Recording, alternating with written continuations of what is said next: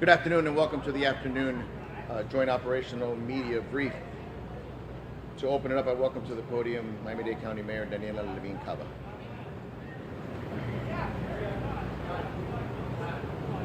Good afternoon, everyone. Search and recovery continued full steam as always today. We recovered another victim. The total number of confirmed deaths is now 79. We've also made more identifications since our last briefing. 53 victims have now been identified, and 51 next of kin notifications have been made. 200 people are accounted for, 61 people potentially unaccounted for. The team has continued to verify all accounts, cross-referencing names against the U.S. Postal Service lists, driver's license lists, the building roster, multiple other databases. We want to get this right, and the hard work and the ongoing audit has continued. These numbers will continue to change. So after 16 long and extremely difficult days, I'm happy to be able to share a small piece of good news. Binks, a cat, living on the 9th floor of Champlain Tower South, was recently found near the site. And a few hours ago, he was reunited with his family. Thank you from the bottom of my heart and all of us who are so happy to have played a role in returning Binks with his family. And I'm glad that this small miracle could bring some light into the lives of a hurting family today and provide a bright spot for our whole community in the midst of this terrible tragedy.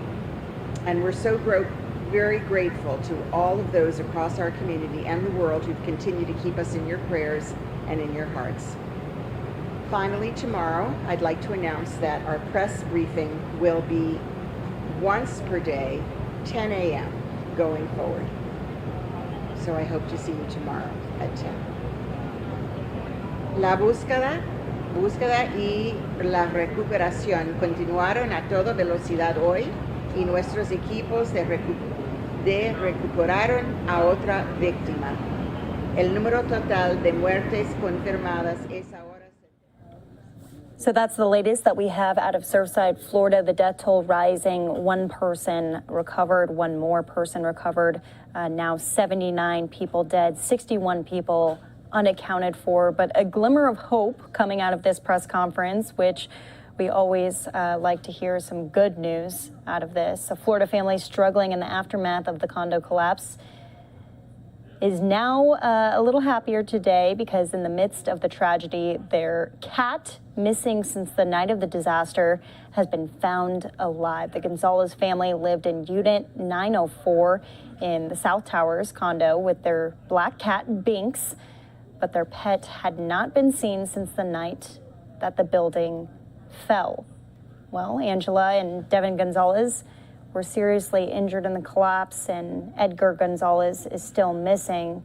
But today it's been confirmed that Binks was seen wandering around the site where the building once stood. A Good Samaritan picked him up and took him to an animal rescue in Miami Beach. So in the middle of all the sadness, some good news, a survivor out of Surfside. Let's listen back in. Los días. Te veremos de vuelta aquí mañana. Muchísimas gracias a todos y buenas noches. Thank you, Madam Mayor. Surfside Mayor Charles Burkett. Good afternoon.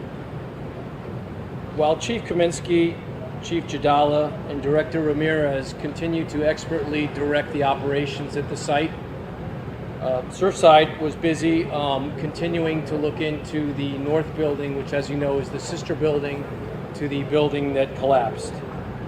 Today, I accompanied our expert engineer down to the site, where he was able to take pictures of the columns, the slabs, and the other structural components that have been set aside. I was also able to walk him around and get him close to the building so that he could photograph some of what was left in order to help him do his due diligence on the north building. He will also be taking samples of the concrete and other materials from the south site in order to compare them to the materials and the structural slabs and the core samples that were taken from the north site. Lastly, I just want to note that as I go to the site at least 3 times a day, the debris pile itself is dramatically being reduced, almost to the point where it's at ground level in many places and actually below. So our teams are making incredible progress.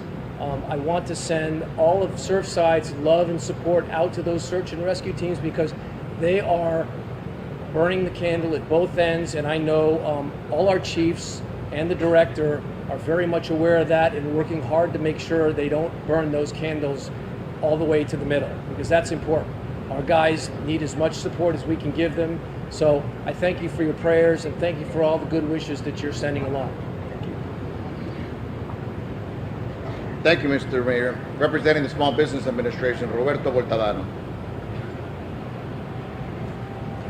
Good afternoon, everyone. As of last night, our team had served 40 businesses, 68 applications. Out of those 68 applications, 40 are from businesses. 16 of those businesses have applied for the economic injury loan, which is again working capital. 28 of those came from homeowners and renters. And so we are slowly but surely assisting those who need in their road to recovery. Today I had a chance to go visit with some of those business owners, and so I walked through the business district in Surfside and I spoke to a wider range of business owners, from a florist to a bakery to a bridal shop.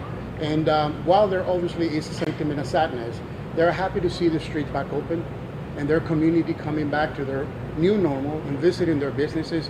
And so I'd like to invite our members of the press and Miami-Dade County, in the measure that you can, come over and visit the business community here at Surfside. They will be very much appreciated. Thank you so much.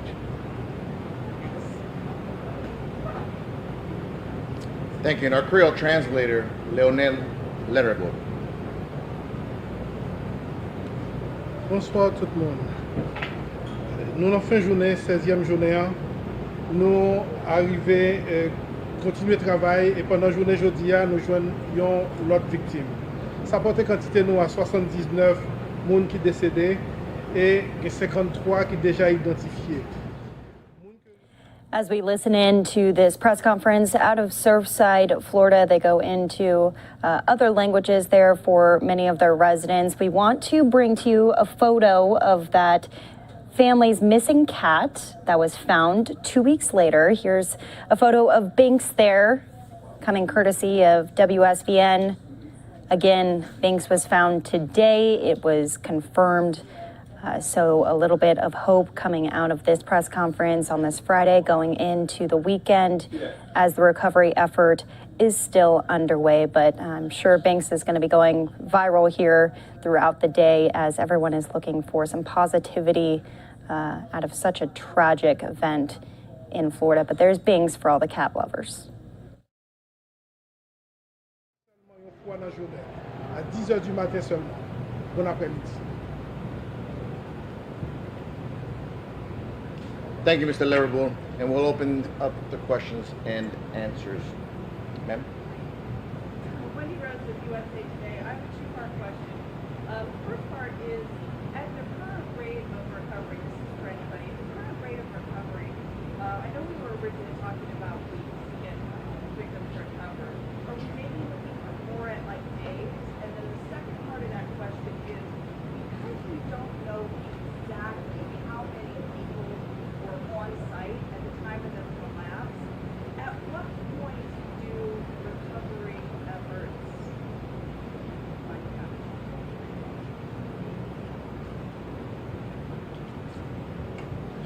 In regards to time frame, we haven't clearly established.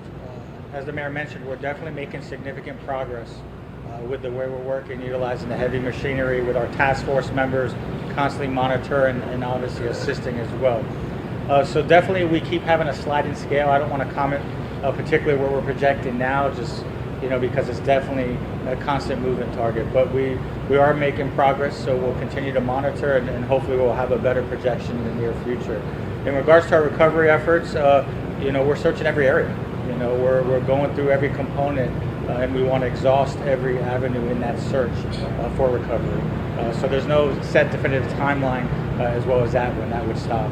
We have our numbers of what the unfortunate numbers of victims, and that's what we work for, and that's what we're searching. But we're searching every area that we can access. Sir, follow it over here. So, Mark, just one new victim this time. I'm wondering if the search or the strategy for search changes if, this morning you announced 14, but if it was one or none, do you change your search style or your strategy at all? Your strategy might always be modified throughout the process. In regards to our recovery aspect, no. I mean, the majority, of our search is utilizing the heavy equipment and going through specific areas. We definitely, based on the schematics of the collapse, we feel we have certain area locations for highest probability of victims. So we definitely target those areas, but we obviously search throughout the entire rubber pile as well. And generally speaking, those areas with highest probability, can you describe those areas? Well, again, difficult to describe just because of the type of collapse. Obviously, with the time, we're always going to try to focus on where we felt would be bedrooms as well as stairwells. So that's always been primary focus, and then of course we search throughout as well.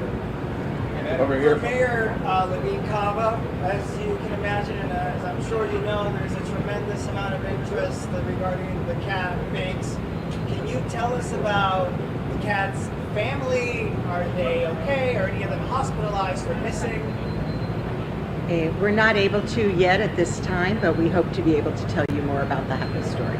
Could you share some details about We're gonna go with Spanish real quick, and then we'll go with Johnny Arch. Okay. Sí, quería preguntarle a Erika, ahora que los esfuerzos van cada vez más rápido desde que se dio la demolición del edificio.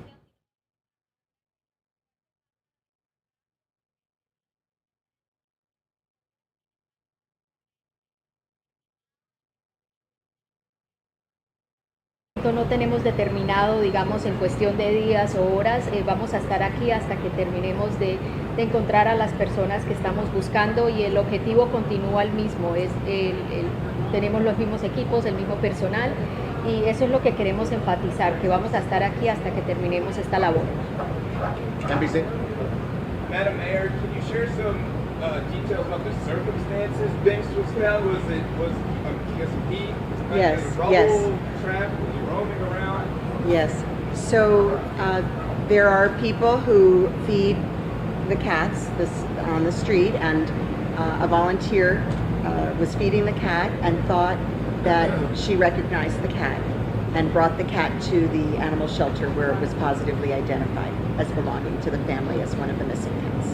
Where exactly was it being fed in reference to the building? In the vicinity, but there are a lot of cats in the area, and we have been sending out our animal services department with live traps to find cats, and we also have supported those who are voluntarily feeding cats.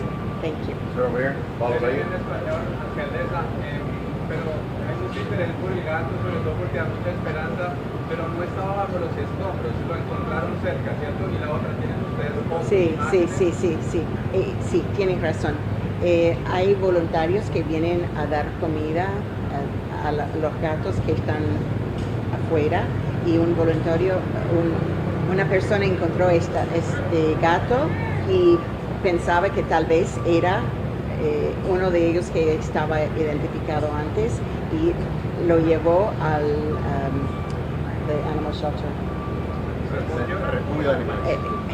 Y llevó el gato al refugio de los animales del condado, a donde ellos sí identificaron y notificaron a la familia. O sea, que el gato pudo estar en los escombros, pero no sabemos. No, porque el voluntario no estaba en los escombros, entonces estaba alrededor. One question for the fire chief. On top of everything, the weather conditions remain brutal. Have any rescue workers been hospitalized or injured in any way as a result of the heat or as a result of the search process in general? Throughout the process, yes, we did have some firefighters that suffered some dehydration earlier. Today, I'm glad to report we haven't had any instances of any firefighters being injured, any dehydration concerns today. Obviously, the weather, with the heat, we're constantly monitoring that, our rotations going through, and making sure our personnel are well hydrated. One last question. For the fire chief as well. Surfside Mayor mentioned that in some parts the rubble has been removed and it's down to the ground. Have your crews began their search for victims below ground? Well, with this process, we're continuing to layer in, floor by floor. So all throughout the areas that we're searching, it's at different levels.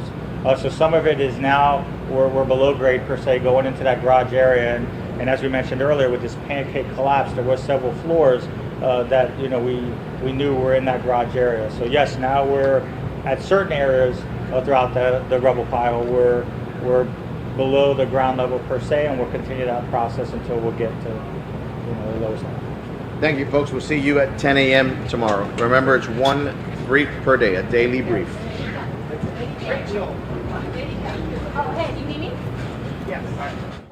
Okay, so that was the latest news out of Surfside, Florida, now turning into one press conference a day. They typically have been doing a morning press conference and then an evening press conference. So we'll be watching for all of that as they did recover one more person. But they also found the missing cat Binks alive after 2 weeks. So good news there. We'll be following up on any new news out of Surfside as we get it. Want to bring you some other news that we're following this time about the coronavirus. Pfizer announcing this week they'll seek emergency authorization for a third dose of the COVID-19 vaccine. However, the CDC says that may not be necessary. Fox's Hunter Davis joins us live now with the very latest. Hunter, thanks for being here on Live Now.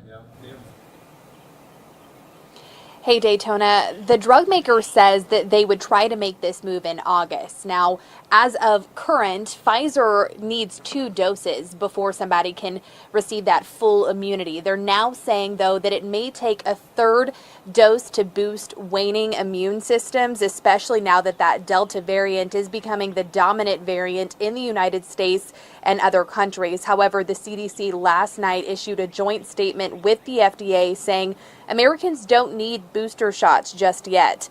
The agency's adding people who are fully vaccinated are protected from severe illness and death from COVID-19 or any of the other emerging strains of the virus, like the Delta variant. For now, though, while the company waits in limbo, Dr. Steve Miff with the Parkland Center for Clinical Innovation in Dallas says whether it's one shot or more, getting vaccinated needs to be a priority because the emergence of new strains like Delta is pushing the finish line back.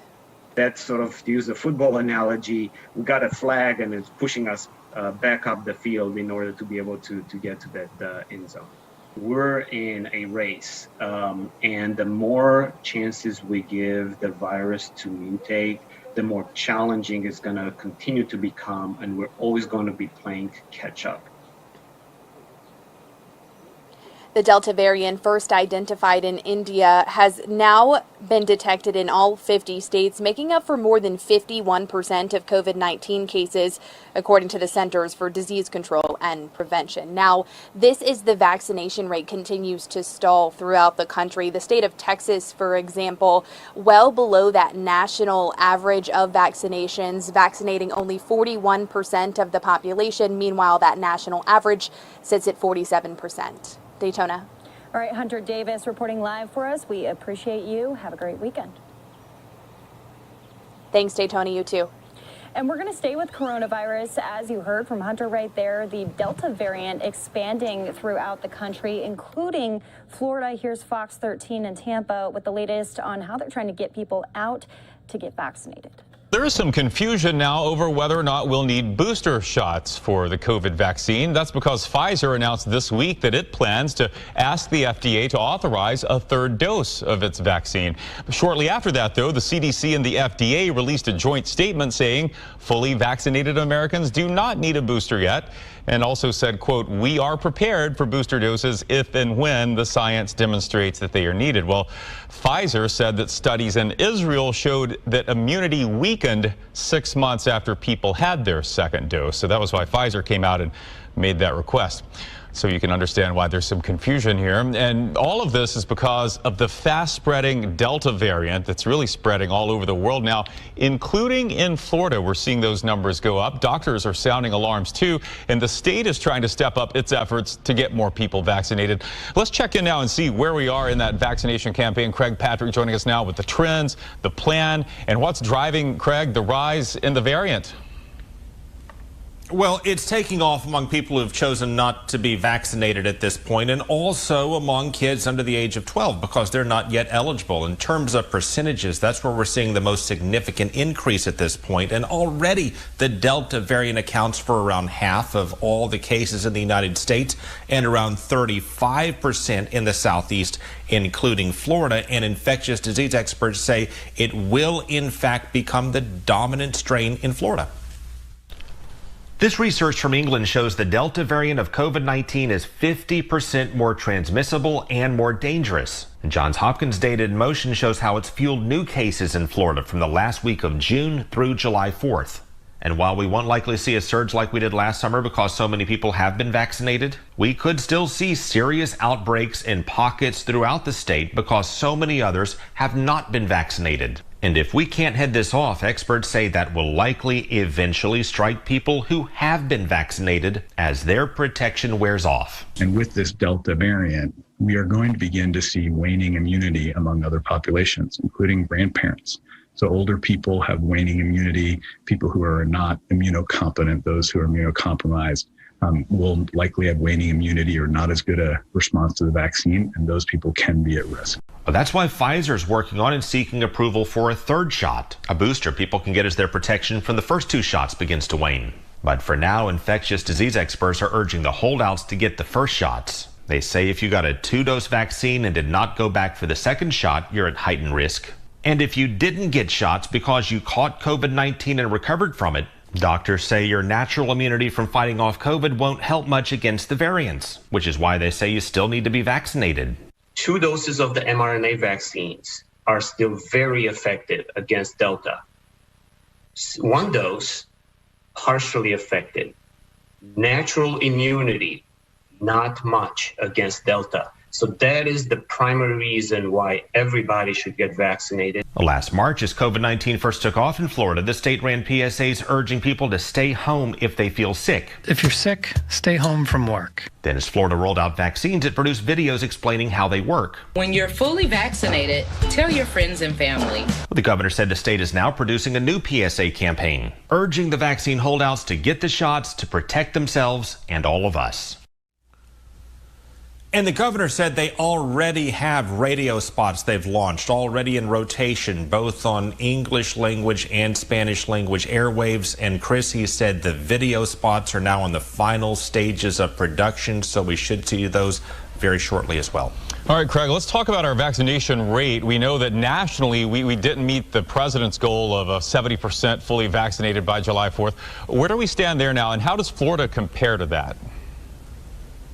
Well, Statewide, we're at 65% partly vaccinated, just slightly below the national averages. We're kind of the middle of the pack among all of the states. 56%, meanwhile, are fully vaccinated in our state. In terms of the Tampa Bay area, there really is a significant range in the 40% to 60% range, with Sarasota and Pinellas consistently leading in terms of the rates, and generally the eastern half of our viewing area falling a little behind. Yeah, as low as 40% in some counties we're seeing, which kind of parallels what we're seeing in some other counties throughout the country where there have been a surge in cases. All right, Craig Patrick with the latest. Thanks, Craig.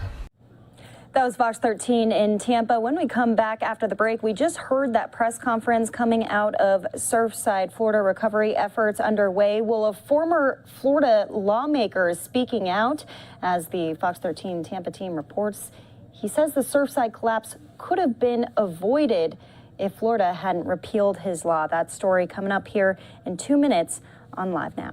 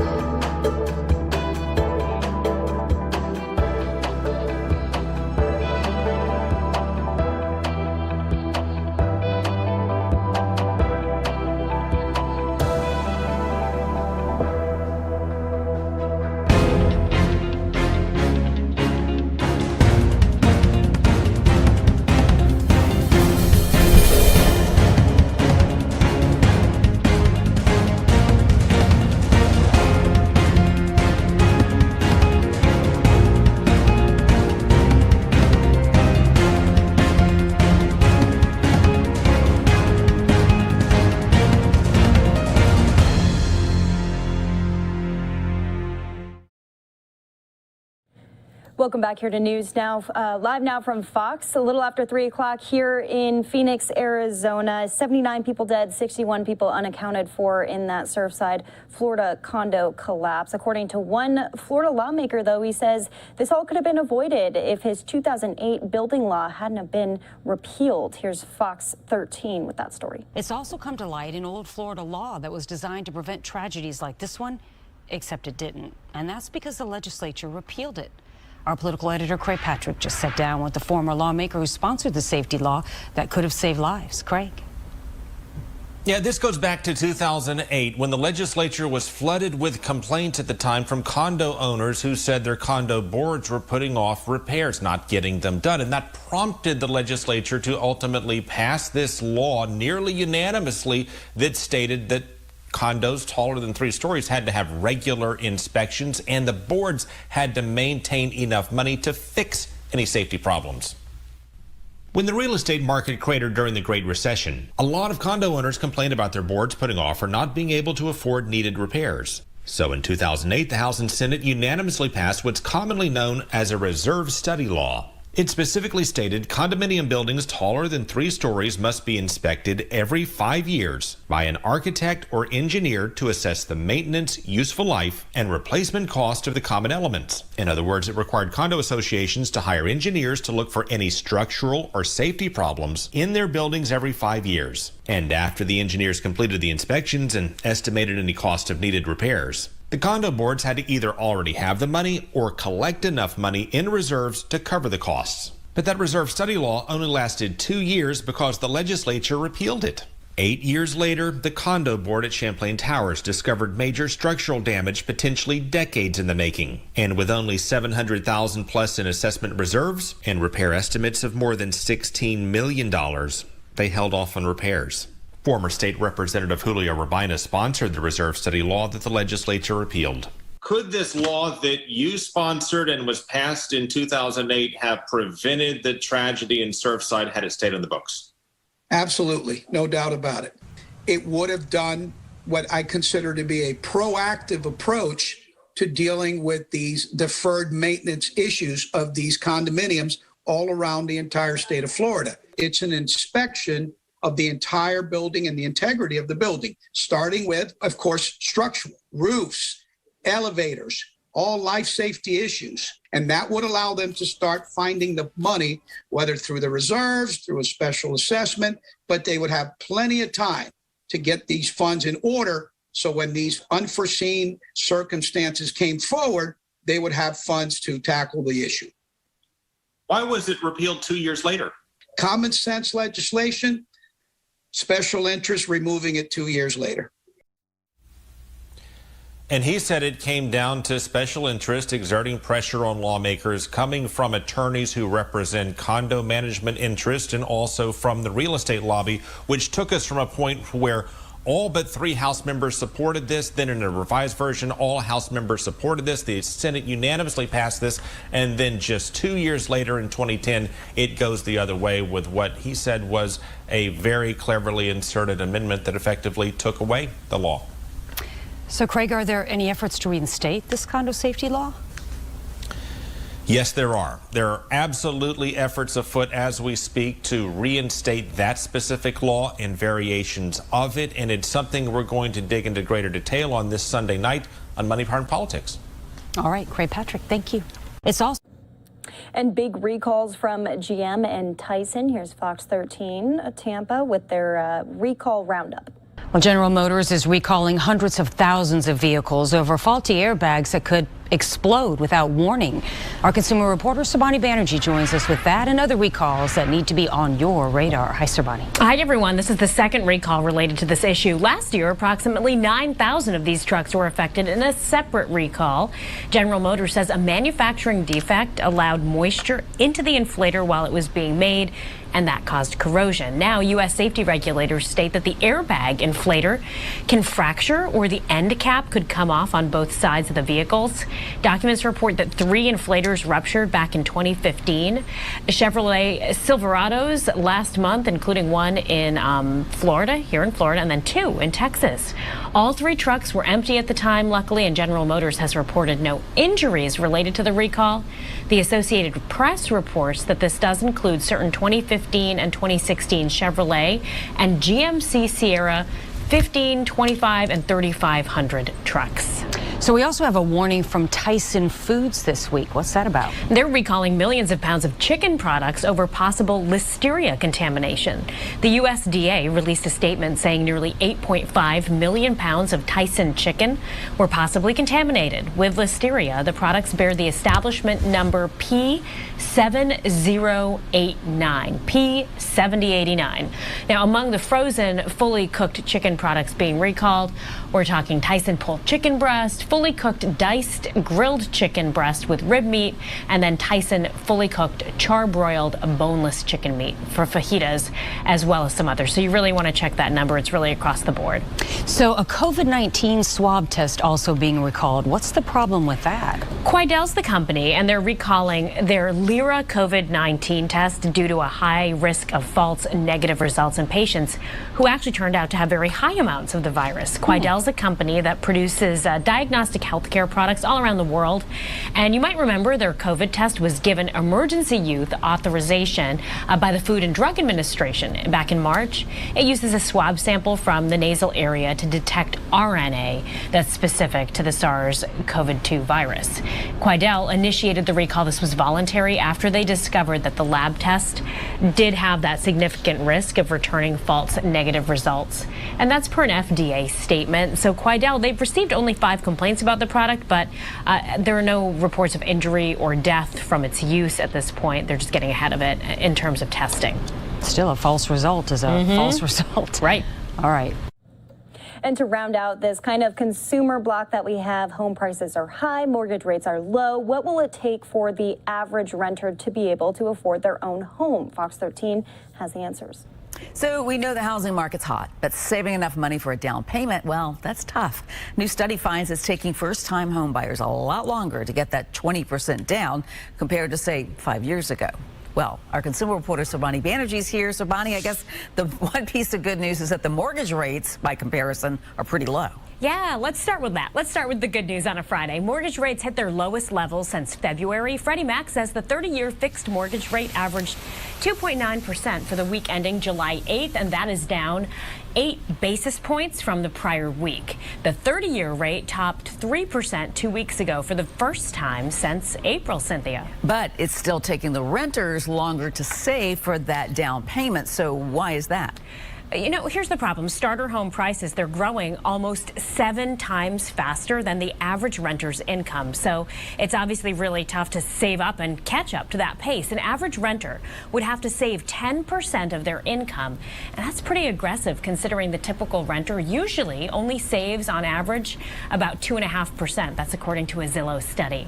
So at that rate, it would take about 6.5 years to save enough for that 20% down payment that's suggested on a typical starter home. Today, a typical home is worth about $148,000. That's the average across the country.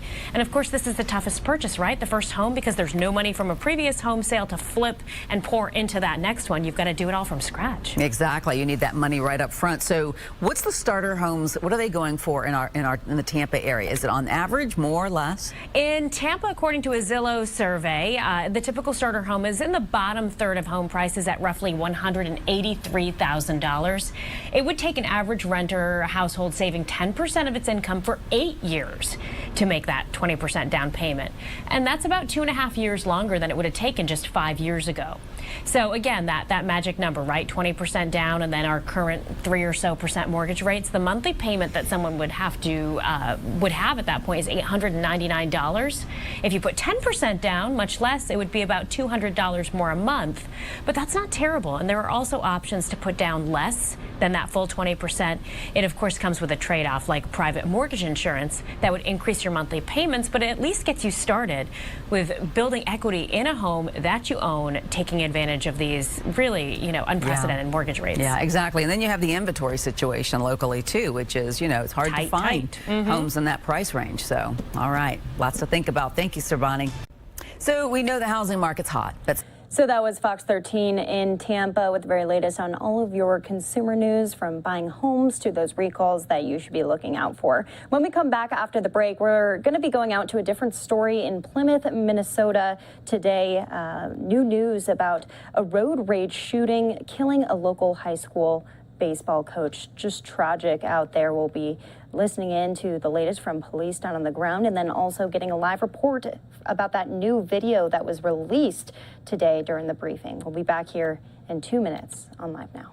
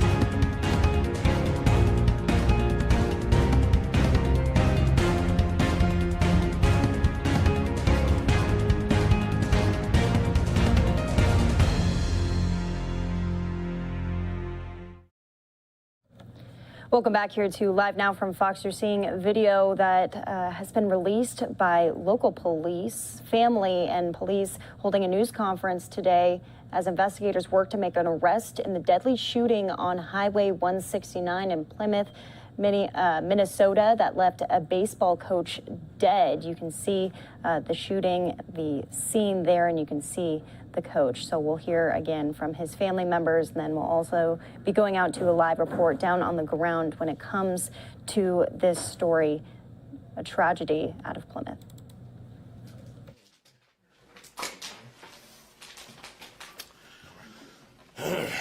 Good afternoon. My name is Stephen Robinson. That's spelled S-T-E-P-H-E-N-R-O-B-I-N-S-O-N. I've been very blessed to know Jay Boughton, not only as a friend, but as his brother-in-law. Jay was an amazing husband, a phenomenal father, terrific brother, a great son. And the world on Tuesday lost a truly wonderful human being in Jay Boughton. I'd like to start by thanking the Plymouth Police Department, Eric, the chief, and Mike, the lead investigator, all the other team members here. There's a lot of resources deployed on Jay's case, and a lot of investigators, policemen. So they've been with us every step of the way, from the scene of the event, the hospital, daily updates. And they've done so with such a compassion and an understanding to our family that, again, Eric, Mike, thank you guys so much. I'd also like to thank the resources in Hennepin County that are involved in Jay's case, the Highway Patrol, who was on the scene and helped, first responders on the scene that helped Jay. There was a few bystanders. We wanted to thank them. They were there and provided help as well. So thank you to those. The Hennepin County Hospital, the North Memorial, hospital that helped Jay when he arrived.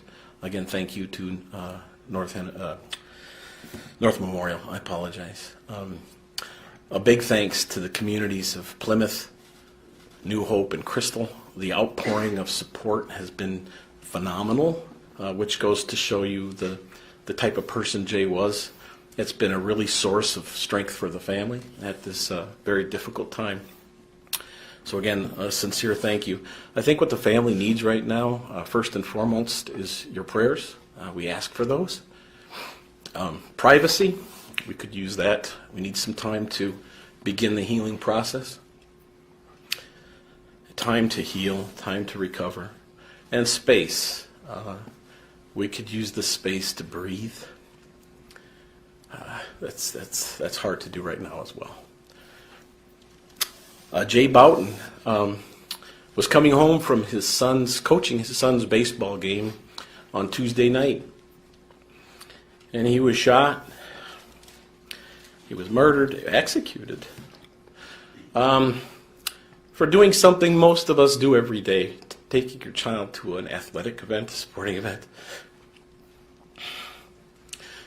So in that sense, we've all been there, and in a sense, we are all Jay, right? We do these things every day.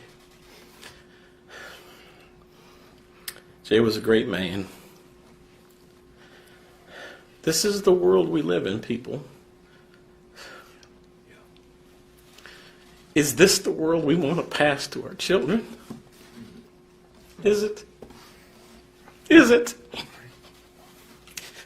I'm done, Eric. Pick up.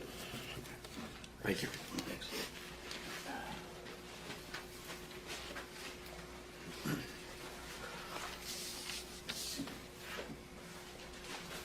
Thank you, guys.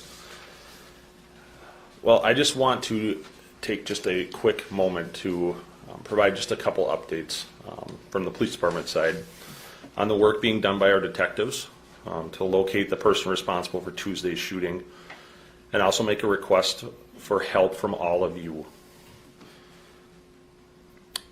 Our detectives have been working extremely hard to determine a timeline of the events leading up to the shooting that occurred at Highway 169 in Rockford Road last Tuesday night. We believe through our investigation that prior to the shooting, the suspect was driving westbound on I-694 from the area of Snelling Avenue in the city of Arden Hills. Evidence shows that the driver likely drove west on I-694 and exited at Highway 169 and traveled south, where moments later this tragedy occurred on Tuesday night. I know that many drivers, many of us have personal dashboard cameras in their vehicles. Many commercial trucking companies utilize them as just a part of their routine business operations. And I want to ask anyone or any businesses that may have a dash camera installed in their vehicle, and that they may have been in the area of I-694 or Highway 169 on Tuesday night between 9:30 p.m. and 10:30 p.m. To take a few minutes to review that footage, and hopefully you may find something that could help us with this investigation. Directly after this press conference, we will be releasing a series of short video clips that will more accurately depict the suspect vehicle and their driving conduct along this route that we have identified, as well as the map that's on my left here. This will give the viewers, or all of you, a better idea of exactly when we think the suspect vehicle was at any given time.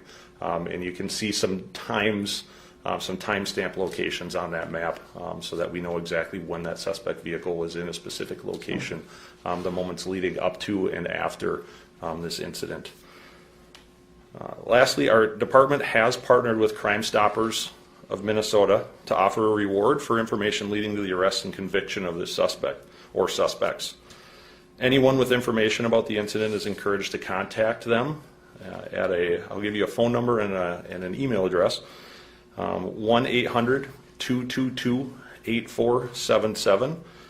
Tips can also be submitted at crimestoppersmn.org. I apologize, it's a website, not an email address. Any contact that people have with Crime Stoppers is anonymous. Second to note, since Tuesday we've been distributing a phone number for Captain Michael Reed of our police department. That will continue to be monitored, so feel free to continue to use that phone number too if that's what you have. We'll take tips any way we can get them, any kind of method of getting information. In closing, I just want to ask that we all continue to respect the privacy of the Boughton family and all their friends and loved ones while they continue to work through this tragic loss of Jay. I don't have any words to express the heartbreak that we're all feeling for them at this time. And I just want to reiterate the ask that we don't reach out to them at any time for the time being, and just respect their privacy. That's all I have for right now. I don't have a lot more information in terms of status of the case investigation, but I can certainly take any questions that you guys may have. Chief, could you talk about just how labor-intensive this has been for your detectives, how difficult this has been trying to get those images and find this person? It's a very arduous task. What you see on TV does not happen. I wish it did. I wish we were like a television show where you can just enter some locations in a map and everything pops up and it's nice. But we're literally receiving large files of video clips, and at times, because Tuesday night was so rainy, the camera lenses are full of rain droplets. As you've seen from many of the pictures that we've been able to push out there, they're not very good quality. So while reviewing video, I mean, at times you're clicking one frame at a time. So it's a painstakingly long process to try to gather the video that we have to this point. And they're continuing to do that as we speak. But the importance of getting out what we have now, we feel is critically important, and that's why we're putting out what we have at this point. Yeah. Or to the videos and then the pieces of material at the collision scene tell you about a description of the suspect vehicle. We still believe that the suspect vehicle is a light-colored full-size SUV, and we will say we believe it's either a Ford Expedition, a later model like a 2018 model year or similar to that, or a Chevrolet Tahoe or Suburban. We don't have, with the you have seen most of the clips. You understand what we're working with. Our detectives are still meeting with mechanics and experts, motor vehicle experts, to really try to narrow that down. But at this point, we do believe it's likely either a Ford Expedition light in color, either white or silver, or a Chevrolet Tahoe or Suburban, that size big SUV. Can you even make out whether the suspect is male or female? We can't at this time. Do you think multiple people were in this vehicle? At this point, we don't know. And anything additional to that, I guess I can't really speak to it. Chief, could you talk about where in the video that you've watched and on that map there, where their paths crossed for the first time? We don't have a precise location, but we do believe that this was a very short event in which these two vehicles crossed paths. I don't think, we have no reason to believe that they were following each other or driving next to each other for even more than a few seconds, which in my opinion, in my humble opinion, it makes us even more senseless in my mind. Go ahead. Chief, you've been able to track the path leading up to the incident. I imagine you're working on getting the path after that where this vehicle. Correct. We're going both ways, really. I mean, we're working from the middle out, basically, to follow where the vehicle came from and also follow where the vehicle went. So we're really, for this specific part of it that we're talking about, there is a ton of evidence that our detectives are searching through, and this is the piece that we feel is relevant to put out to the public and help us. But this is really solely the traffic management cameras with the assistance of the state of Minnesota that we're working through this piece. And like I said, it's painstaking, but we'll continue to piece that out as best we can until there are no cameras left to look at. Do you know where the Boughton vehicle started its travels? We do, but we are not sharing that at this time. All right. How have you been doing personally? The first press conference, you had a pretty hard time. Absolutely. I'm doing fine. As best as I guess could be expected. I'll tell you, I don't have much sleep these days. So besides that, my main job is to make sure the folks that work for me are doing okay and they have everything they need. And our detectives and all our staff and our patrol officers and our special investigations unit staff, they are working tirelessly around the clock right now, following up on every single lead that we're getting, on every single tip. They're the ones that I worry about, and we're doing okay right now. We're just going to continue to check in on them. So this is very important work, and it needs to get done. Chief, any more clarity on the term you've used, the traffic-related altercation? Anything that you've seen from the video that helps provide more details about what that means? I can clear, as best I can clarify, the word road rage has been sent out or has been used in the media. I don't believe I've used that word. I wouldn't classify this as any sort of road rage incident. Jay and his son were simply driving south on 169 coming home from a baseball game. And this suspect vehicle, from best that we can tell, came up beside them quickly. And there was some sort of, when I say traffic altercation, lane changing use, something very minor. This wasn't a back and forth, and it escalated quickly, and we don't know why right now. I don't think this was not a mutual kind of road rage or altercation between two drivers. It was simply a senseless act by someone that we will find. So you've been listening in to police down on the ground there offering up $1,000 for any information leading to a suspect arrest. The family begging there for anyone to come forward in this case, again, of a local baseball coach shot and killed tragically. We do have new developments tonight, though. Police are offering up some new information, new video. Take a look at this of when the shooting actually happened.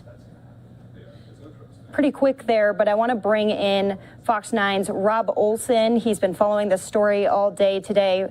He's going to break it down for us. Rob, what's new in all of this, and how is the community reacting tonight? Well, I tell you what, what's new in this is that all this video that you're seeing here released by police today, and this is from the Department of Transportation traffic management cameras. This is an attempt to track the route of this suspect vehicle because police are still trying to identify it, even trying to figure out if it's an Expedition or a Chevy Suburban or Tahoe. It's so difficult to tell exactly which vehicle it is. They can't read a license plate on this. So this is the video that they've been using to create a path here. And so if you see this video, they have been going through hours and hours of video from the Department of Transportation, painstakingly, frame by frame, to identify the car in each clip. And from that, creating this map of about 15 minutes or so of its travels on an interstate here in the Twin Cities, and then south on this highway 169, and where the shooting took place.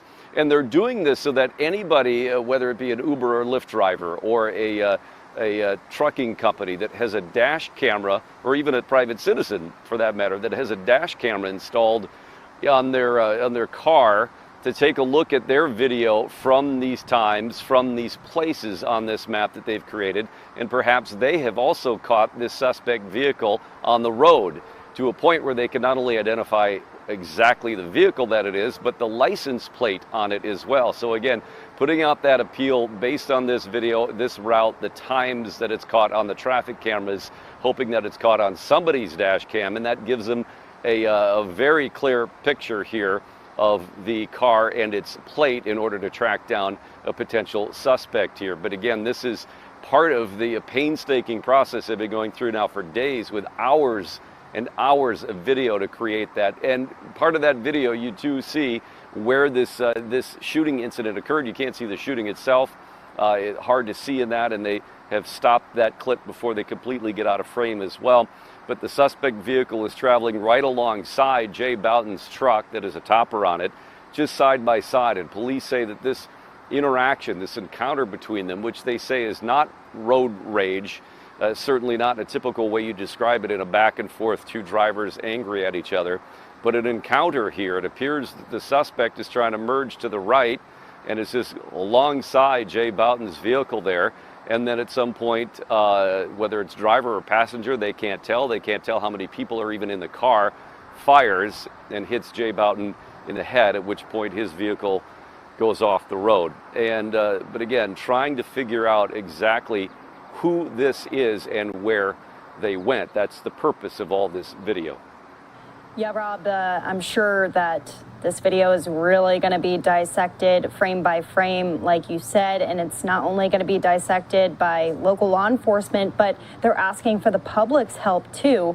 This is essential in getting it out to the public for anyone who maybe was driving by, possibly saw what happened. It's wild though, because we're seeing more and more incidents of this. You said this wasn't necessarily a road rage situation, but we're seeing several different road rage situations in other locations, even out of Houston today. So we'll be watching all of this story. In the meantime, though, I'm showing some pictures of Coach Bouton right now. How is the community reacting to all of this news, as he was clearly very loved by family and even people in the community? Yeah, a lot of family and friends have spoken out in the media in recent days, talking about what a actually gentle soul he was. You know, certainly trying to make sure that people don't think that he was the cause of this in any way. The police chief saying this was not a typical road rage incident. That's why he doesn't want to use that term. There was no back and forth conflict here between two drivers. Certainly there was no extended period of time. This was a matter of less than 30 seconds, probably far less than that this suspect vehicle came up alongside him. Again, people talking about all the time that he put forth as an assistant coach. He was assistant coach of his son's 15 and under baseball team, and they were driving home from a game that they had that night in another suburb, and just say that he would do anything and go out of his way to help kids and reach out to them and help them with extra practice or training or tips or anything like that. So a lot of people knew him, and a lot of people knew that he had a big heart that way. And as his brother-in-law stated today at the news conference, the family coming to this news conference today to add their appeal, that he was just doing what all of us have done. We're driving down the road, in this case, driving home from a sporting event with one of your kids when this happens. So again, just heartbreaking and senseless for so many people that again, this brief encounter with no apparent extended back and forth, no sort of aggressive driving behavior going each way. Just here's this encounter of somebody coming up and appearing trying to merge over, and there's no space for that or something, but suddenly leads to gunfire on the road. It's just hard to even fathom. That's the kind of thing, we report on drive-by shootings, for example. This wasn't that. This was a brief encounter on the road in which somebody pulled a gun and fired and killed somebody. So Right. again, that's just why it's so heartbreaking for so many people here. All right, Fox 9's Rob Olson reporting live for us out of Plymouth tonight. We appreciate you. We'll be following this investigation as, like we said, a manhunt is still underway trying to find that driver in that other car. We appreciate you. We'll talk to you soon. You bet. And moving on to a different story, this one out of Houston, where a young boy, shot and killed in the head by another driver. Just another tragedy. His father speaking out today, along with the Houston Police Department. We're going to go out to that briefing, and then we'll also be getting a live report on the latest in that.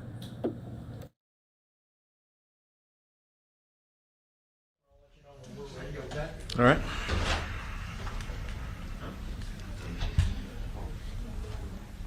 Can we have somebody just kind of pull that door closed if there's nobody else out in the hallway? That's fine. Yeah, as long as it's closed. Okay. You guys all ready on your end? Yes, sir. Yeah, okay, I'm going to hit mine and then I'll let Justin know. Hold on 1 second.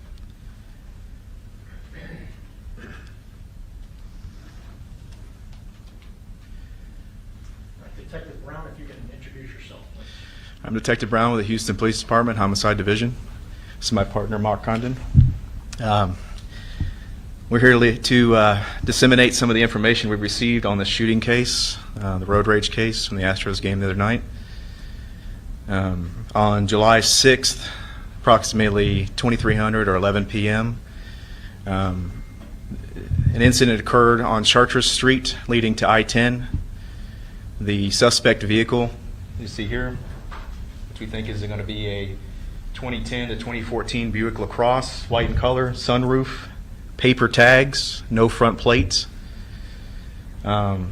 Chased our complainant's vehicle down I-10, exiting Wayside, going underneath the freeway, and that's when the shooting occurred. We know from video that we've received that both vehicles went back westbound on I-10, the complainant with the suspect following. The description we have from today is going to be black male or a light or dark skinned Hispanic, 5'8" to 5'10", 20s to early 30s, muscular build, thin. We're asking the citizens of Houston, citizens of Harris County, if they know anyone that matches this description or the vehicle, to please contact the Homicide Division or Crime Stoppers, 713-222-TIPS, and help us out with this case. Anything more? The rims are a little distinctive. Microphone, Mark, and identify yourself. I'm Detective Condon, Houston Homicide. Couple more things about the car. The rims are a little distinctive. They have 7 holes. We found some cars that have 9, but this one has 7. And the complainant's father, Mr. Castro, said that the front headlights were yellowish, had a yellow tint to them.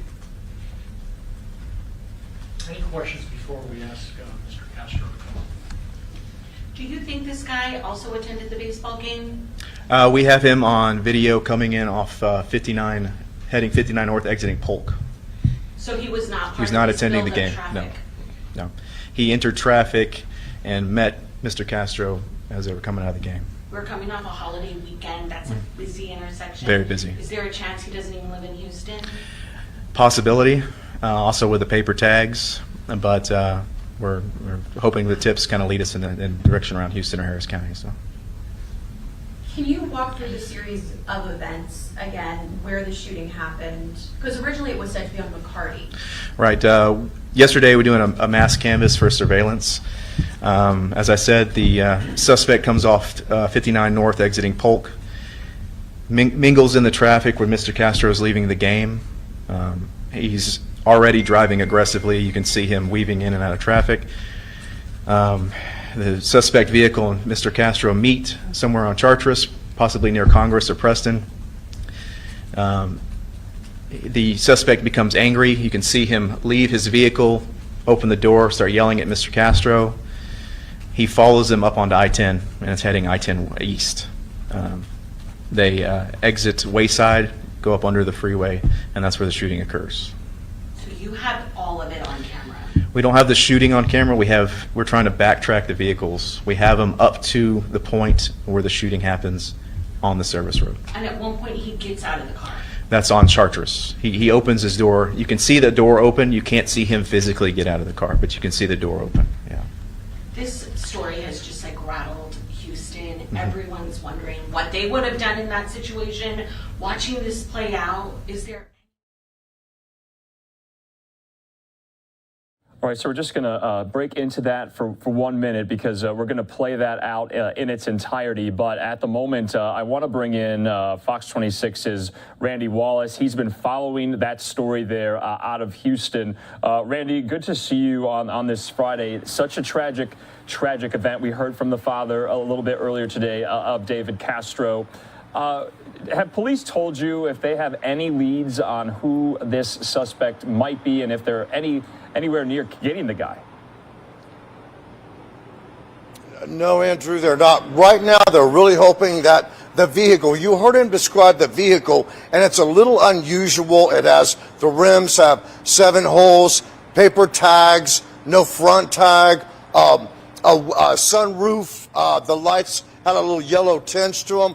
What police are really hoping is that someone will be able to sort of link that vehicle to the person in the composite drawing. And Randy, we just have some video we just put up on the screen of that car there. The photo of the car, even being tweeted out by Mayor Sylvester Turner.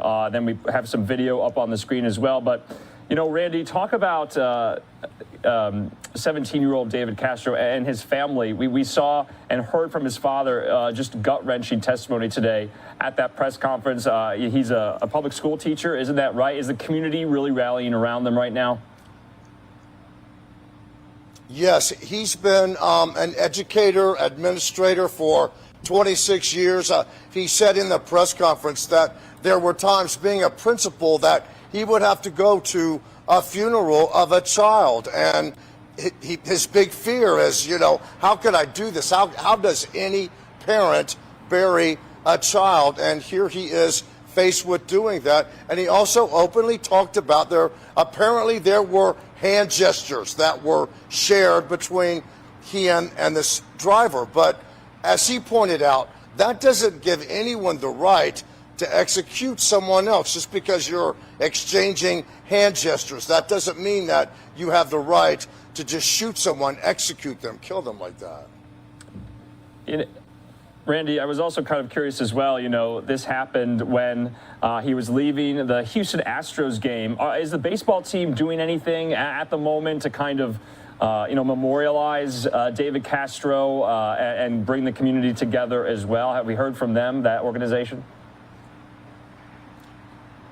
To my knowledge, no. I mean, there could be, but I know nothing about that. And that's the other thing, too. They were leaving Minute Maid Park, the Astros game. Whenever you're downtown and you're trying to leave Minute Maid Park, you're going to run into traffic. Now, the driver turned killer, he wasn't part of that. He sort of exited the freeway near Minute Maid Park, and then they got into this sort of argument, if you will, because there was a lot of traffic. And as the detective pointed out, the other driver, he was driving, you can see him, I guess, driving erratically before there's the confrontation. He gets out of the vehicle at some point and confronts Castro, gets back in his vehicle, and basically follows him onto I-10, the East Freeway. They take the Wayside exit, and that's where the shooting happened. All right, Fox 26's Randy Wallace there, live for us in Houston. We can expect possibly some vigils or a funeral in the next couple of days, Randy, maybe this weekend. Yes, yeah. Mr. Castro, because he had been a teacher and administrator for so many years, almost 3 decades, he knows a lot of people, and there have been a lot of people that have reached out to him and his family in this horrific time. All right, Fox 26's Randy Wallace there live for us, bringing us some updates on this tragic story. Hopefully there'll be more details on a possible suspect in the days to come. Randy, thanks so much. Have a good weekend. Thank you, Andrew. All right, and we did want to take a moment and play again for you that press conference from earlier, and you just are going to witness some very heart-wrenching and emotional testimony from the father of 17-year-old David Castro, who was shot and killed. Remember, just a couple of days ago, we reported that he was fighting for his life. We're now learning today that he has died. And so we want to play out that press conference from Houston Police and the family of 17-year-old David Castro.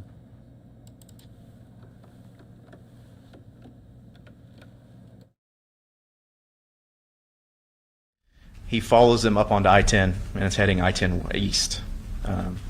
They exit Wayside, go up under the freeway, and that's where the shooting occurs. So you had all of it on camera? We don't have the shooting on camera. We're trying to backtrack the vehicles. We have them up to the point where the shooting happens on the service road. And at one point he gets out of the car? That's on Chartres. He opens his door. You can see the door open. You can't see him physically get out of the car, but you can see the door open. Yeah. This story has just like rattled Houston. Everyone's wondering what they would have done in that situation. Watching this play out, is there anything the Castro family could have done differently? Yeah, I'm not going to answer that this time. Yeah. I'm sorry, just for my clarification. So the shooting happened under I-10 at Wayside. Yes. And then the suspect continued to follow the Castro family. Exactly. When did he divert away? We don't have that video. We don't have the point to where they diverted or anything past that. We know that they got on at I-10 at that entrance ramp, and that's where we lost them. Yeah. Was anyone else in the car? Yeah. We can't tell definitively. From the video we have, it looks like one single male. And just to be clear, the suspect did not know the Castro family at all? No. And by the time the shooting, well, you can't see the shooting, but where you see it in the video, I'm imagining again, the crowd getting out of the game. It's bumper to bumper, usually Yes. for quite a distance. And so from what can you gather so far in this investigation, how he was able to get out? Is there perhaps more people who might have seen this car? Perhaps that's why we're putting out this information, to see if anyone has seen anything. Anything would help at this point. The traffic was moving so slow, anyone could have seen anything. People nowadays have cameras on their cars, anything like that. We're asking for anything to come in. Any other questions? So just to be clear, he was coming towards the freeway, the suspect. See, he exited 59 at Polk. He ran into the traffic at Chartres as the game was letting out. You can see him driving aggressively, trying to get around traffic. He's actually swerving around people in the intersections. And just as he continues down Chartres, him and the Castro family sort of meet together right there. Right there. Yeah. But there was no stopping the both vehicles, nothing. No, nothing like that. The traffic kept moving. And whatever incident occurred, the suspect opens his door, starts yelling, closes the door, and from that point on, he follows Mr. Castro. What's your advice to people, because this has happened before, and road rage incidents are going up around the country, but what do you have to say to people that I'm not going to give any advice to people right now on that. I'm just here to highlight the information that we have here on this case. Okay. Last question from the detective. You guys have a lot of pieces of this. You have a description of the suspect. You have shots to be able to tell, the back of the car. How frustrating is it to just, if they had a license plate, you have so much more information. That would definitely help the case, but we know that someone in the city, someone in the county knows this person. They can link this person to this vehicle, and that's why we're asking for anyone who knows this to call in with us. And just really quickly on the vehicle, at what point would you consider releasing some video of it, just because it seems to be these rims might help identify, and you don't sort of capture that very well in the still? We can release that video, I think, as soon as possible, as coming off We're 15th. extremely busy right now. Yeah. So as soon as we can, we Yeah. will. Tips are pouring in already on this. It may Yeah. not be today. Yeah, it may not Oh, be. tips are already pouring in on The this. tips are pouring in, but with the information, the more descriptive information on the vehicle, paper tag, the rims, we're hoping to kind of narrow those tips down. And this vehicle description so far doesn't match the getaway vehicle for any other crime? I can't answer it at the time. Thank you. Do you feel like you've exhausted your search for surveillance video, or are you still actually looking for other opportunities? We're still constantly looking for surveillance, yeah. And if any tips come in that could lead us to more, we'll check that out as well. Yeah. Okay. Detective, thank you. Thank you. Mr. Castro, if you can give us your name and spelling of your name, please. Good morning. My name is Paul Castro, Paulcastro. I'm the father of David Castro. Any questions? First of all, sorry for your loss. Thank you. Sorry. What is right now, what is your main focus? Obviously, the briefing process, but you want this guy to be caught. Yes, as a father, and I still consider David with us, so a father of three, a person who behaved the way that he did is a threat to all of Houston, all of Texas. And this person is probably not afraid to use violence again, and this person needs to be taken off the street. I ask, sir, again, condolences, how you're feeling, and I would imagine that seems like such a loaded question, but you're grappling with the loss of your son, and on social media today, you're calling on Houston for acts of kindness and for people to forgive. I would imagine you're grappling with quite a lot right now. Yes. So first of all, I'm here because of my family, and I'm here because of my love of the city of Houston. It would be much easier for me not to be here right now, but as a lifelong educator, I've served the Houston community for over 26 years in the classroom as an administrator. I've had the opportunity to meet many families across the city, and they've been showing me and our family their love and condolences, and I appreciate that. I'm deeply, deeply thankful for all the outreach, and I used a metaphor of pebbles on this side and the boulder of grief on this side, and each one of those pebbles that's added just helps us a little bit. My other children, Dave's mom, send our thanks to the community for that. How do we feel? I mean, it's obvious. People always say you'll never know what it's like to lose a child, and every single parent, I don't care if you're 70 years old or if your child is 70 years old, you don't bury a child. It's a nightmare. That is not something that anybody who has a child can imagine. And I've always thought that. I've gone to children's funerals as a principal, and I remember feeling the pain of those losses and hugging parents as they buried their child and just wishing to God that I would be spared that, and I wasn't. So you can't imagine, I'll just tell you that. And at the same time, my son David was a light in a world that is sometimes dark, and he lived a life of giving. And I'll be damned if I'm going to let someone steal that. I'm not going to behave in a way that would make him embarrassed or ashamed. And so I'm doing this not for me. My natural instinct is to feel very differently.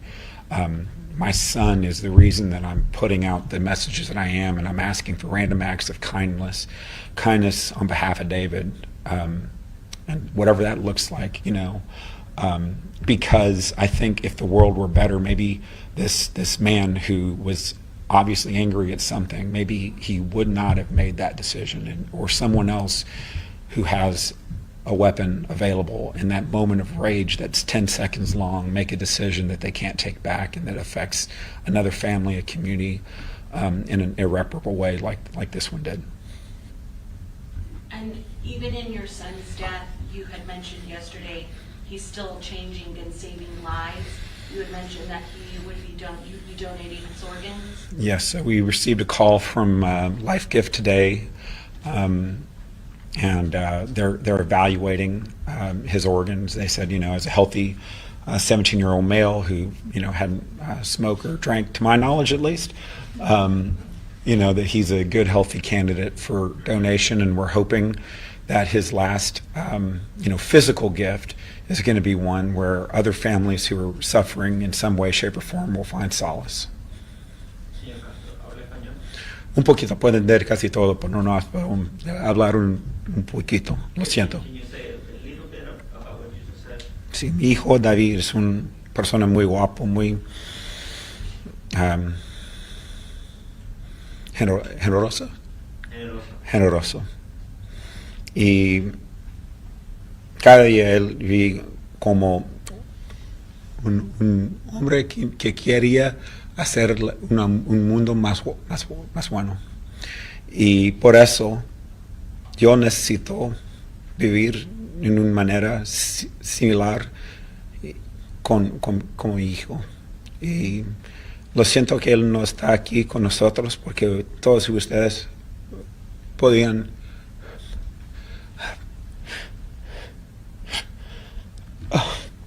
amar a él como a mí. You tricked me. You made me talk Spanish, and I couldn't keep control of my tears. Usted pide un acto de generosidad. Sí. Cualquier cosa que pueda uno hacer por el otro, que lo haga. Puede ser algo tan pequeño como un sonrisa a alguien en una línea en el store. Es posible hacer, si uno no está hablando con su madre, su padre, su hermano, él puede llamar a él nomás y decir, hola, ¿qué tal? Y algo tan pequeño es una cosa que David también hizo. Can you tell me a little more about David? He must have been headed into his senior year. Yep. David got his scores back from the PSAT. He was qualified to be a National Merit Scholar, so he would have probably gotten a full ride. He wanted to go to Texas A&M or Purdue University and study chemical engineering. His hope and dream. He was really involved in politics. He would be on Twitter until it was too much for him, but he was involved, politically. He was very interested. He didn't identify with either party. He was a person who thought that the parties themselves weren't doing what needed to happen, but the people could. And so he was very intrigued and interested in public policy as well as our world. And he was worried about global warming. He was worried about the environment. He was worried about gun violence. And he wanted to do something with his life that would make the world better. So yeah, I went home for the first time yesterday, and I saw my notes. We had a meeting with the college counselor, and she was going over options that she thought were available for him. So seeing that today, again, as I went to go grab a cup of coffee, and knowing that all those college letters are going to be coming, it's too much to bear, honestly. But my son David, the reason I'm asking for acts of kindness, and here, I've had some parents reach out to me, and they said, these little vignettes, right? He was a kid who, if he saw some kid sitting by himself at lunch, he'd go sit with him. He was a huge band guy. He loved drums. He loved percussion. He was always focused on his little group, and he knew that was a safe place for the misfit toys, right? So he was going to be a section leader, and it meant so much. Mr. S had his band director had just left to go to another job, and he was heartbroken, but he realized I have to step up, because if he's gone, I got to help the percussion teacher who's just out of college. I have to be that person, and he decided he was going to step up and lead. And so when I say that there's a David-shaped hole in the world right now that other people are going to have to fill up, his friends, his family, me, my job, he was a better person than I am, because I have anger, I have issues. He didn't. He was a person who, of all the people in the entire world, did not deserve this. And that's why I'm asking for people. If you're sitting across from the guy who is the killer, And you think, no, I could think he did that. Like that sounds like the person that he killed did not deserve this. There's so many times where people are like, oh, and what's happening right now, and I'm afraid, like I keep hearing like, oh, I heard you exchange hand gestures. So let's just imagine that for a second. If I exchange hand gestures with you, does that require you to execute the person sitting next to me, my child? Like, is there any world that we live in where an exchange of hand gestures excuses the execution of another human being? And if the answer to that question is no, then I don't care what your relationship is to that person is dangerous to the community and needs to be arrested. And as a matter of fact, because I want to get this straight, the hand gesture I exchanged, which I originally reported to police and was reported from that conversation, was when all these lanes were merging, I'd already let one person from his lane in.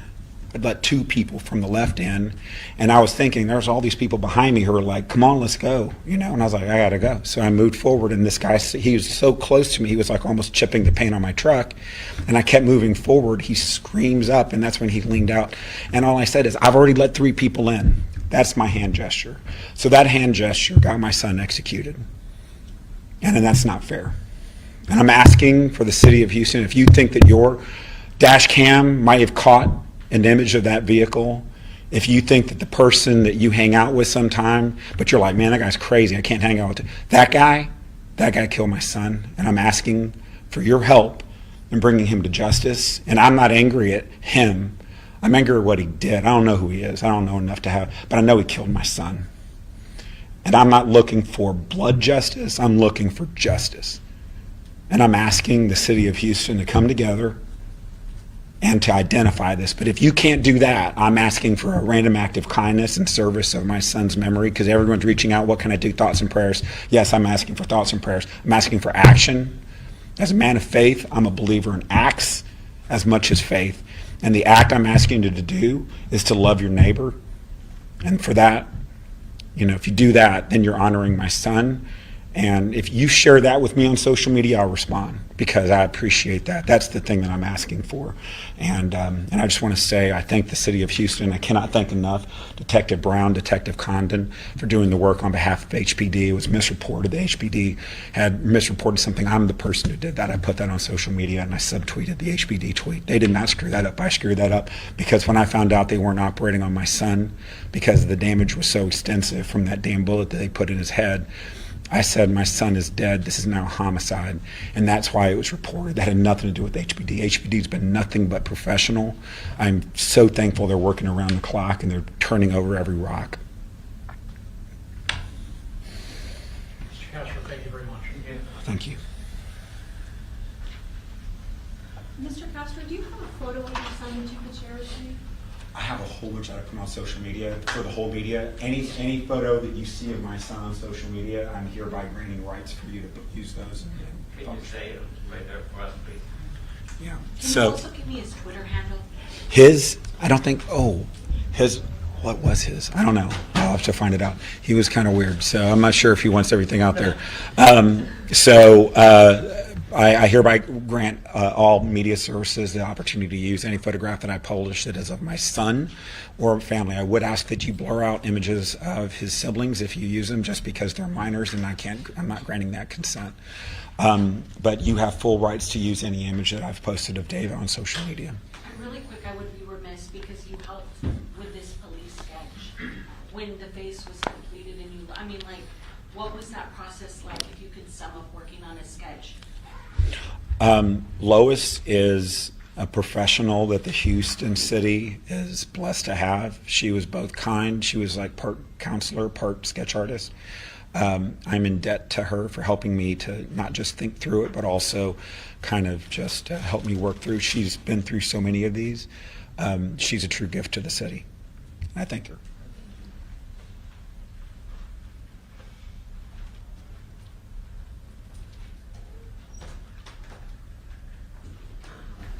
We're going to send a sketch. The suspect becomes angry. You can see him leave his vehicle, open the door.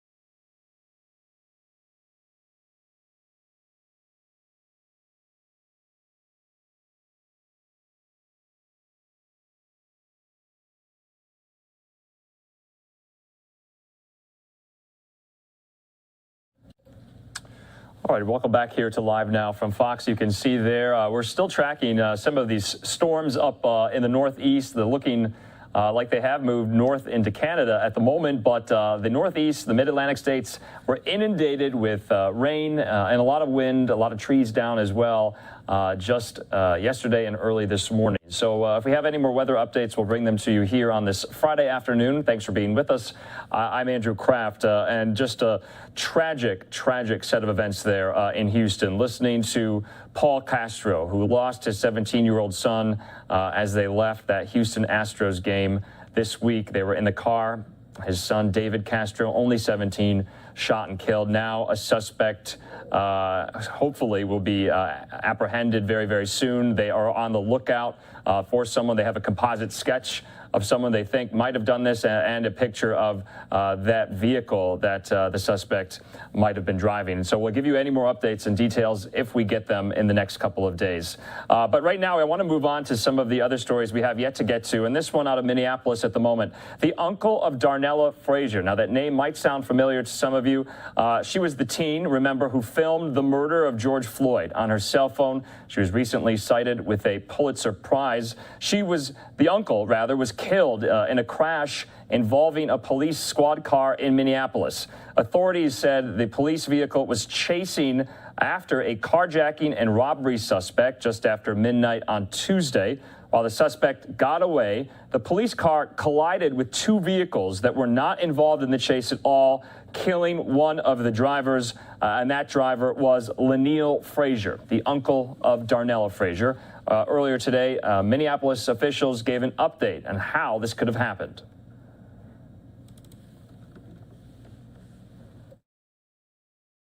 Mr. Frazier's family that are here today are his mother, Jacqueline Jackson, his sister, Cheryl Frazier, his brothers, Orlando and Anthony Frazier.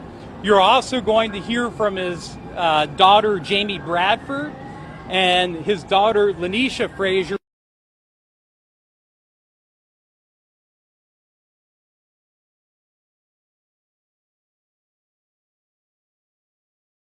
Is Kidale Smith and Shatana Cooper, the brother and sister of Winston Smith, who was likewise unlawfully killed by over-aggressive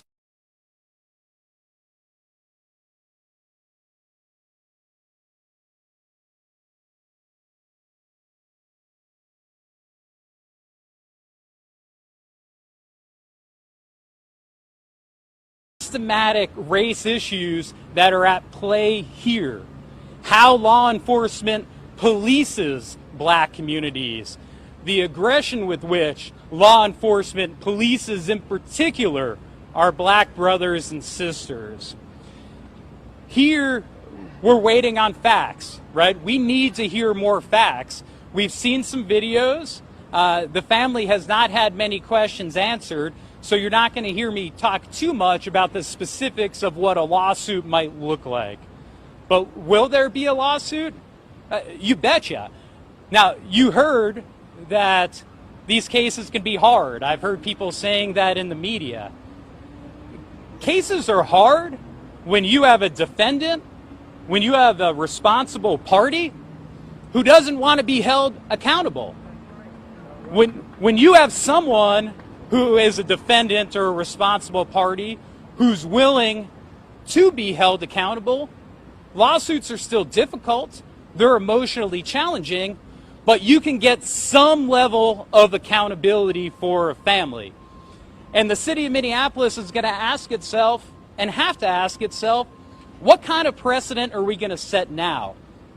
Because we've seen the precedent that has been set previously in this city. In 2010, a man named David Smith was killed almost exactly the way George Floyd was killed.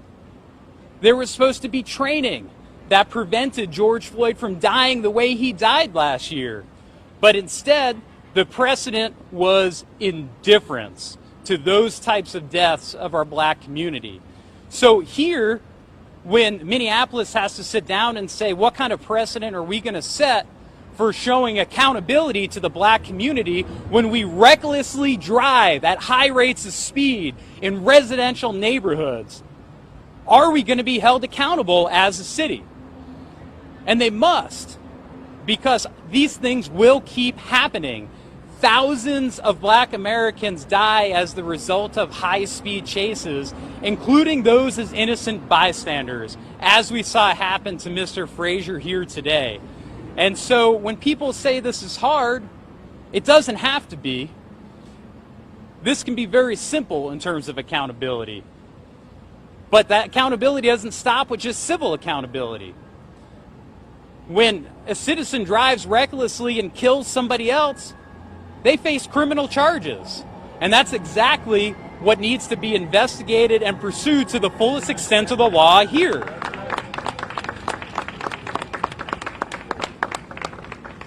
No longer can we have our government tell us even that civil accountability is enough.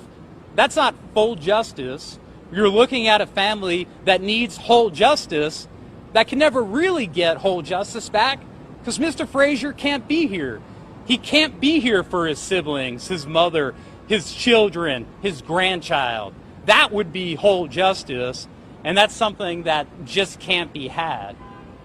But also when people tell us these lawsuits can be hard, since when was getting civil rights justice easy in this country? It never has been. The black community has had to fight every step of the way to get anything that resembles equality in any area of our law in this country. So to the extent it's hard, you have a group of people who are going to be here to fight hard to make sure that accountability happens. Finally, I just want to talk a little bit before I turn this over to Orlando Frazier, Lanil's brother. You know, the policy for the Minneapolis Police Department, it describes flagrantly reckless driving as a failure to stop at controlled intersections without slowing. Law enforcement is going to tell us the solution to that issue is to have their own vehicles engage in that same flagrantly reckless driving. Makes no sense. It makes zero sense at all. And for the people in our community who are going to come forward and say, well, we have a crime problem. We need to fight crime. Do the same people in the community want to look at our black brothers and sisters and say, well, your innocent members of the community now have to die too in order for us to fight crime? It's not enough that members of the black community die for pretextual stops or minor traffic offenses like Dante Wright. We're now telling you that in order to properly police the city of Minneapolis, innocent black men and women have to die too. That cannot be the solution to this problem. I'd now like to turn this over to Orlando Frazier to tell us more about who his brother was and to introduce some other members of his family.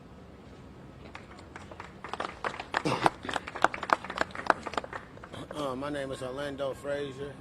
This is my brother Anthony Frazier. My name is Orlando Frazier. This is my brother Anthony Frazier. This is my mom, Jacqueline Jackson. This is my sister Cheryl Frazier. My niece, Jamie, his daughter, his older daughter, Nisha, little Nisha.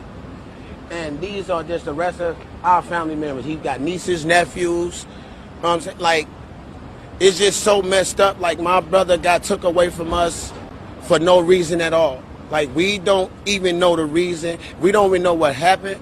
We haven't even seen my brother's body yet. You know, like, we tried to go down there and view my brother's body, and they told us we cannot do that.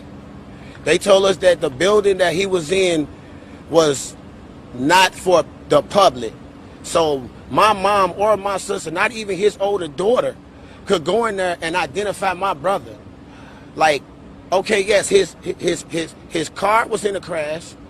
They got his wallet and all that, but we don't know for sure if it's my brother because we haven't had an opportunity to go and view the body. Like, we didn't have the opportunity. So as a family right now, yes, we frustrated. Like, we ain't never, ever experienced anything like this. Like, they took the most important person from us. See what I'm saying? Like, and it hurt. And yes, we want justice because how can this keep going on like this? My family is hurting. Like, we is hurting. And it's not right, man. Like, my brother was the man of the house. I'm saying he made sure his little brother, his mom, his sister, his kids, his grandkids, his nieces and that. He made sure everybody was taken care of, everybody was good. I'm saying, like, anybody had attitudes, he'll come there playing with them. What y'all mad for? Live life. We ain't got one life to live. My brother was the happiest man in the world. You know what I'm saying? He didn't deserve what he got. And me and my family that's standing behind us, we gonna tell him 10 times strong every day until we get justice for my brother. And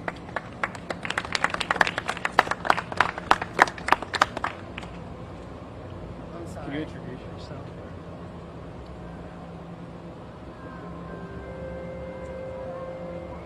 My name is Jamie Bradford. Linnell Frazier.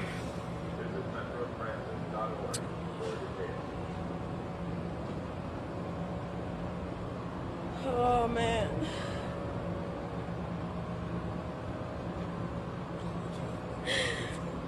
You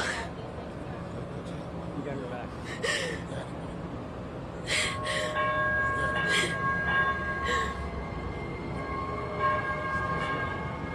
I love this man so much. And we just started working on our bond even more. And we got to have the best conversation before he left, but it's unfortunate. You know, I never got to experience my dad like that because now he's gone. The conversation we had, I won't be able to see that. I lost my brother a year ago. He had just turned 18. I was just coming to peace with it, just starting to feel okay, and then this. And we not just on it because it's the cops. If y'all seen the video, the first car would have hit him first if my dad was going any faster. And we still would have been out here wanting the same justice. He was supposed to take precautions. He was supposed to slow down, make sure there was nobody else coming. This could have been somebody's daughter, child, teenager. And it's unfortunate, and I hope we get justice. Because my heart is broke. My soul hurt.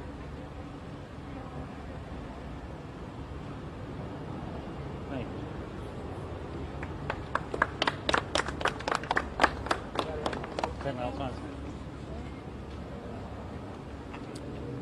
Hi guys, my name is Amora and I am baby sister of Linnell Frazier.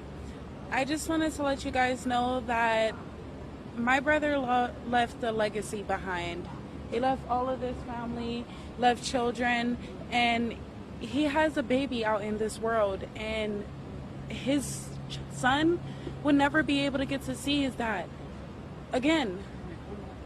And honestly, that breaks my heart because having to have a child in this world and losing your father at just such a young age, not even a year, is really crazy, honestly. You never be able to get to see that child again. You never be able to get to spend time with that child and never be able to get to see your family ever again. And having that loss and having that hope that maybe one day we'll be able to hear his voice again, it breaks a lot of people's heart. It really does. And this goes out for these other families too. We're here for you guys. We are. We understand. We have lost a lot of family in this world, and you're not alone. We just want to let you guys know that there is no other place to go. except to be with each other. So let's stand together and show everyone that we are trying our best to fight for justice. Let's all come together and bring one big family. We may not even have to be from the same family. Let's just show them that we are not standing down for nothing, because we are here. We are showing people that we belong together. Show this world that there is nothing else, that we can stand together and that we can be able to unite. We're not allowing this anymore.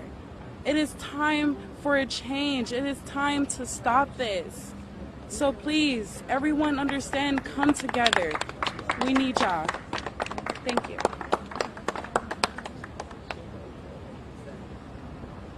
How we doing? My name Dominique.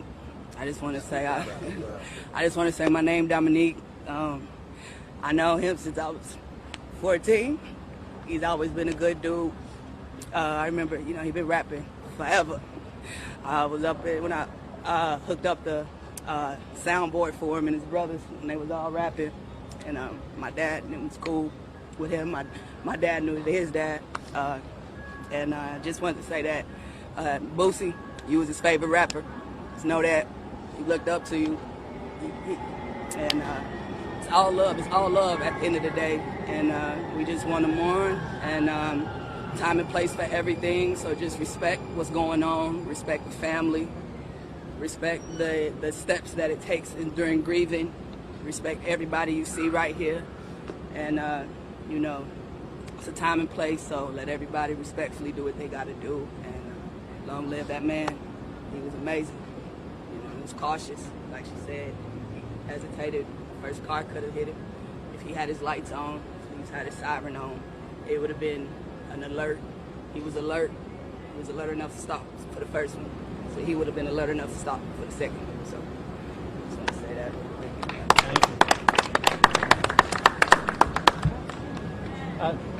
Here to lend words of support today is also Keydale Smith, brother Winston Smith. Before I start, I would like to say something real quick that just came to my attention that Jeff actually brought out. And I want to say, I just want to bring light to the situation and tell you, just as fast as that man was tried for reckless driving and ended up killing Deanna Marie, we should see the same results for this family. It should be no difference. Just because you have a blue badge should not put you above the law. Again, as he stated, my name is Keydale. My brother was just killed by the U.S. Marshals. And I empathize with this family. Do not ignore the situation. This is why the streets are being shut down. This is why events are being postponed. It's because we're not getting what we need. This is no longer a want.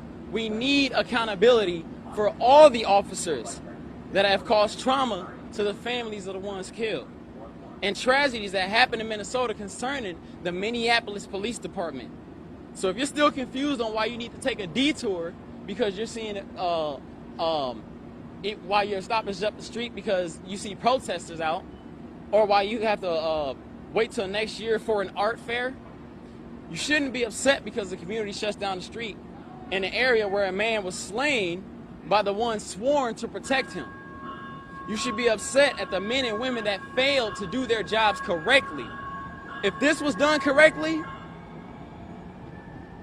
then there would have been no casualties. You just heard him say there weren't no sirens. All right? They witnessed that. If there were sirens going on, there would have been no casualties. And this family would not have to join in the circle of suffering. Fix the police department and then focus on fixing other problems.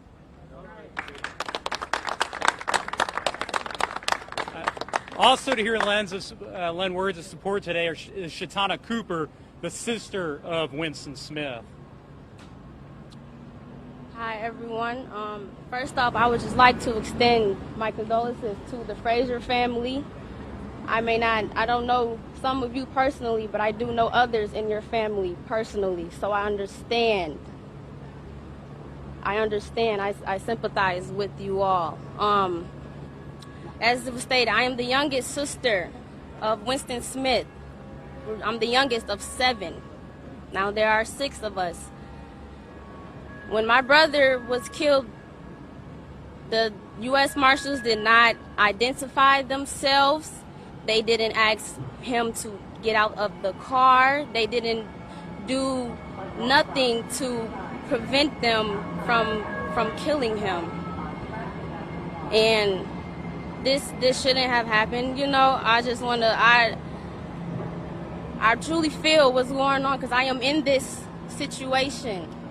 I have to live through this, as well as the Frazier family and other families that have been victimized by the hands of the police.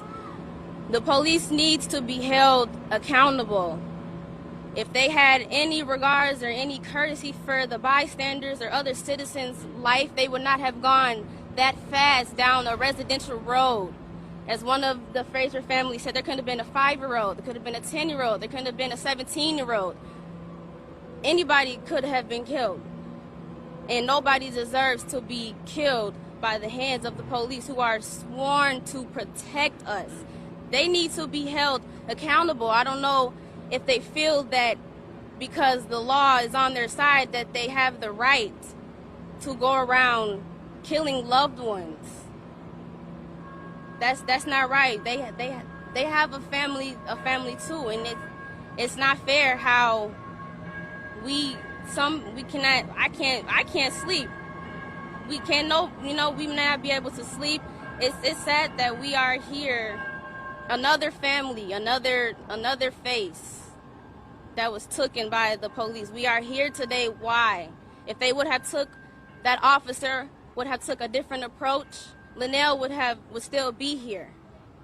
You know, I didn't know Linnell all too well, but as I've said, I've met him only maybe twice.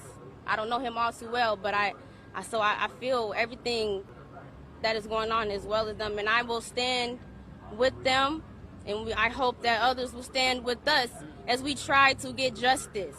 Why do we have to fight so long to get justice? We are going back in time. We're not going forward. It doesn't make any sense. We've been fighting for this for a very long time. A very long time. Dr. Martin Luther King. I just want justice. We are still fighting for justice. Thank you. Well, thank you to Linnell's lovely family. You'll see Mr. Frazier does have a wonderful family, and thank you to the Smith family for coming to support them. I now want to turn the press conference over to one of Minnesota's great civil rights leaders and attorneys who was generous enough to come here, and she's going to introduce a number of other folks who are here today to speak as well. Nikema Levy-Armstrong. Good afternoon. I first want to express my condolences to your family. You shouldn't have to go through this. Y'all have been through enough, and we empathize with you. We're here for you as a community, but however we can support y'all. And as Jeff knows, we will stand with y'all, and we will fight for you and with you. And we pray that God just gives you some comfort in the midst of what y'all are going through. You don't deserve this. So as Jeff Storm said, I'm Nikema Levy-Armstrong, a civil rights attorney and activist, and I'm here to stand in solidarity with the Frazier family. They should not be going through this kind of tragedy after those of us in the community have said time and time again that we are fed up with the behavior of the Minneapolis Police Department. There are people that want to be dismissive because there wasn't a knee to the neck or there wasn't a gunshot wound. Yet, what we see in this case is someone minding their own business and not even being able to make it safely to their destination because of the reckless conduct of the Minneapolis Police Department. This happened not too far from where I live in North Minneapolis. And what I have noticed is that as we have seen Minneapolis police officers be more visible in the last several weeks, they have consistently been running red lights and speeding through our community, putting people at risk and in harm's way. Mayor Jacob Fry has been made aware of this situation, yet we have not heard a response from him with regard to the conduct of the Minneapolis police officer who did this horrific crime. And yes, we are calling it a crime. We know that we cannot trust the Hennepin County Attorney, Mike Freeman, to hold police officers accountable. That is why we have not seen any charges in this case. So we are calling upon Governor Walz to get the Attorney General, Keith Ellison, involved in investigating and ultimately bringing charges against the officer who killed Linnell Frazier. There is supposed to be a policy against high-speed police chases in the city of Minneapolis. Yet what we saw in this situation was the officers' reckless disregard for departmental policy and putting people in the black community, a lower income black community, at risk. We know that this would not have happened in Southwest Minneapolis, but we are constantly being subjected to being underserved when people have to call 911, and when officers do show up, they treat us as if we are less than human. There have been far too many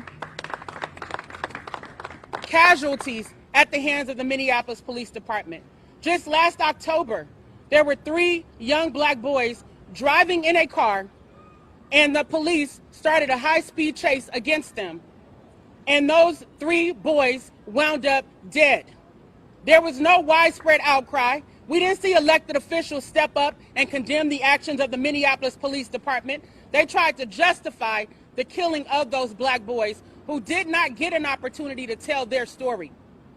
And before that, in 2013, when the police recklessly and violently executed Terrence Franklin in the basement of his South Minneapolis home, long after that private execution happened, what we saw was a Minneapolis police officer speeding to the scene unnecessarily and killing someone on a motorcycle. Once again, no accountability, no public outcry, no statements from elected officials condemning this behavior. Silence is being used as a weapon against our community when those in positions of power refuse to use their voices to hold police officers accountable. We are demanding that Brian Cummings be fired immediately. We are demanding that Governor Walz appoint Attorney General Keith Ellison.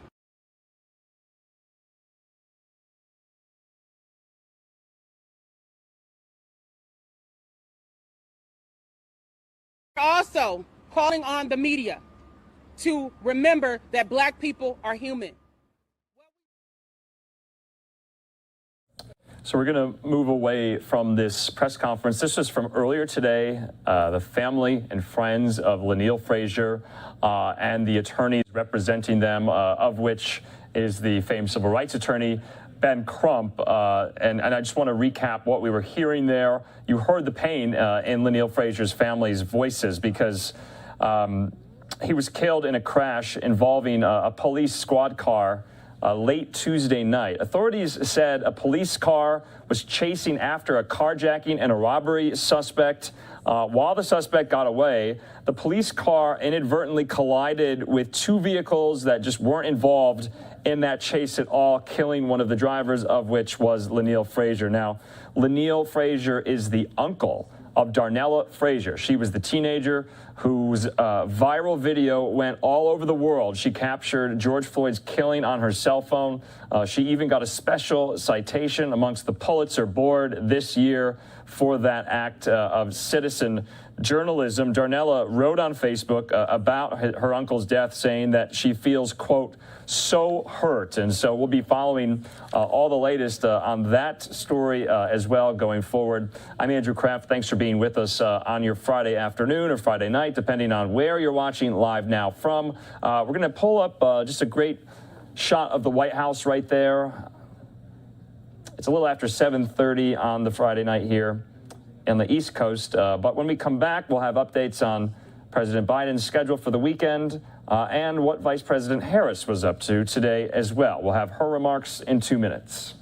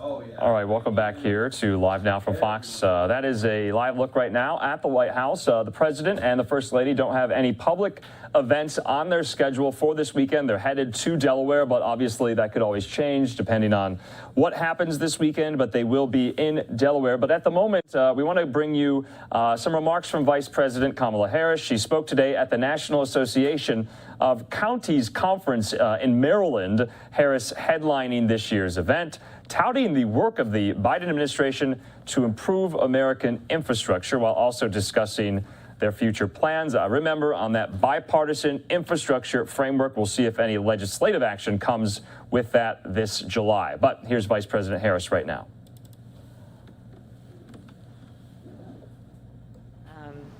And I want to just say it is so wonderful in particular to be with you, the county leaders, the leaders who have been holding it down and holding it up all at the same time.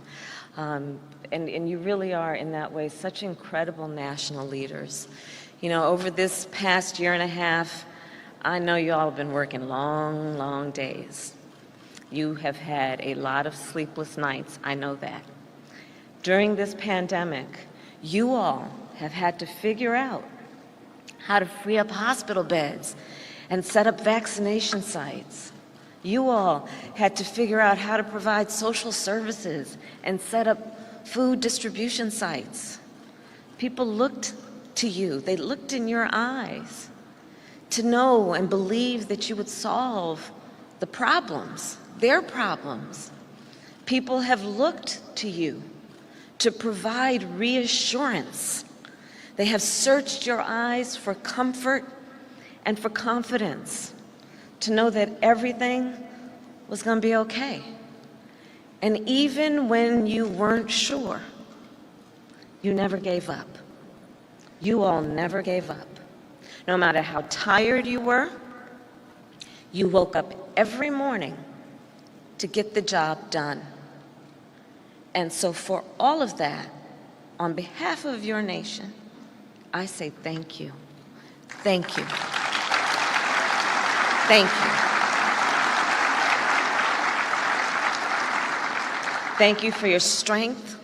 Thank you for your courage. And thank you for your leadership. And like I said, you all know I started my career in a county office, in the Alameda County District Attorney's Office, the seat which is Oakland, California, the place of my birth. I worked for the city and county of San Francisco. I know county government, and I know from personal experience then how much you all as county leaders take on. And the list of services, so I brought a list.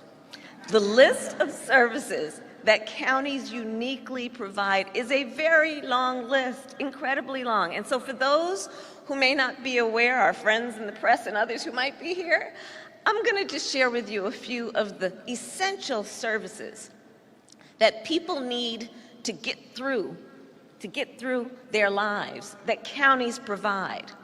So here's the list. Behavioral health care, birth certificates, building permits and licenses, child care assistance, child support services, CPR classes, financial assistance, flood assistance, foster care, health care services, housing services, jury duty, marriage licenses, pest management, potholes, don't ever forget the potholes, property assessment, public works, restaurant inspection, storm drainage, street lights, substance abuse treatment, transportation assistance, tree trimming services, veterans services, and all things voting.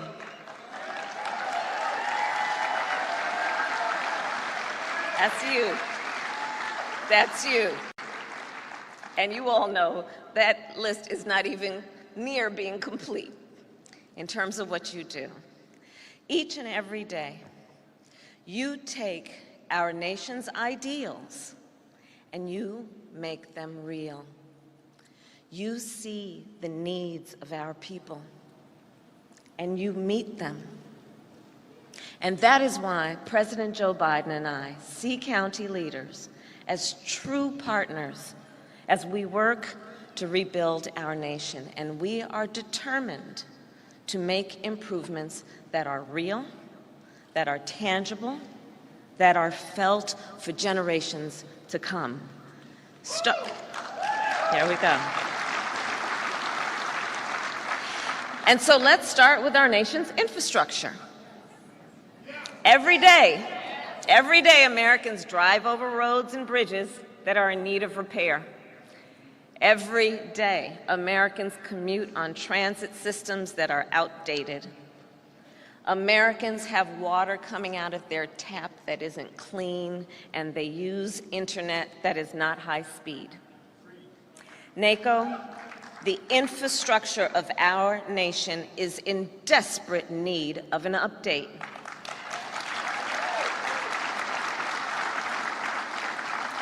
And you all know this firsthand. For too long, counties have been trying to maintain or repair infrastructure that simply needs to be updated.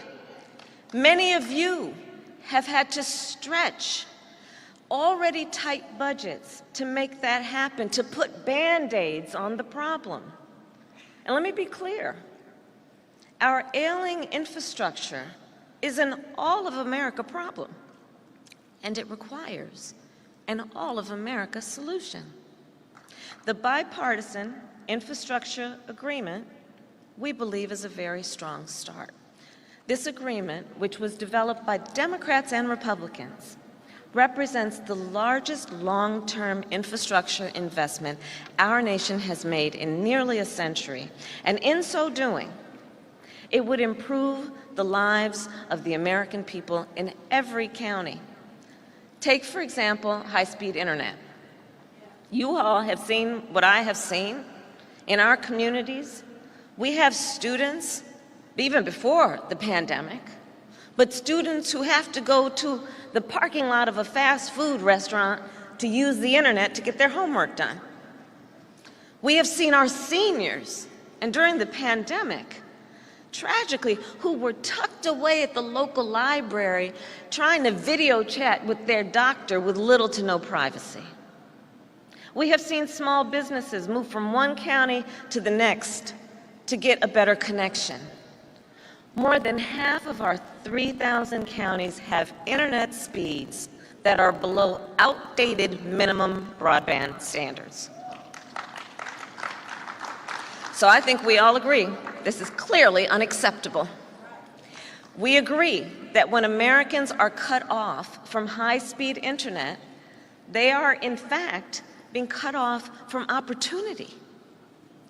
The bipartisan infrastructure agreement will help connect every American to high-speed internet. And through that agreement, we will expand our broadband infrastructure.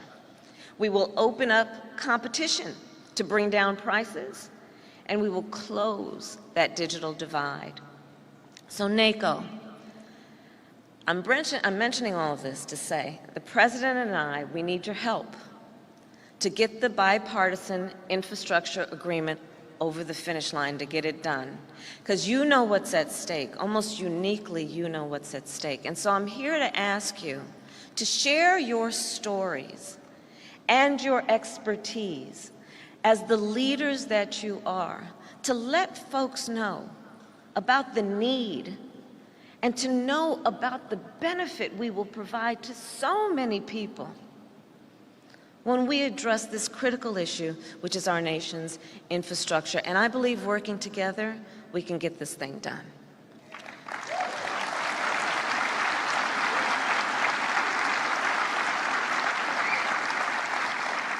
So there's another ideal that you make real in the everyday lives of the American family, the American household, the American people.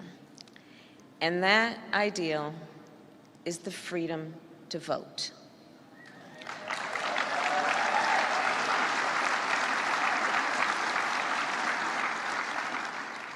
This is a nonpartisan organization, and this issue should be a nonpartisan issue.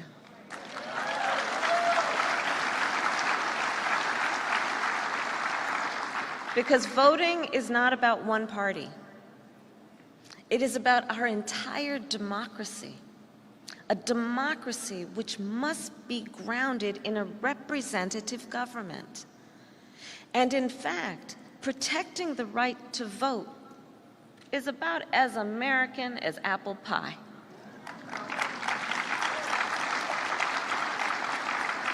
We know this, we live this. County leaders are the backbone of our elections. County leaders, you oversee polling locations at senior centers and elementary schools and churches. County leaders hire and train and employ election workers.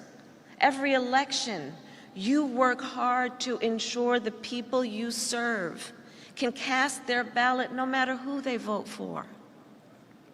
You make sure that their ballot will be counted in a fair and transparent process. And even as you work to make voting more accessible, I know, because I'm here to speak some truth, I know that you see how obstacles to voting stand in the way of your efforts. Several county leaders have shared this frustration with me. For instance, right now, local election officials face threats and harassment. New state laws would punish local election officials for simply doing their job. And as a result, we are seeing local election officials of both parties leave these important positions. That is a major obstacle to ensuring free and fair elections, and one we must overcome. Local election officials sign up to serve, not to suffer. So please know that the President and I are extremely grateful for your service, and we have your back. And we are going to work to provide you with resources that you need to carry out our elections with integrity.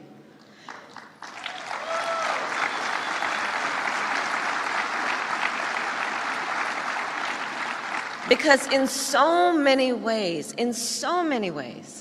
the strength of our democracy depends on you all. It depends on you. So in closing, you know, often, and you all know this, NACO, the first interaction the American people have with their government is with you. Yeah. You are the leaders the American people look to. You are the leaders the American people trust. You are the leaders who deliver for the American people. You do everything I just previously read from that list, and so much more. So I will end where I started by saying thank you. Thank you for everything you have done and everything you will do. May God bless you, and may God bless America. Thank you all.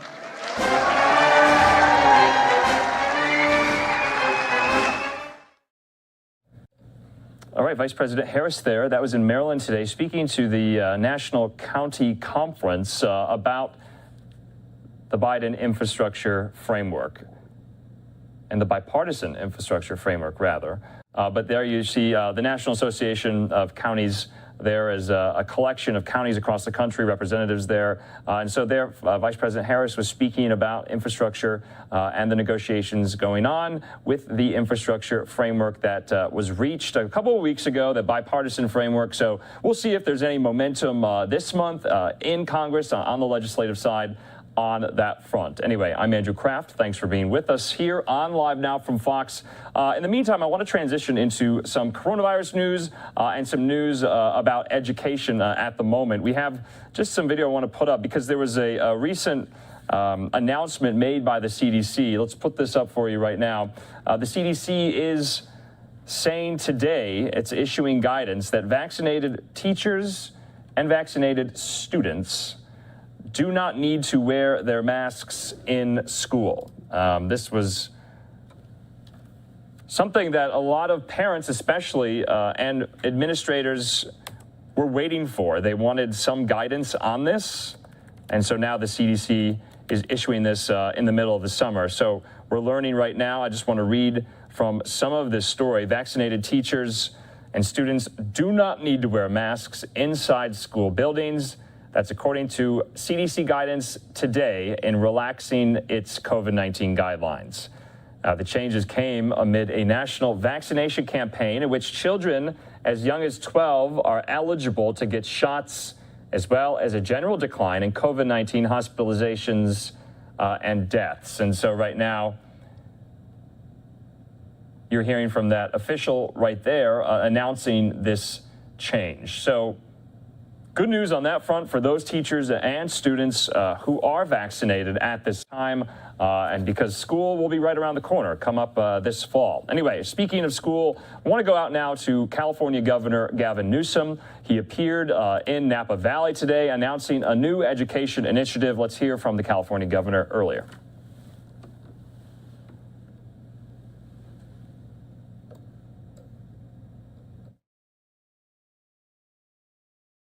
Part of this bill, included in a variety of elements, is universal TK. So we're going to be seeing all of our kids starting school a year earlier. We're one of the first states in the country to have that kind of universal opportunity for kids to start learning as young as they will be able to at the age of 4 when they just turned 4. And then we've got a whole set of supports for expanded learning time, for learning recovery, for learning acceleration, investments to be sure we have enough well-prepared teachers for all of this activity, 50,000 new teachers coming on board over the next 5 years, which will ensure that we eliminate teacher shortages in the high-need communities and the high-need subject areas, the opportunity for So until California Governor Gavin Newsom gets to the podium here, we're hearing from this official there in Napa County. But Governor Newsom today highlighted his transformative education package. This is to reimagine public schools there in the state of California. You heard from that official there talking about drastically reducing the ongoing teacher shortage, increasing teachers' salaries, and some more COVID-19 guidelines as well. Remember, that kind of upended the public school model as many students had to do school remotely from home for the last year. So let's listen back in. In education. And we had a series of decades of disinvestment. By 2010, we were 48th and 49th in math and reading for 8th graders in California. And we were just about at that level in terms of our spending. We've begun to come back, and this will, in fact, catapult us to becoming a leader in education in the nation, in the world, and others will be looking to California. It will support our economy, it will support our children, it will support our families, and it will be really the manifestation of a whole child vision that really takes up whole children in whole schools and whole communities across the entire state. So it's an exciting moment, and I want to thank many of the folks who are here who've made this possible. Of course, our legislators, who you'll hear from in just a moment, but also the California Federation of Teachers. I saw Jeff Freitas back here, California Teachers Association, SEIU, CSEA, all of our labor partners. Our state superintendent, Tony Thurman, was unable to be here. He was in Los Angeles and couldn't manage to get here in time, but the CDE has been an important partner in this work as well. And with that, it is my great honor to introduce our Senator Aguilar Curry from this community. Hi. How are you? Thank you so much. Thank you. Well, first of all, my heart is full. My heart's full because for so many years, I've been in the legislation for 5 years, and we worked really hard to try to get us where we are today. And by the signing of this bill, Governor, you're changing lives. We are changing lives. And all of my colleagues over in the Capitol have worked really hard with all of our stakeholders, the unions, the teachers, families, to make sure that we got a good bill out, and we want to make sure that all of our children have an opportunity. So by the signing of this today, we're not going to leave anyone behind. And it's going to take some time. Let's not kid ourselves. It's going to take some time to get all the kinks out and make sure it works perfectly, but it will. You've got a good leadership team at the state capitol. With the leadership of the governor, I I just want to say you really said us from day one that you would take us to this spot, and you've done it. And so thank you very much. So on behalf of the State Assembly, I want to thank all of you that are here today, and we're very happy. Thank you very much. Hi, I'm Senator Bill Dodd, representing this great community, and just delighted to be here today. I just want to follow the chain of comments and thanking the governor. I think what you could label this press conference or this bill signing as promises made, promises kept. And this governor, when I was in the Assembly, you were Lieutenant Governor, a sponsor of my TK bill way back when. And that's one of the things that he has really been a visionary on. And here we are today, not only for TK, but child care slots.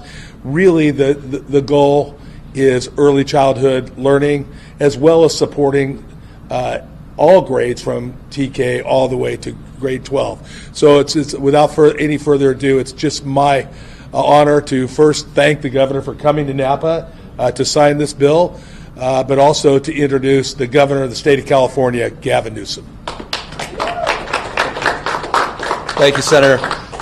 And thank you for your leadership. As they say, Father Cause used to say it, God's delays are not God's denials. The fact that we're finally in a position to create a whole new grade in the state of California is rather remarkable. And it just shows you the leadership that has been demonstrated over the course of decades trying to advance that cause. And finally, we are here because we are well-resourced as a state. The state is enjoying an $80+ billion operating surplus, the largest operating surplus in U.S. history. And that's testament to the resiliency of 40 million Californians strong. And their commitment, their faith, devotion, not only to themselves, their families, the community, but this collective cause, this thing that unites all 40 million Californians around this frame that's unique in this nation. You have the American dream and only one other state that attaches itself to a dream, the California dream. And so I want to just lay claim and witness to the extraordinary tenacity, the hard work of so many over the course of the last 15 months. Of course, that work was demonstrable, particularly in homes large and small all across the state. We asked people to stay at home. Not everybody had a home. Those that did, we asked them to stay home during this pandemic. And those that had kids, we asked them to educate their kids at home. Two things were abundantly clear. The stress and the anxiety of that dislocation as relates to the family unit, the impact of those stay-at-home orders, but also the impact of being able to figure out how these tools of technology can work, whether or not you even have access to that tool of technology or access to plug that technology in, literally or figuratively. The inability for so many to figure out how to use these devices, so many that didn't have the accessibility because they didn't have the internet, the download speeds that were required of this technology. All of that has been evident. It's not only in California, but across this country. So we're here in a completely different place. Determined, committed, resolved not to go back to where we were pre-pandemic, but to learn the lessons from this pandemic and to truly follow through on the rhetoric and our commitments that have been made over the course of many, many years to transform public education once and for all in the state of California. This is a transformational budget. Mark my words, this is unlike anything we have ever done in this state. So many things we promoted, so many things we dreamed of, we're delivering when we sign this bill here today. Not only creating a brand new grade in the state of California for all 4-year-olds to get high quality education and enrichment, but we're also providing wraparound services. Two-thirds of our kids, and it's exampled right here, 2/3 of our kids are eligible for free or reduced lunch. They don't have all that enrichment that so many other families, frankly, at times take for granted. We're now providing that with $3 billion of resources to do the wraparound services in what we refer to as community schools, to provide that opportunity to break down the silos and create real enrichment and real opportunity. We recognize not just learning loss. Learning loss assumes you had something that was taken away, but the opportunity to accelerate learning. And that comes with one-on-one tutoring, high-dose tutoring, that mentorship, that connection with outstanding teacher, paraprofessional, counselor, someone dealing not only with your academic needs, but your mental health needs. We're providing over $1 billion to increase ratios for nurses and counselors and tutors in our public education system, in addition to the community school efforts. There is no substitute for that relationship with a teacher. At the end of the day, you could talk about all the academic research comes back, all says the same thing. At the end of the day, the most important relationship with a kid in terms of their academic performance in a classroom is our relationship with the teacher. The challenge is we have a challenge keeping teachers and recruiting teachers. And we have a workforce in many ways that is transitioning across the spectrum. We have billions of dollars, $2.9 billion to be exact, in this budget to do the things we know work, to provide grants, to provide supports, to provide teacher training, teacher preparation supports, but also to provide supports and targets with investments in underperforming. That is explained by summer learning loss. And the other 1/3 is. So you're just listening in to Governor Newsom out of California taking some initiatives when it comes to education. As we all know, schools were shut down during the pandemic. A lot of schools really hurting during this time. So they're taking one step forward to try to help out with that. We'll be getting into some more California news within this next hour here, including Fox 11 Los Angeles, Alex Michelson, speaking with LA Mayor Eric Garcetti, could be turning away from his mayor position very soon here, as he has now been appointed ambassador to India. So who's going to be taking that mayor spot next? We'll be following that news out of Los Angeles here on Live Now from Fox. We're going to take a 2-minute break here on Live Now. When we come back, more to come.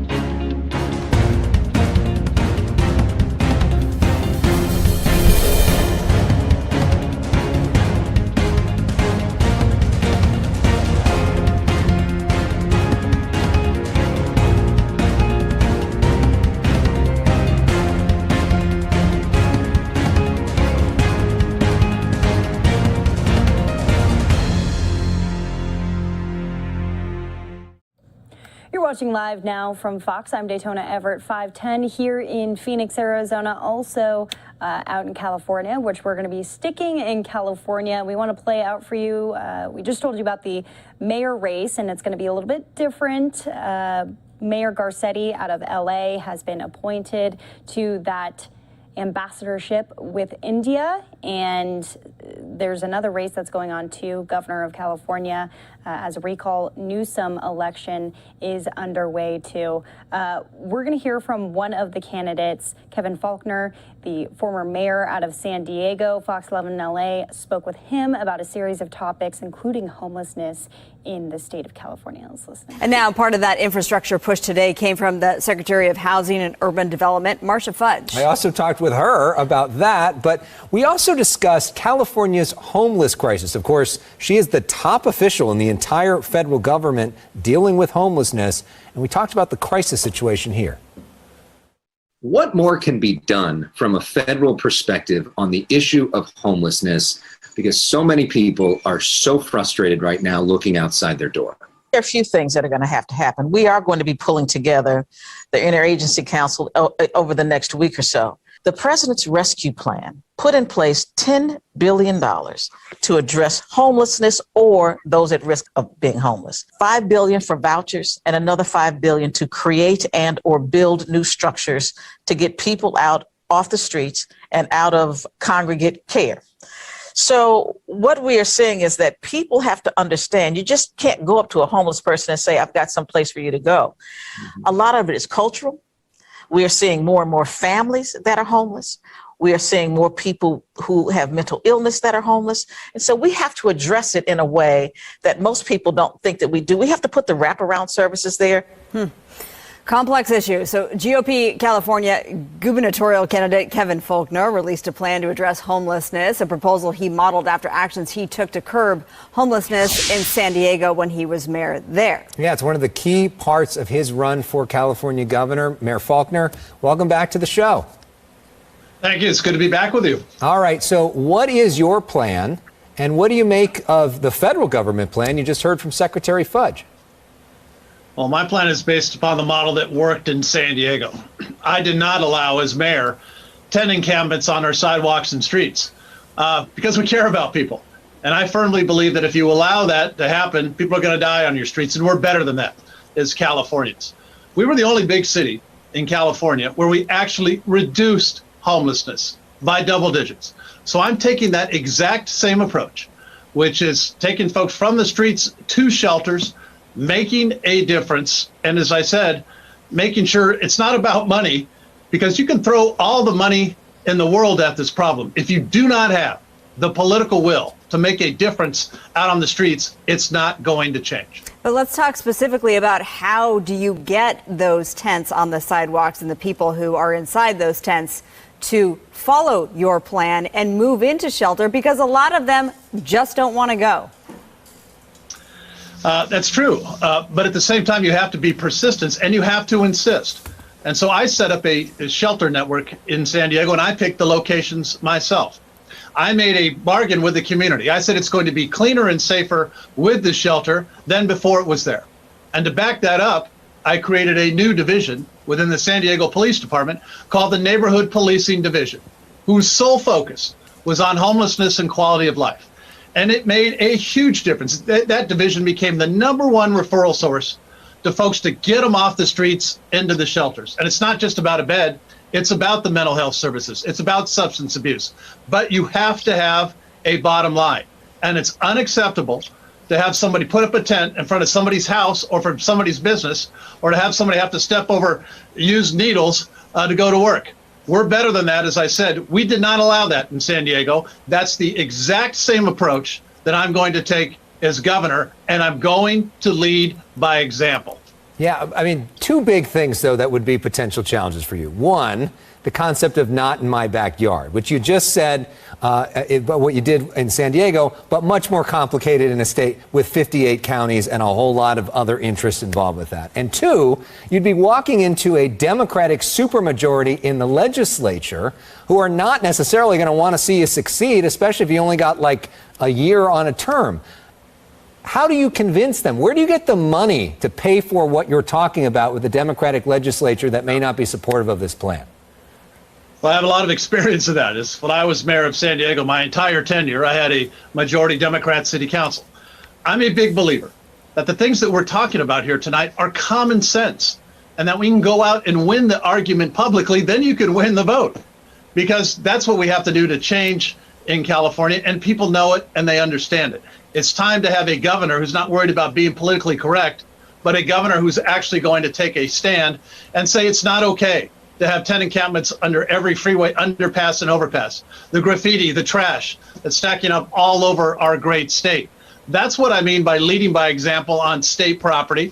I'm going to show how we can do it, just like we did it in San Diego.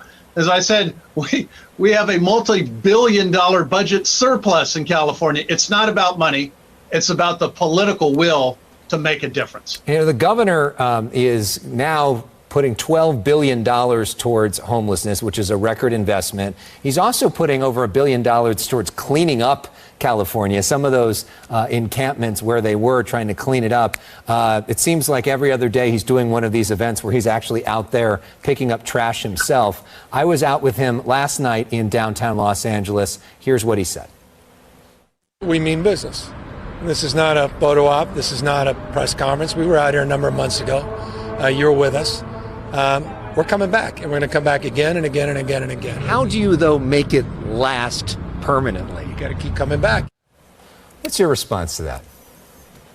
Well, when you look at how the governor has enabled this problem for years and years, I'm glad he's actually focusing on it or trying to.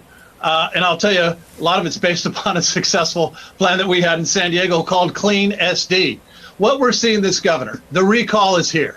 It's all about self-preservation. He realizes, he thinks he has to do filings about something about homelessness, all the trash and litter on our streets and our sidewalks, our overpasses. I think the fact of the matter is it's too little, too late, and Californians know it.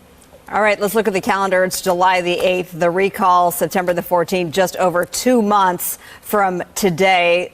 Let's take a look at other Republican challengers out there and where you fall on this list. So we have former Representative Doug Osee, Caitlyn Jenner, of course, businessman John Cox, and also Assemblymember Kevin Kiley out of Rockland, a vocal Newsom critic who just got into the race. Where do you see yourself in the field?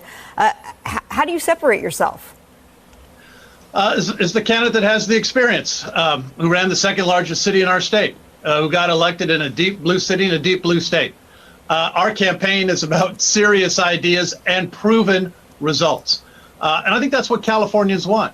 I think they want somebody who can roll up their sleeves and get to work on day one. It's not about partisanship. It's about leadership. And I'm ready to lead. Kiley has a lot of fans, especially among the base. There's a lot of talk that you might be getting an endorsement, though, from the Republican Party of California. Is that true? Are you close to that? Any potential timing on that? Now that the party's going to go through a process to pick and to get behind one candidate, I think that that's important. So that's obviously a process that the party is going to go through. And look, we have a lot of candidates, and I think the reason that we have so many candidates is because you're seeing this frustration of what's going on with Gavin Newsom. I think we're going to have dozens and dozens of candidates from all different partisan backgrounds, from all walks of life.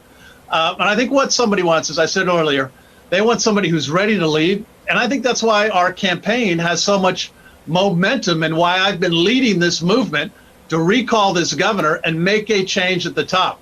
And so September 14th can't come soon enough, I think, from Californians who are ready to go. And of course, the middle of this month will be the deadline for candidates declaring, so we'll know who the candidates are. Next week. And by the middle of August, people are going to be voting because vote by mail happens here in California as well. So this is all happening very, very quickly.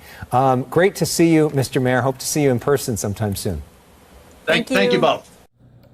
And that other candidate, Caitlyn Jenner, coming out, holding a press conference today. We'll play that out here on Live Now as well.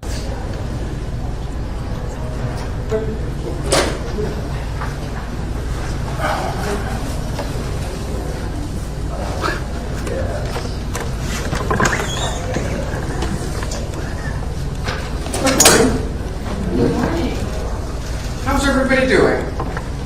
Pleasure to be up here in Sacramento. Pleasure to be a resident of the great state of California. But the reason I'm here, this week I filed a motion as an intervening party in a lawsuit that Gavin Newsom has filed against the Secretary of State, Shirley Weber. Now, why did I file? It's because I want transparency. I want people to see what's happening up here in Sacramento and the things that are going on. And I just want to be part of this lawsuit so that Shirley Weber doesn't fold. She actually does her job. Actually, on Gavin Newsom's application, Politico just reported just a few minutes ago, what he absolutely blew it. And this is part of the problems that we have here in California. And so I want to make sure that she just does her job, and I want to be involved in that process.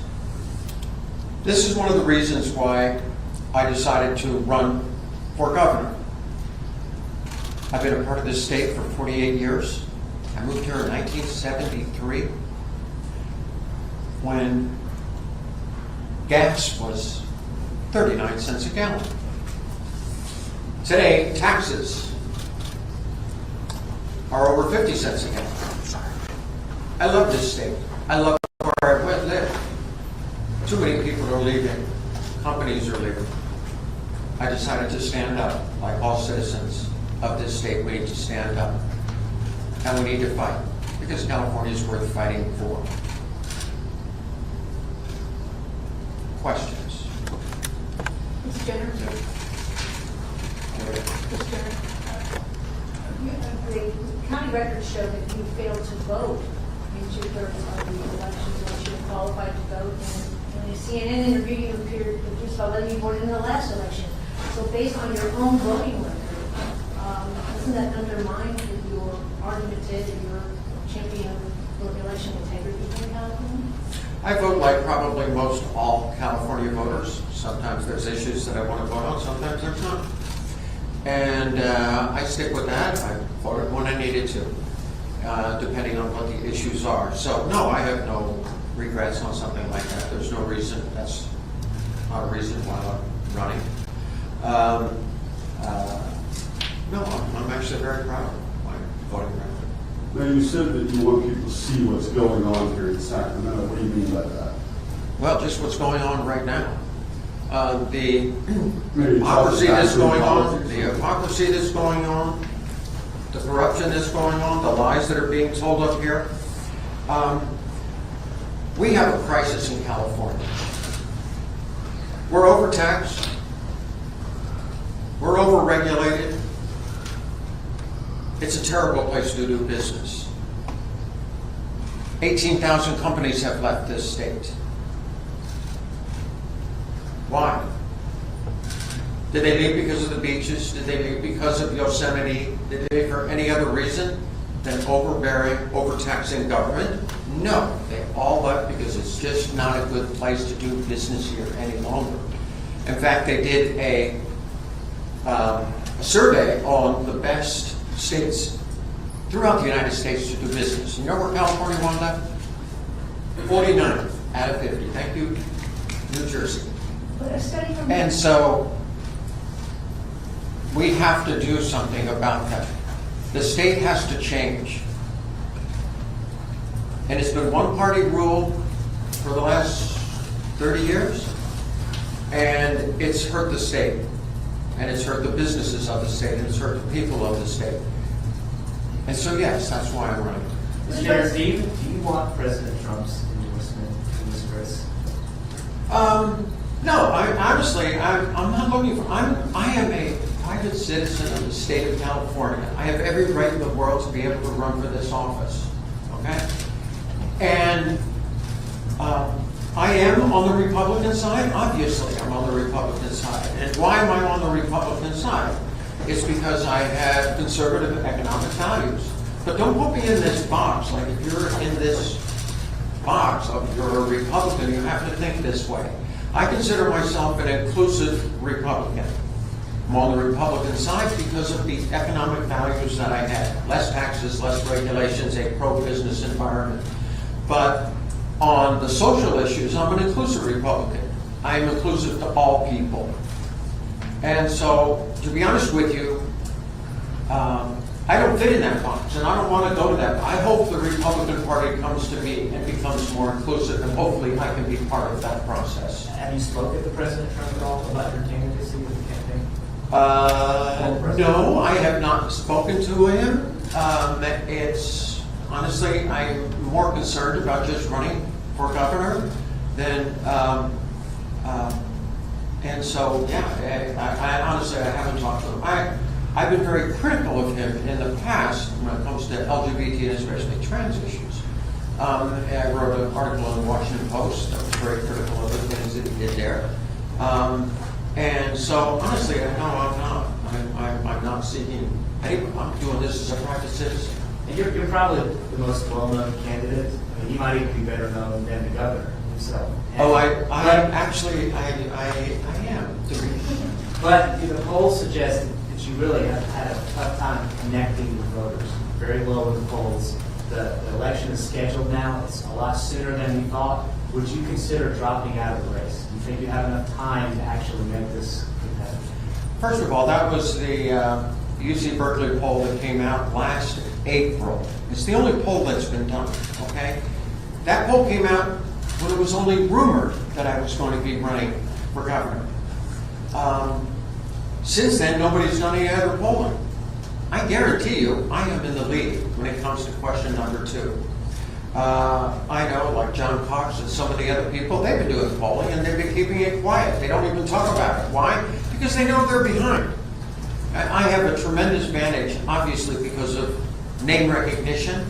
I think people are learning more about me as we go through this process, about my political beliefs and how I would govern. So, no, I'm not concerned about the polling. To be honest with you, I've been in a lot of races in my life, and I know how to win. I just keep working hard. If the recall is not successful, will you run next year in the regular election? First of all, I don't go to a race thinking I'm going to lose. I didn't go to the Olympic Games thinking that I was going to lose that race. I go in to win. And honestly, that's all I'm concentrating on right now, is just winning this recall. To me, that is the most important thing. Because in question number 2, I'm leading. But question one is Question not 1 leading. is the thing that we have to constantly work on and keep the yes votes above 50%. So I'll deal with that question once this is over. Right now, I'm here to win it. You intervened in the Newsom v. Weber case. Also, the other proponents of question 1 have intervened as well. Have you talked with the people who actually organized the recall? Are you helping push on question 1 at all in that way? I was with Ann Dusmore yesterday, and she's been really one of the most important people in this entire recall election. And I have worked with those people. I really like Ann. She's been absolutely great. She works extraordinarily hard. This recall can be won. People see what's happening in this state. They see law and order, how it's gone down, corruption that's going on. We're running out of water. I am a big advocate of fire protection, okay? 3 years ago, I'm standing in my backyard and watching 300-foot flames come at my house. Okay? I never saw one fire truck. I never saw one helicopter. I saw no resources for our house. Fortunately, my house made it, but in our area, 8 houses were gone. I wake up this morning, and what do I see? Malibu, there's a fire. Fortunately, it's not really good conditions for a really big fire, but we got another fire. We're going into drought season. We have no water. What are we going to do about water in California? We have to do something about it. Right now, we're spending billions of dollars on a high-speed rail, okay? That probably nobody's going to use, and it goes to nowhere, okay? We have to get water into California. If it's desalinization plants, we have to take these types of things really seriously, because those are the things that are affecting California right now. Caitlin, Yeah. you have, Yes. with the short timeline that we have, I'm wondering what your plans are, moving forward specifically, to reach out to voters, to establish yourself as a serious candidate, as some critics have said that you might not be. Just what's your plan overall the next couple months? Okay. Come and meet with you people today.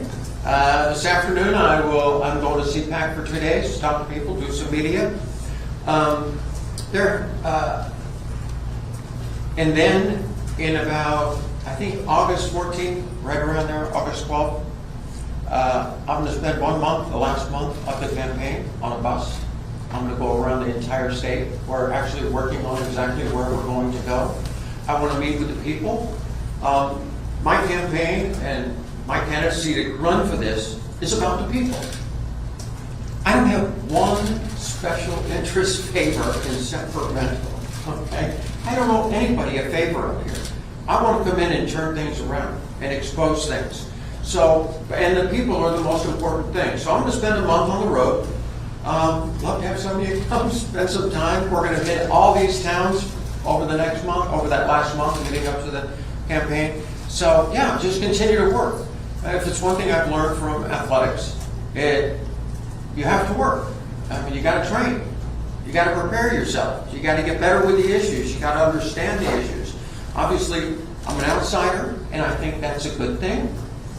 But you have to continually work on this. Okay? Last question.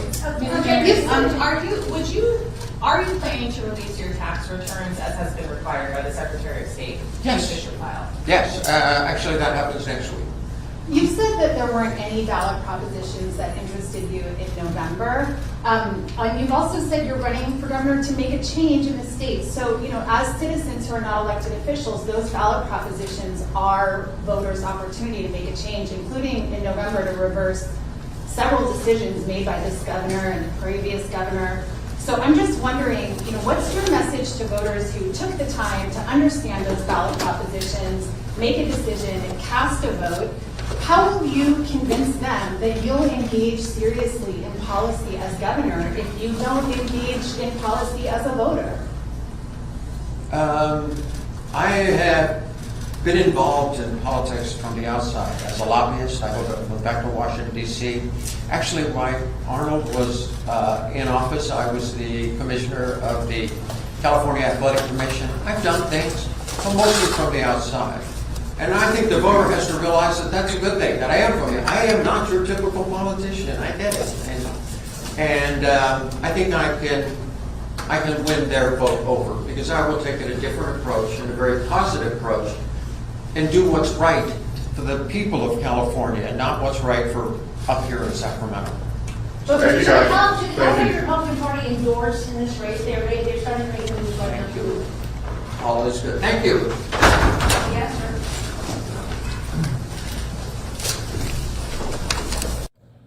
Caitlyn Jenner earlier today up in Sacramento. We might be seeing a lot more of her as we edge closer and closer to this governor's election. As you heard from the last two stories, the list just keeps getting larger of who's going to start running for the position. In a little bit, we'll be heading back into Fox 11 Los Angeles's coverage as they are talking not only the recall election, but also a possible mayoral election, too. We'll be back here in just 2 minutes on Live Now from Fox with more stories.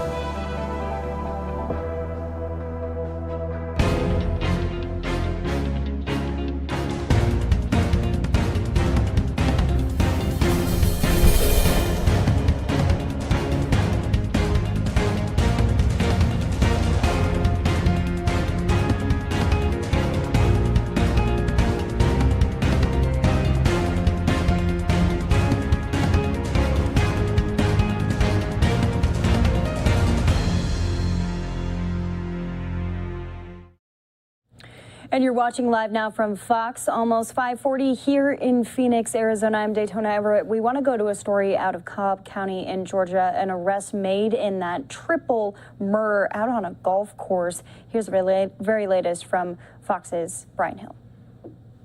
Thursday evening, the Southwest Regional Fugitive Task Force captured 23-year-old Brian Roden in Chamblee after Saturday's murders at the Pine Tree Country Club. Roden has ties across the metro Atlanta area. Roden, according to his manager, is a rapper also known as B-Rod. Mr. Roden has been charged with 3 counts of murder, 3 counts of aggravated assault, and 2 counts of kidnapping. Police charged him with killing golf pro Gene Siller. Officers found the bodies of 2 other men in the bed of a pickup truck belonging to one of the men that was driven onto the golf course. Investigators believe Siller was not targeted by the suspect, but the victim saw an active crime leading to his death. We definitely feel confident there was no relationship between the shooter and Mr. Siller. Roden's arrest warrant alleges that he abducted the 2 out-of-state victims, bound their hands, legs, and mouths with tape, and forced them into the enclosed beds of the vehicle. Guy just shot in cold-blooded one of our customers and walked off basically into thin air. Fox 5 obtained jail records showing Chamblee PD arrested Roden on DUI charges hours after the killings, but was released on Tuesday. Thursday, Chamblee police asked him to come to their headquarters. When he did, U.S. Marshals and the task force arrested him for Saturday's triple homicide. It was a big relief. So just happy, and it's good news. People living and working near the country club say the news of the lone suspect's arrest puts them at ease. My door's unlocked and happy to be back open for business. Again, that was Fox's Brian Hill reporting. We'll be watching any more developments when it comes to Cobb County in Georgia. There are a lot of really devastating, tragic stories coming out today. We're going to go out to California now. A Fox 11 investigation is getting congressional attention. Why are millions of your tax dollars, for those of you who might be living in California, being spent to patrol empty homes at a time of a housing and homelessness crisis? Here's that story. We begin with a Fox 11 exclusive, now getting congressional attention. We found millions of your tax dollars being used to patrol empty state-owned homes all across the San Gabriel Valley. Congresswoman Judy Chu wants answers. Christy Fajardo led this story in the first place, now doing the follow-up. Christy. Yeah, the numbers we found are certainly stirring up controversy. It all started decades ago when Caltrans bought all the homes around me to connect the 710 and 210 freeways. Some homes, like the one next to me, are being leased, but leaders now want to know why Caltrans is spending millions to keep others like this one vacant. Stopping you because you didn't stop for the stop sign back here on Concourse. A CHP officer pulls us over while we were covering this story. I mean, you did slow, but you didn't come to a complete stop. He also had some questions. Any particular reason why you're driving through the neighborhood filming? He's just one of the CHP officers now guarding vacant Caltrans-owned homes in what would have been the 710 extension. And it's costing you, the taxpayer, millions. A Fox 11 investigation found Caltrans has shelled out just shy of $9 million for CHP details between November and April, and paid more than $4 million to Intercon for 5 months of private security. All told, more than $13 million guarding more than 120 vacant homes. I was shocked. U.S. Representative Judy Chu saw our report earlier this week. Some of the homes are in her district. She says they should have been converted into affordable housing ages ago instead of sitting empty in the middle of a housing crisis. It's important for us to reach a resolution selling these homes in cooperation with the cities as quickly as possible. She says it's time Caltrans, which also gets federal dollars, to stick to transportation and to get out of the housing business. $13 million would have been roughly the same amount that would go to 3 emergency road repair projects on Route 2 in the San Gabriel Valley. So just think what that money could have gone to. In a statement, Caltrans said it's pursuing regulatory changes to expedite the sale of the homes. We first started asking for the numbers back in December, but it wasn't until July when they heard from our lawyers that we finally got the $13 million figure. The agency brought in security around Thanksgiving after squatters protesting homelessness and housing prices moved families in. Neighbors have also complained the homes had become hangouts for criminals. It's ridiculous. It's wasting tax dollars, yeah.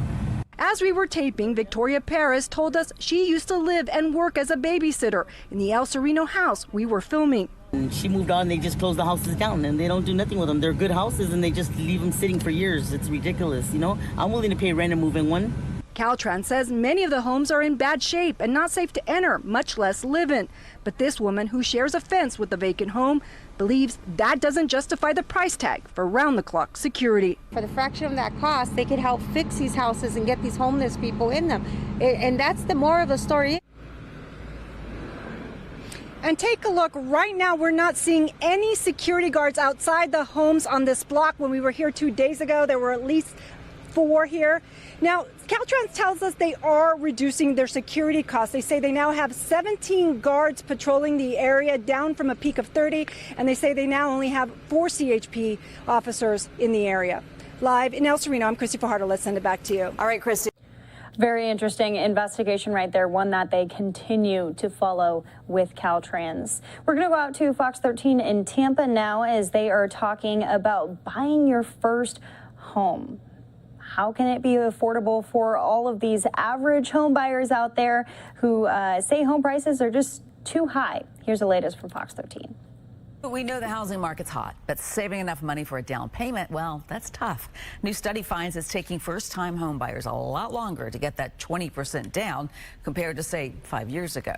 Well, our consumer reporter Sabani Banerjee's here. Sabani, I guess the one piece of good news is that the mortgage rates, by comparison, are pretty low. Yeah, let's start with that. Let's start with the good news on a Friday. Mortgage rates hit their lowest level since February. Freddie Mac says the 30-year fixed mortgage rate averaged 2.9% for the week ending July 8th, and that is down 8 basis points from the prior week. The 30-year rate topped 3% 2 weeks ago for the first time since April, Cynthia. But it's still taking the renters longer to save for that down payment. So why is that?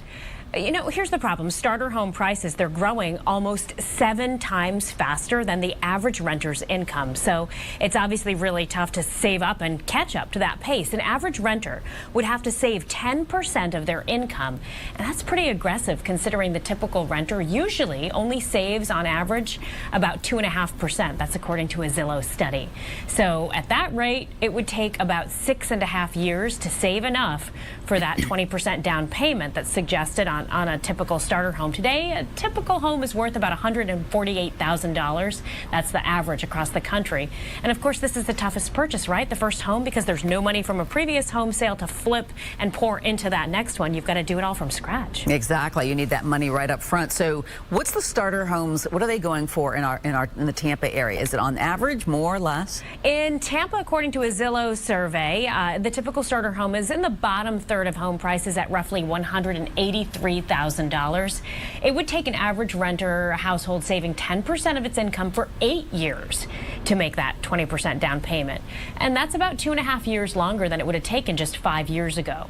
So again, that magic number, right? 20% down, and then our current 3% or so mortgage rates. The monthly payment that someone would have at that point is $899. If you put 10% down, much less, it would be about $200 more a month. But that's not terrible. And there are also options to put down less than that full 20%. It of course comes with a trade-off like private mortgage insurance that would increase your monthly payments, but it at least gets you started with building equity in a home that you own, taking advantage of these really, unprecedented mortgage rates. Yeah, exactly. And then you have the inventory situation locally too, which is, it's hard to find homes in that price range. So, all right, lots to think about. Thank you, Sabani. Well, you're watching Live Now from Fox Live. Look, I want to take you out to some of these spots here in New York City, right outside of Radio City right there. A beautiful Friday evening there. And then out now we go to National Harbor, Fort Washington and Maryland. You can see the Ferris wheel out and about, the sun setting tonight. So gorgeous. Hope everyone is enjoying their Friday evenings. The last live look that we have here, Rehoboth Beach in Delaware, as they've experienced quite a bit of weather over the past few days, as Elsa has moved on and we have moved on from that coverage. It was very intense over the past couple of days, really wrecking parts of Florida there. causing other runoff of weather, including some funnel clouds and thunderstorms, lightning, rain, gusty winds. So we'll be keeping an eye on any other weather events as we get them here on Live Now. We'll be back here in just 2 minutes. We have more stories from across the country we haven't quite hit on, so more to come in just 2 minutes.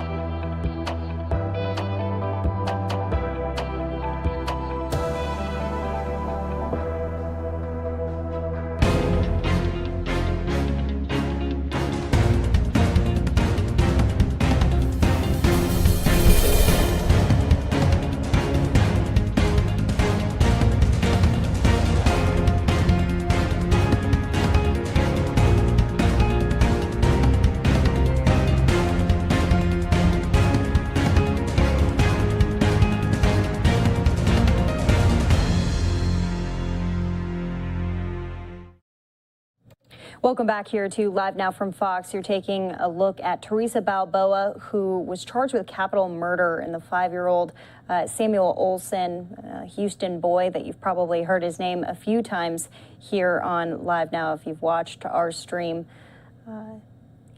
She is the girlfriend of Sam's father. She was previously arrested on a charge of tampering with evidence after the boy's body was found in a motel room in Jasper on June 1st. Well, the mother of Samuel speaking out today in a press conference. We want to play out those emotional remarks for you out of Houston. Good morning. I'm Joanna Anaya with the Gonzalez Law Group.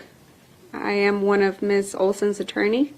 We're here today to have Ms. Sarah talk about yesterday's charges that were filed against Ms. Teresa Balboa. It appears to be that justice is on its way for little Samuel Olson.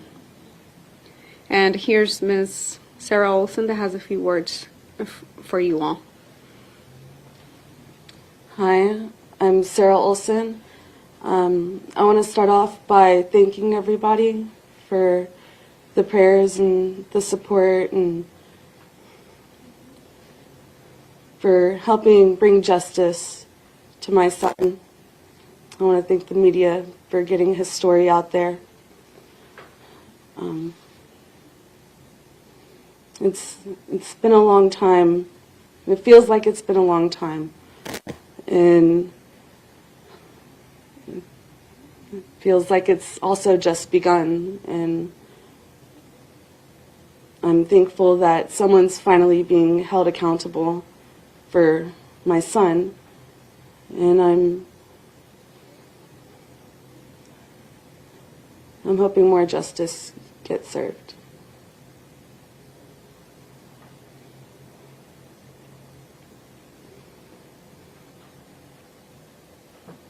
Can you talk a little bit about, your first reaction, your initial thoughts when this news came out yesterday? Honestly, I was a little angry. I am thankful for her getting charged for the murder, but I know for a fact someone else needs to be charged, and he's still out there, just running around free. Who is that person, Sarah? It's Sam. It's Sam's father. It's Dalton Olson. He was supposed to keep our son safe, and he didn't. He took him away from me. For what? To have him murdered?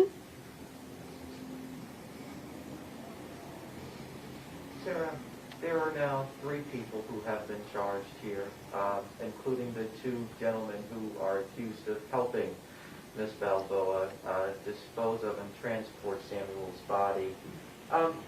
As prosecutors work to put this case together, what do you expect from them in terms of what they know about what happened to your son and what they should be talking about and telling prosecutors as they work this case?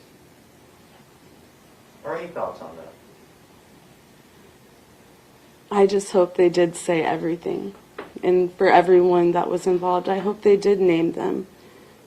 I hope the police do know and are just keeping us in the quiet, because it is an open case still. I'm thankful that they did come forward, because without them, who knows? Who knows where my son be?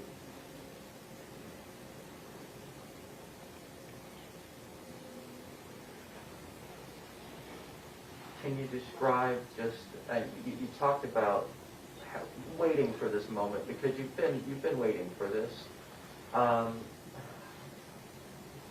I know the words are hard to come by, but just describe what your family's been going through, Sarah. We've been going through a lot of pain, not knowing, and it's anger. We have anger, and we just want all those that are responsible to be held accountable.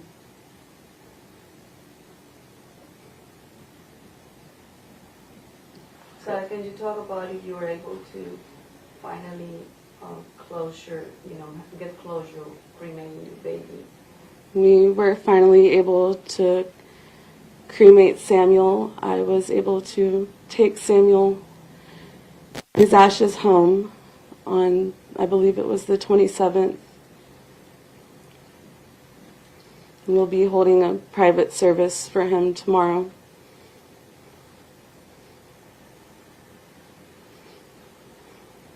What did that mean for you that you were finally able to go through that process? After waiting days that it take, in your heart it was like so long. Honestly, I was waiting so long to get my son back. This isn't how I wanted to celebrate him coming back. So it hurts. It hurts having to do this, because it wasn't supposed to be like this. Sarah, is there an ability for you to be consoled or counseled through this? I mean, no one can imagine experiencing what you're experiencing and what you're living. I mean, how are you getting through it? My faith in God is strong. The prayers, my prayers, y'all's prayers, I believe that really is getting me through this. Other than that, I don't know. I don't know how I'm standing here talking to you. I don't know how I'm processing it, other than I have faith in God. And that's it. Sarah, what's next for you, I guess, as this moves forward? What are you going to be doing? Living day by day, being the best I can at whatever I'm doing. Life's hard, and it just got a lot harder. So I was a little bit frustrated that it takes so long for somebody to get charged in the death of your baby? It was very frustrating. It was all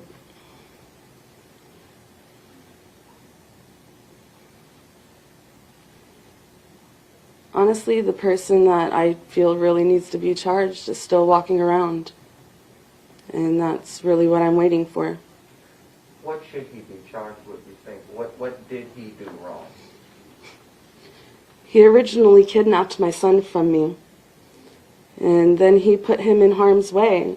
Knowing there was a court order against Teresa Balboa, he handed our son to him? You endangered our child. And who knows what else happened? Only he knows, and he's sitting there silent.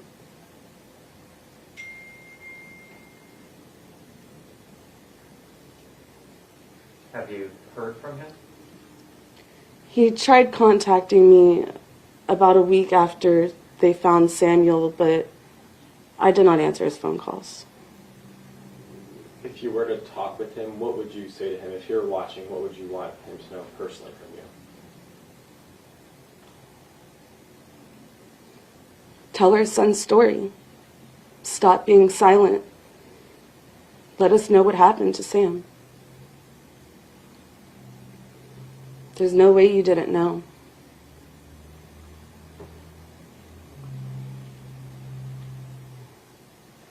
What about Teresa? What if you had a conversation with her right now?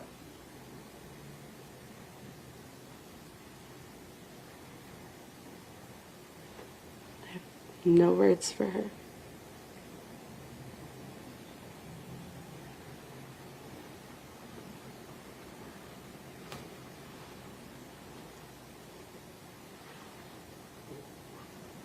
Thank you, Matt. Is there anything else you want to share, Sarah, before, anything else that's on your heart?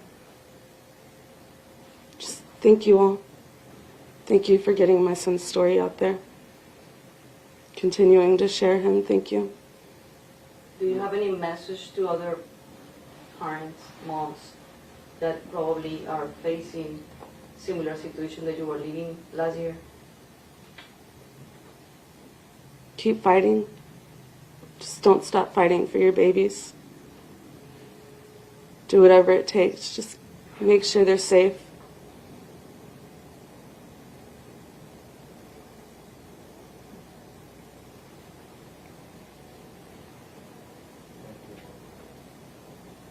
Thank you, Matt. Thank you. Thank you, sir.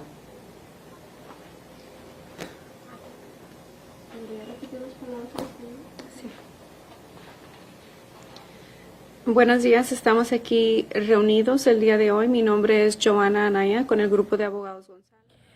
You've been listening in to this press conference out of Houston, Texas, as Samuel Olson's mother, the young boy who was killed, his body found dead inside of a Jasper motel room in Texas, is speaking out after capital murder charges were brought against the girlfriend of Samuel's dad, Teresa Balboa. You can see her in that bottom right-hand corner.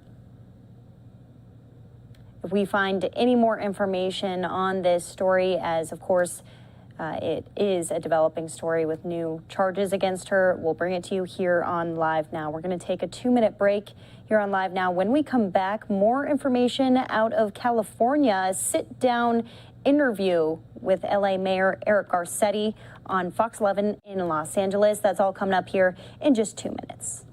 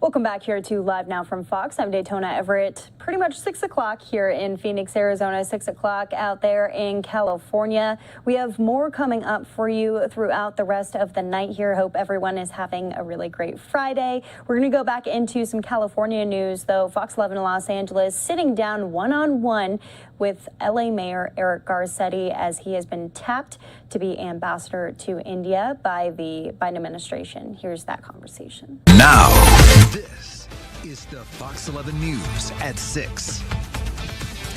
Mayor Eric Garcetti nominated as U.S. ambassador to India. What does his exit mean to L.A.?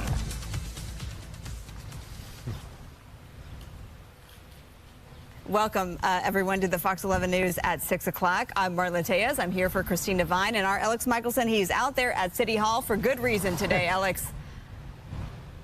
Yeah, Marla, not long ago, I spoke with L.A. Mayor Eric Garcetti. You know, he's been working here in City Hall in various jobs for nearly 20 years now, and he says he's excited about his potential next chapter, half a world away.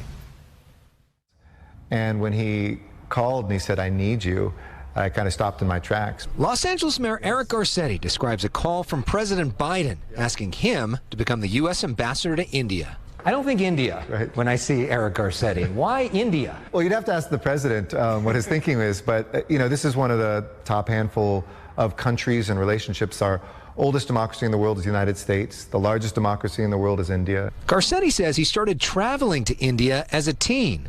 In college, my college roommate's father became the U.S. ambassador to India. So I've stayed at the embassy and spent time there. I studied Hindi and Urdu in college. I studied the religion and culture of India. Garcetti still needs to be approved by the Senate, where accusations of inappropriate behavior by his staffers may be brought up. Garcetti plans to remain as L.A. mayor until he's confirmed.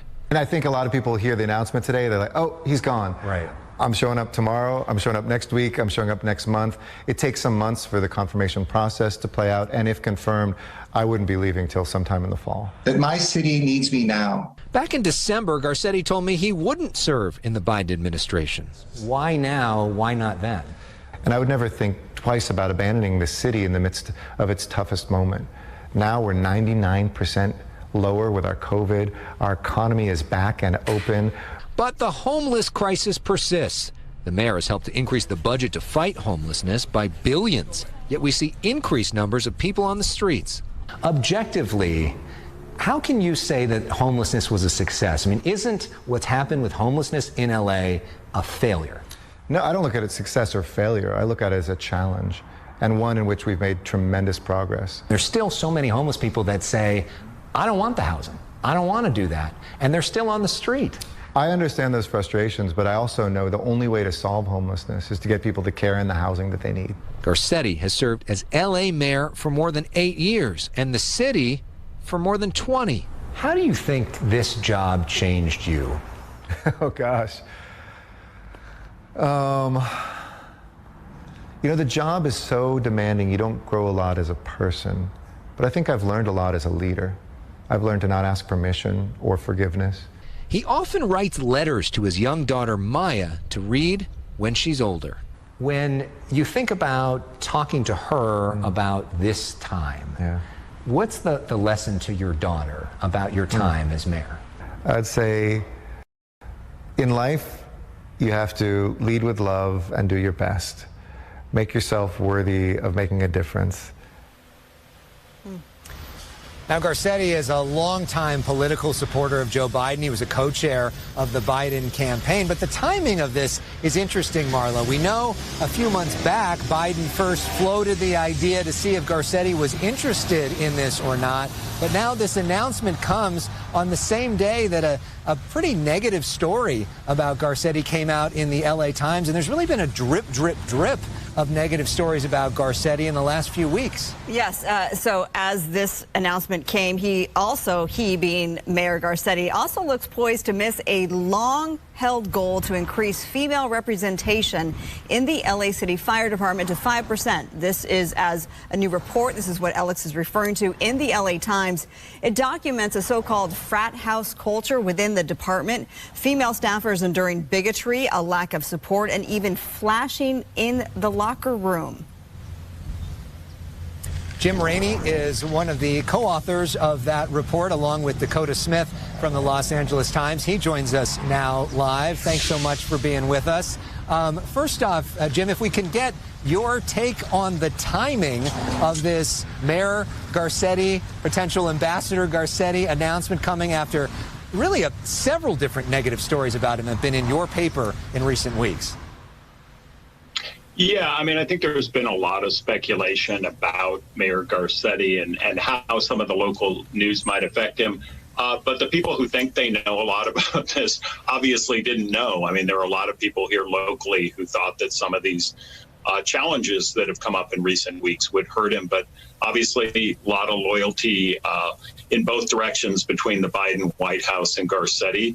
And they don't seem to have a problem with any of the local news here. And it remains to be seen, I guess, what the Senate decides. The Democrats, as you know, have a bare majority. So Mayor Garcetti should be in good shape in getting approved. But it's a close call on any vote there if it's a party line vote. Well, for the few viewers out there who may not have read your article, I want to get your take really on the allegations here, because you profile a female firefighter who was with the LAFD for just 4 years. She calls this time the worst years of her life. She has since left, and she talks about bigotry and the sexism that is just rampant. Yeah, I mean, the LA Fire Department has had this challenge now for decades. We mentioned in the story that going back to Mayor Reardon's time, there was a lot of discussion, that was in the 90s, about the kind of frat house culture in the fire department. Some folks think it's gotten at least nominally better, but obviously this firefighter, Katie Becker, had a lot of problems. She talked to other women who also expressed problems, and they in turn were in touch with some of the highest ranking women in the department who went and met with Mayor Garcetti 2 years ago now, and they were quite disappointed. They wanted more. One of the things that we reported in this story is that 2 of Garcetti's own members of the Fire Commission also have been quite critical and wanting to push harder on these goals of more diversity in the department. So we know in a few months that there's likely going to be a new mayor of Los Angeles. Could be Nuri Martinez, could be somebody else. What do you think are the big challenges for that person on this issue? I mean, I think one thing that has been disappointing the activists on this issue is it has been taking years to get a study of exactly what is preventing women from both becoming firefighters, getting through the fire academy, and then sustaining them in the department. And there have been 2 studies that have been in the works now for 3 years.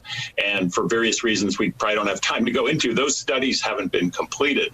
And the Los Angeles Women in the Fire Service, the activist group within the department, is really pushing hard to get those done. It looks like one of them is finally going to get underway next month. And so we need more answers, that the public needs more answers about what the hurdles are. Some of them may get down to some very technical stuff that happens in the fire academy, that challenges that are difficult for women sometimes because they're shorter in raising ladders and things like that. Are those tests still needed? Are there ways to perform those skills without the techniques that have been used in the past? So they really need to get down in the weeds on this and figure out why so few women have been able to either make it on the department or stay once they get a job there. Yeah, the department is made up of just 3.5% of women. And I was shocked to read, according to your reporting, that in 2014, 60% of firefighters were white, number one, and just 1 woman was on the force back in 2014. That is less than 10 years ago. That is mind-blowing to me. So what does Chief Ralph Terrazas say? Well, Chief Terrazas is not as, he doesn't believe that there is a problem with the culture in the fire department. This woman, Katie Becker, wrote a letter back in 2019 that was widely circulated in the upper ranks of the department. And Chief Terrasas would say that the department can do better, but that the problems he does not believe are as deep as has been stated by Ms. Becker and some others. So there is a real schism here within the department and also within the Fire Commission. And it's very unusual to have members who are appointed by the mayor to these public commissions to come out in opposition, in effect, to their own mayor. And so it's going to be interesting to see what happens. There's a commissioner, Rebecca Ninberg, who's still on the commission, who had some pretty pointed remarks criticizing Mayor Garcetti in our story. It'll be interesting to see if she remains on the Fire Commission, and then a new commissioner is coming in who becomes president of the commission. They will have a lot to say in how much progress is made inside the department. Some excellent reporting in the LA Times by Jim Rainey and his colleague Dakota Smith. You can look at that at latimes.com. And thank you so much for the time with us tonight. Appreciate your perspective. Thank you. Yeah, thank you for having me. Appreciate it. And again, Alex's full interview with Mayor Garcetti coming up tonight at 7 o'clock in the special report. All right, let's talk about the heat. The sweltering heat is here to stay through the weekend as the agency. And as they go into weather right there, we're going to go into a 2-minute break. When we come back, we are talking about the Houston Fire Department for a completely different story. That's in 2 minutes here on Live Now.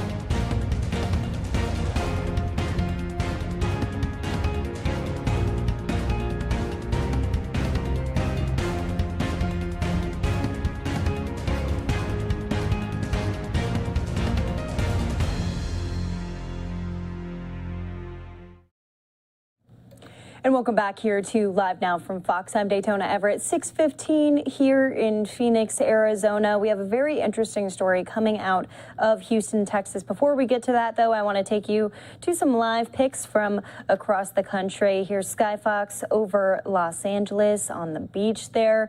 Last weekend was the 4th of July. A lot of people were out and about enjoying the sunshine. The beaches were packed. The boardwalks were packed.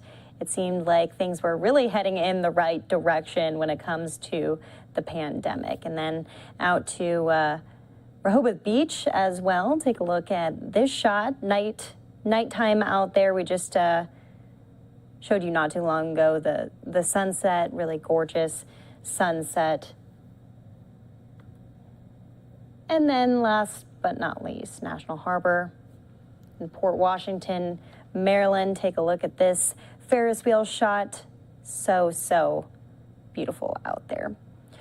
We'll be getting into some of the other news from across the country. Until then, though, I want to go out to a press conference in Houston, Texas. We'll just flash up the press conference for a moment there as firefighters are announcing the successful completion of a petition drive for binding arbitration vote that has been in the works They've gotten 20,000 signatures needed to force a November vote on a city charter amendment to require binding arbitration when labor disputes reach impasse here. Here's again, you're going to hear from the fire department, the Houston Fire Department. They've really been clashing with Houston Mayor Sylvester Turner. So we'll listen in to the latest out of Houston, Texas.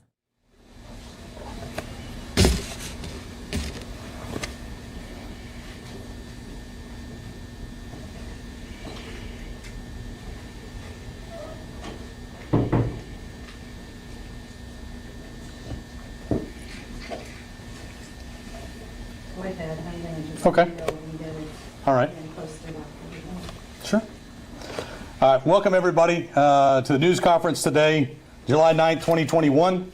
Before we start, we want to recognize always that today is the anniversary of one of our fallen firefighters, Daniel Groover. It's a 7-year anniversary, and we always say that we will never forget, and we'd ask for the citizens' thoughts and prayers with the Groover family, especially on today. We know that the weather outside is not exactly the nicest thing today, but what is great about today is it is a great day for Houston voters, a great day for Houston firefighters and their families. We are extremely proud to announce that in just about a month, we have been able to gather more than the required signatures to get a charter referendum on the November ballot. This charter amendment would require cost-effective binding arbitration when our contracts reach an impasse. Of course, we would not have gotten to this point without the support of Houston voters, and for that, we want to sincerely say thank you to all those who support our Houston firefighters. Our firefighters, their families, businesses, community leaders, and everyday ordinary citizens from all over this great city came together in a short amount of time in order to make this happen. This is, I believe, democracy at its best. Now, we will be turning over well over 20,000 signatures in the forms of petition in the hands of the city secretary, who must verify those signatures are valid City of Houston registered voters. Today is about celebrating, but we want to make something else clear. We will not accept and we will not tolerate any of the game playing that has occurred in the past as it relates to citizen-driven petitions. State law is quite clear, and it allows cities to complete verification using statistic sampling rather than reviewing each individual signature. The late former city secretary Anna Russell used this process in the past for other city charter referendums. Also, we are doing our part. We are making it very easy for them to complete the verification by doing the work ahead of time and supplying a detailed electronic index specifying the box and page number of each pre-verified signature with voter information. Houston voters have a right to vote on this in November, and it's the city's ministerial duty to honor that right, the most basic right of government. It is for the citizens to petition their government for a redress of their grievances. We hope and pray that it is not necessary, but we are prepared to seek help from the courts if the city delays validation of our city charter amendment petition or tries to keep this issue off of the November 2021 ballot. Completion of the petition process is not the end of this fight. We will need everyone to stay engaged as we head on into the election. Houston voters have spoken loud and clear, and they want to end this mayor's taxpayer-funded legal war against Houston firefighters and our families. Approval of this referendum is exactly how we get there. I would like to thank all those that are here today and those that couldn't be here today. former Councilmember Dwight Boykins, our Senior Legal Counsel Troy Blakeney, our Hispanic Firefighter Caucus Chair Miko Guerra, and our Communications Director Brian Wilcox, along with a number of other people behind the cameras. We also have former Vice Mayor Pro Tem Sue Level with us today, and we'd like to tell the citizens again, thank you. Happy to take any questions, or if anybody else would like to make some comments, you're more than welcome. Marty, I've seen the mayor signal last week that he may not comply with the wish to put it on the November ballot. Talk to me about how you guys view the legal strategy here.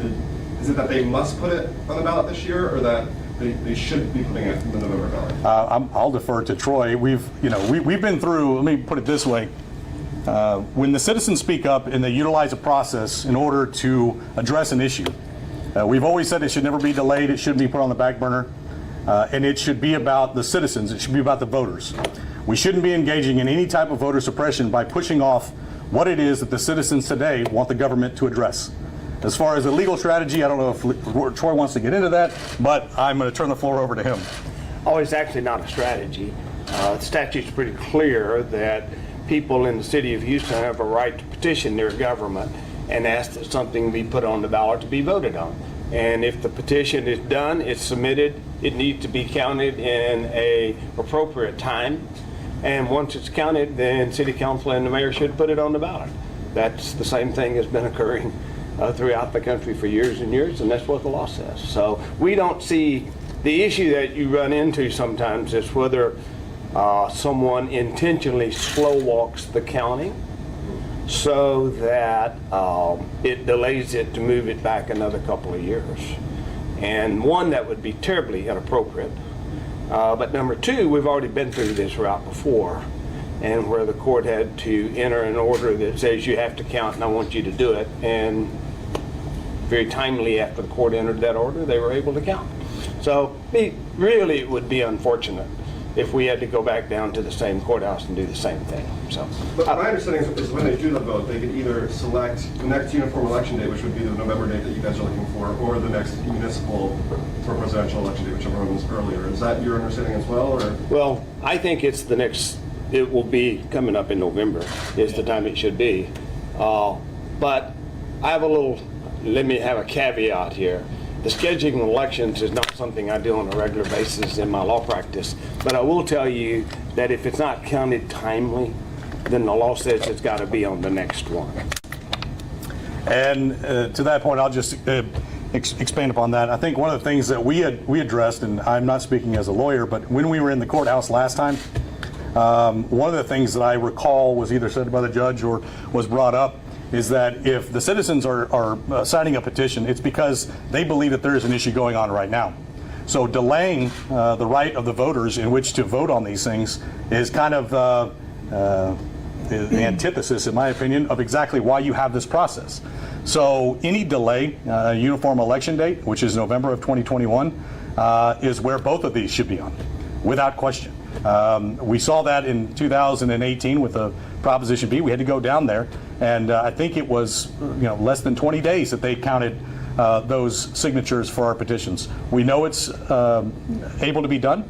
The law allows an even more expedient way to do it, and we've provided proof, and we'll be happy to provide that proof that the city has done that. I mean, this is not about obviating your responsibility to what the voices of the citizens are asking. This is about doing everything you can to ensure that the process stays intact and not trying to find maneuvers because it may not be something that the mayor likes. So just to follow up on that though, if it does get to the point where the courts are involved, do you see that there will be enough time for it to end up on the November election? Or will I don't know that we're going to totally get into the legal all of the hypotheticals. What I can tell you, and Troy, feel free to jump in, is that there are means and mechanisms that the courts have absolutely weighed in beyond the statutory deadline, but we don't need to be there. That shouldn't be the question. The question should be is, we need to get these signatures validated. We need to honor the will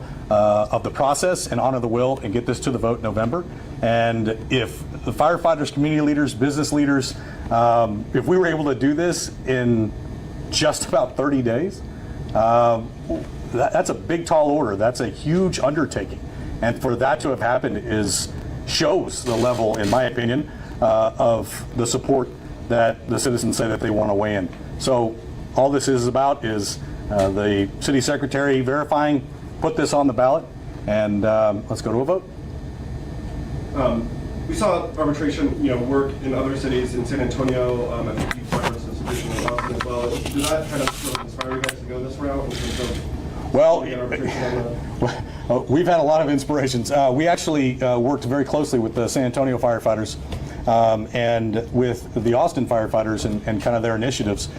We had a bill that would have solved this problem as well in the legislature this past legislative session, not the special session.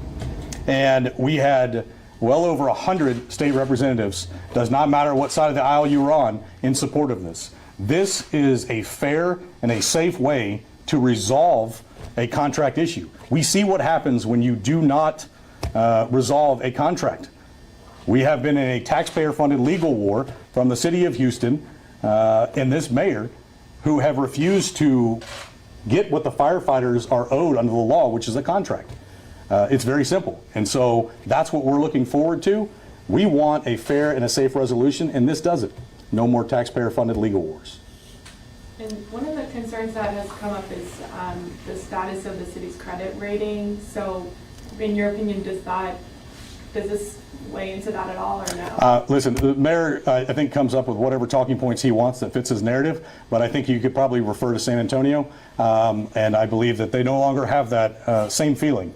So at the end of the day, when you're grasping at every straw, if you will, in order to try to not do the one thing that will resolve a years-long impasse, ask yourself why. Why would they be so concerned? If everything that the mayor has told you and the public is true, why would he be concerned?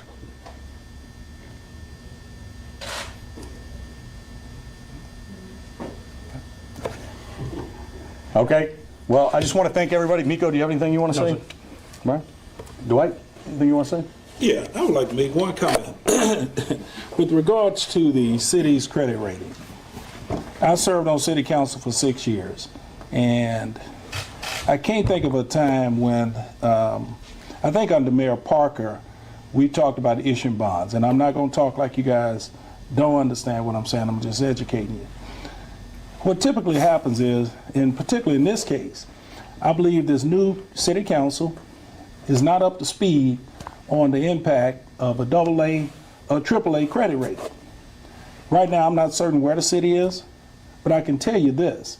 By doing what's right in terms of negotiations has no major impact, excuse me, on the city's credit rating. The credit rating issue deals with the cost of paper, the cost of money. And what happens is, if we're a AAA, if we go to a AA, when we issue our bonds, because the city of Houston is so stable, we have no problem selling our bonds. Zero. But, the administration would throw that at these new council members to scare them off. So do your research, and you will see that the impact of doing what's right by issuing arbitration has no major impact on the city's credit rating. And those are just scare tactics. So do the research and see for yourself. I can assure you, by them accepting this binding arbitration, they will not have an impact on the city's credit rating. Well, I think what he's referring to is that in San Antonio, when their charter amendment passed, one of the 3 major credit ratings did downgrade the city's credit rating. They don't think they downgraded it. But excuse me, Mark, let me say this. I don't know the facts on that, but I can guarantee you it's not based on this. Not 100. When you look at the city's financial portfolio, it's not 100% based on this. Oh, yeah, no. All right. Yeah, and listen, they've already got me into looping into the mayor's narrative and talking points. But again, I would refer to what San Antonio is and what actually happened. And I think you heard quite clearly from those that have it that this is exactly what you need in order to resolve it. Let me keep this last piece of information. It is not up to the mayor to decide whether or not he wants to enforce a statute. It is the law. This is a right given by the voters. It is under state statute. If the city was in compliance with the law, this wouldn't be a question. Right. So we need to focus back on the fact that why is the mayor not following the law, and why is the mayor not telling you all what the statute says and what the city's positions? They've already lost every position in the district court, in the appellate court, in a unanimous ruling, and they're wasting more taxpayer funds in the Supreme Court. That case has the exact same net effect as what an arbitration does. And not only that, but arbitration's already under statute as an option. So again, why would you not want to resolve? You have to resolve by law, by statute. You have to resolve a contract. Not refusing to do that, that doesn't solve a problem. So we're excited today that today is about the fact that citizens, firefighters, families got together, and everybody has shown up in huge, broad support. Over 100 state representatives, both Democrat and Republican, supported this very thing. Yes.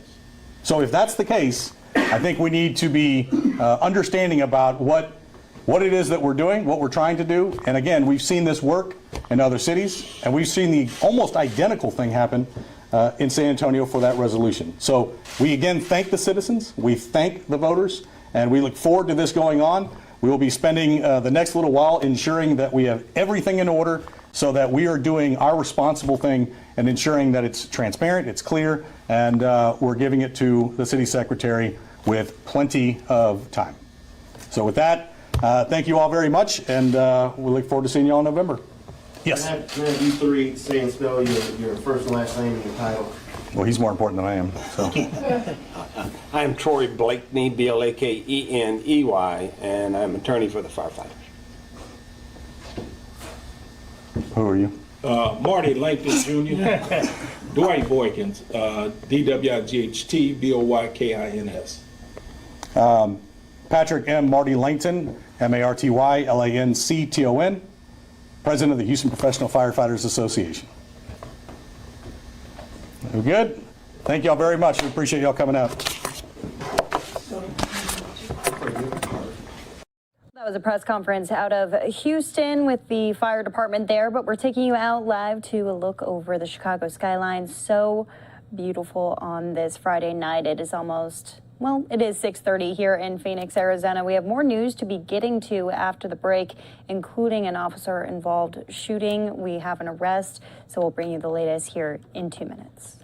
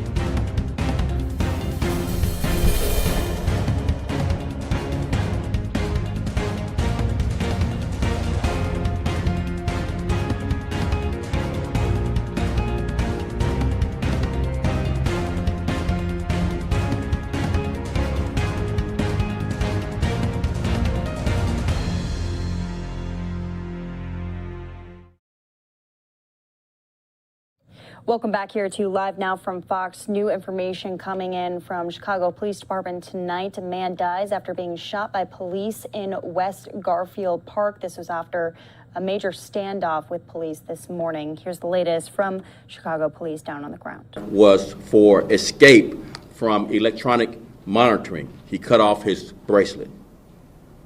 The offender was located inside a vehicle in the 100 block of South Kilpatrick, as I mentioned, in the 11th district. As the task force approached the offender, he would not remove himself from the vehicle, failed to follow their instructions. The task force officers initiated a 10-1, which is asking for additional help from other officers, at which time Chicago police officers from the 11th district and the community safety team responded to the scene to assist. The offender produced a firearm and pointed it at officers, according to preliminary reports. 3 Chicago police officers and 1 U.S. Marshal discharged their weapons, striking the offender. The offender was transported to Mount Sinai Hospital in grave condition. No officers were hit by gunfire. 3 Chicago police officers and 1 U.S. Marshal was transported to area hospitals for evaluation. Currently, the specifics of this incident, including the comprehensive use of force investigation, is being conducted by the Civilian Office of Police Accountability, COPA, with the full cooperation of the Chicago Police Department.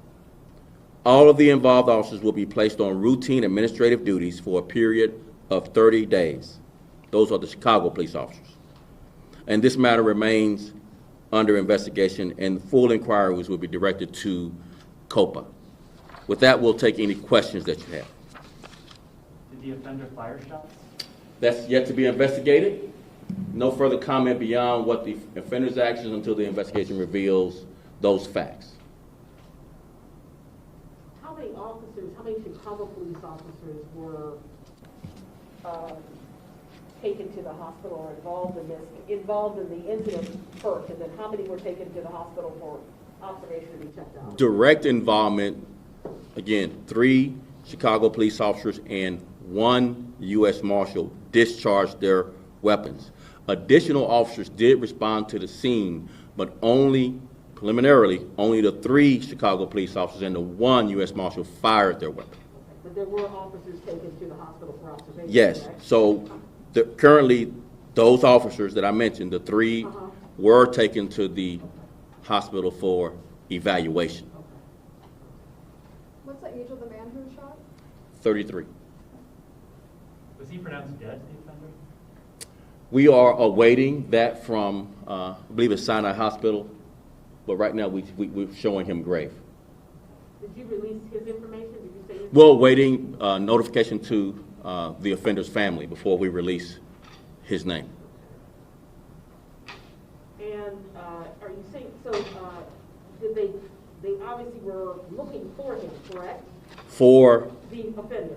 For aggravated sexual assault with a firearm and escape from electronic monitoring. So this person was on electronic monitoring. He cut off his bracelet, and we were looking for him to bring him in for those violations. Do we know, do you have a date as to when he cut off his ankle monitor and when this? We don't have that date. Okay. Do you have a date of when the warrant was issued? We have the date of, so December 4th, 2020. We filed a petition for a violation of bond with an arrest warrant for the offender.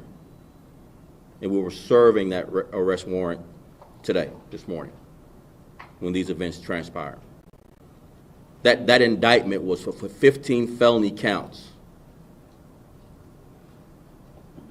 of aggravated criminal sexual assault. Did the man live in that block? We believe so.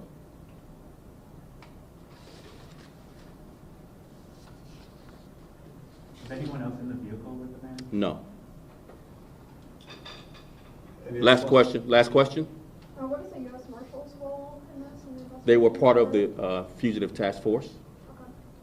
And then just, Superintendent, you just speak to, I mean, this is the second shooting of this level of import. Just talk to your officers, but also to the public about just this level of violence that seems to continue. I think the primary point I want to make is the bravery and courage of law enforcement, facing down these violent offenders, bringing them to justice to protect the people of Chicago. That's number one. That it's a very dangerous time to be in law enforcement. These officers face death day in and day out to protect the people of Chicago. And this today highlights just another incident recently of officers being committed and dedicated to risk everything to protect the people of Chicago. But it will also highlight the impunity that these offenders mete out their violence, regardless of whether it's criminal on criminal violence, gang on gang violence, or just some disagreement where people are not, conflict resoluting in a peaceful way. They turn to the gun, to include that violence against police officers with impunity. There's no regard for law enforcement's presence at these scenes to bring them to justice. They will fire a weapon at law enforcement or at others for what appears to be no apparent reason. It would have been easier just to give up and face the consequences of your behavior. Instead, this person points a gun at us. So it just highlights several things, but the most important thing it highlights is the courage and bravery of our Chicago police officers, along with our other law enforcement partners at the U.S. Marshal's Office. What concerns do you have for this weekend? With obviously on the heels of last weekend. So one of the concerns I don't have is whether or not Chicago police officers will rise to the occasion and face what is a violent crime wave going across this country. We ask people to comply with the law, put your guns down. We ask them to, take us up on the many social services we offer. We ask them to be influenced by street outreach and violence interrupters. We ask them to consider other alternatives to resolving their conflicts. We ask them to do a lot of things. And our hopes are that others will be influencing some of these offenders, the faith community and others. A lot of nonprofits do a lot of great work. I just can't, give enough accolades to the many street outreach workers that are working the overnight hours with us to try to calm down these conflicts. So the concern is not from a standpoint of whether or not officers and others who are on the ground will do their part. We are doing our part to make Chicago safer. But we need the court system to do its part. This person was on the electronic monitoring after 15 counts of criminal sexual assault with a firearm, and he pointed a gun at our officers with ill intent. And that's the point I want to make. Do you think because of bail reform that's why he was out, and should he have been out after 15 felony counts? I would say it this way. If this debate that we're having saves one life, all the criticism is worth it. That our criminal justice system was based on the one victim. The one victim. I've mentioned Jason Adams, 7-year-old Jason Adams, was killed by someone on electronic monitoring. Our law enforcement partners here, they're standing with me, we are advocates for the victims. The one victim is good enough for us. There should be no statistical, anecdotal errors where we disregard the one victim. The one victim. And you call it what you want. You want to call it finger pointing, you want to call it, we all need to sit down. No, we are advocates and unapologetically advocates for the one victim. The one victim who is at the hands of someone on electronic monitoring is either killed or violently assaulted, means you ought to take a second look at this program. And we're not going to apologize for advocating for the one victim. The one victim. One person murdered is one too many. Thank you very much.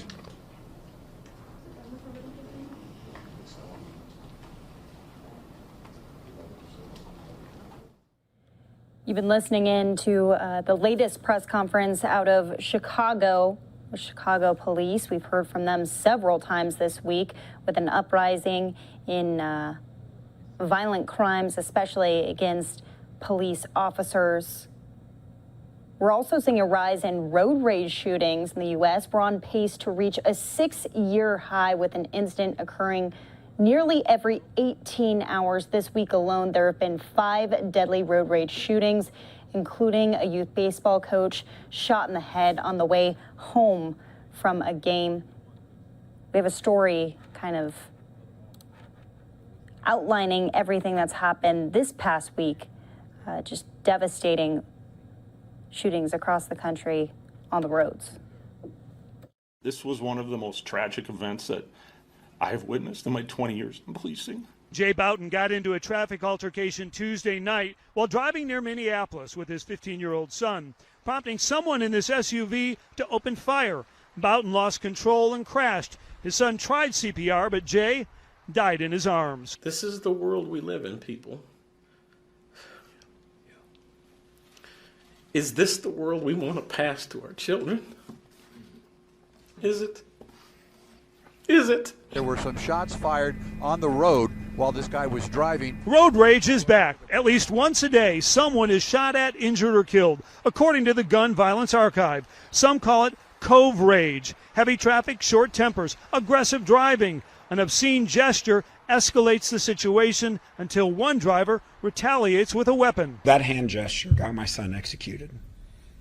And then that's not fair. Monday in Houston, Paul Castro and his 17-year-old son David were on their way home from an Astros game when Dad exchanged hand gestures with the driver of a white Buick sedan, who followed them before opening fire.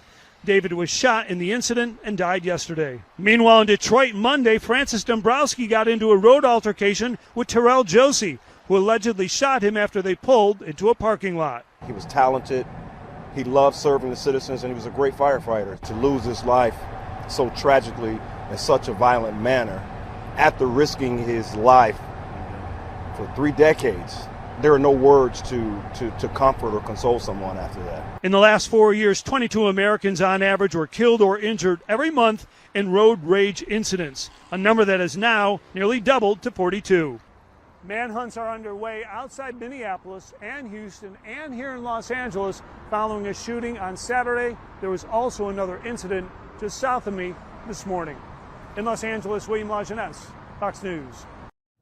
Meanwhile, police releasing dramatic body camera video. You can see it right here, showing people screaming as officers run towards the sound of gunfire, ordering people to stay down. The gunfire broke out early on Monday morning during a block party in Toledo, Ohio. 11 people injured in the shooting. One person, a 17-year-old boy, was killed. So far, no word on a motive for the shooting, and no suspect has been taken into custody at this time. I'm going to replay this video for you. We'll listen in.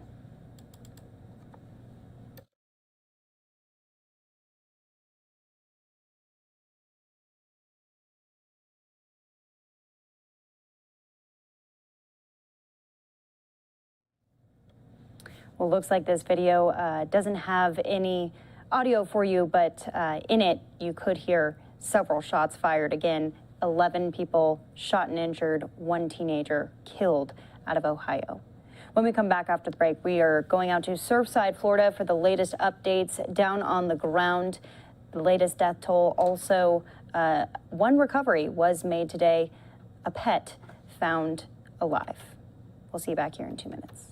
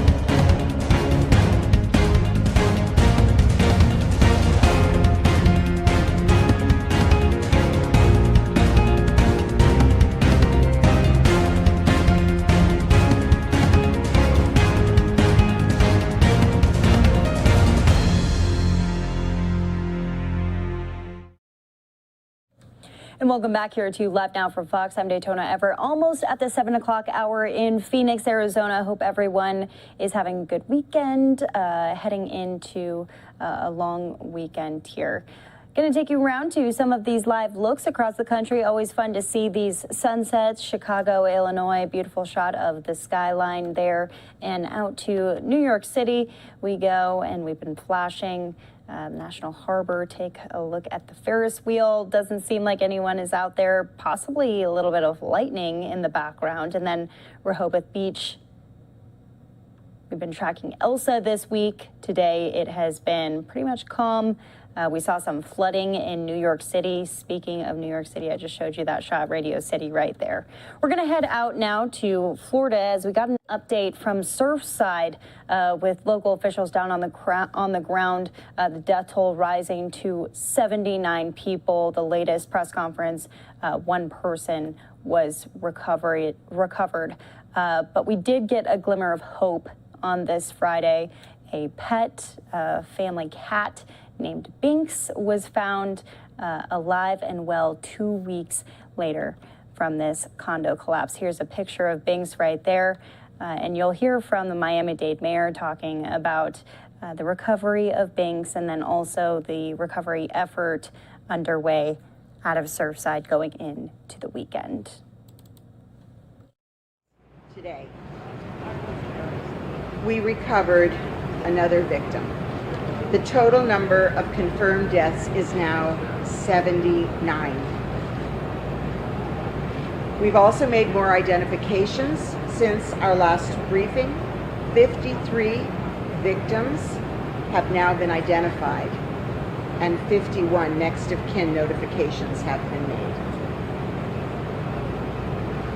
200 people are accounted for, 61 people potentially unaccounted for. The team has continued to verify all accounts, cross-referencing names against the U.S. Postal Service lists, driver's license lists, the building roster, multiple other databases. We want to get this right. And the hard work and the ongoing audit has continued.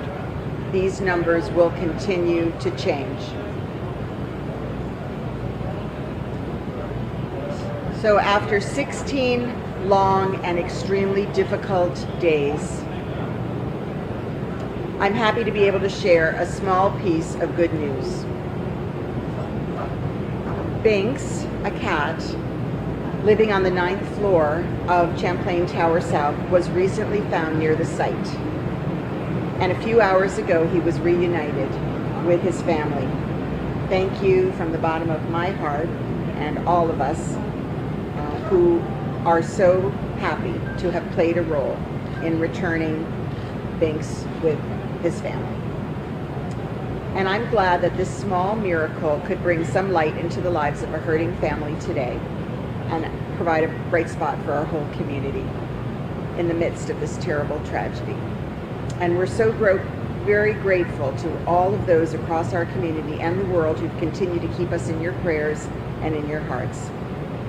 Finally, tomorrow, I'd like to announce that our press briefing will be once per day, 10 a.m. going forward. So I hope to see you tomorrow at 10.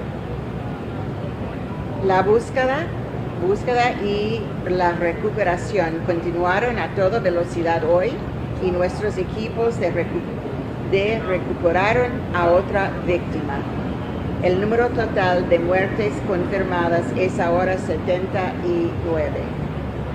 También hemos identificado un total de 53 víctimas y 51 notificaciones a familias.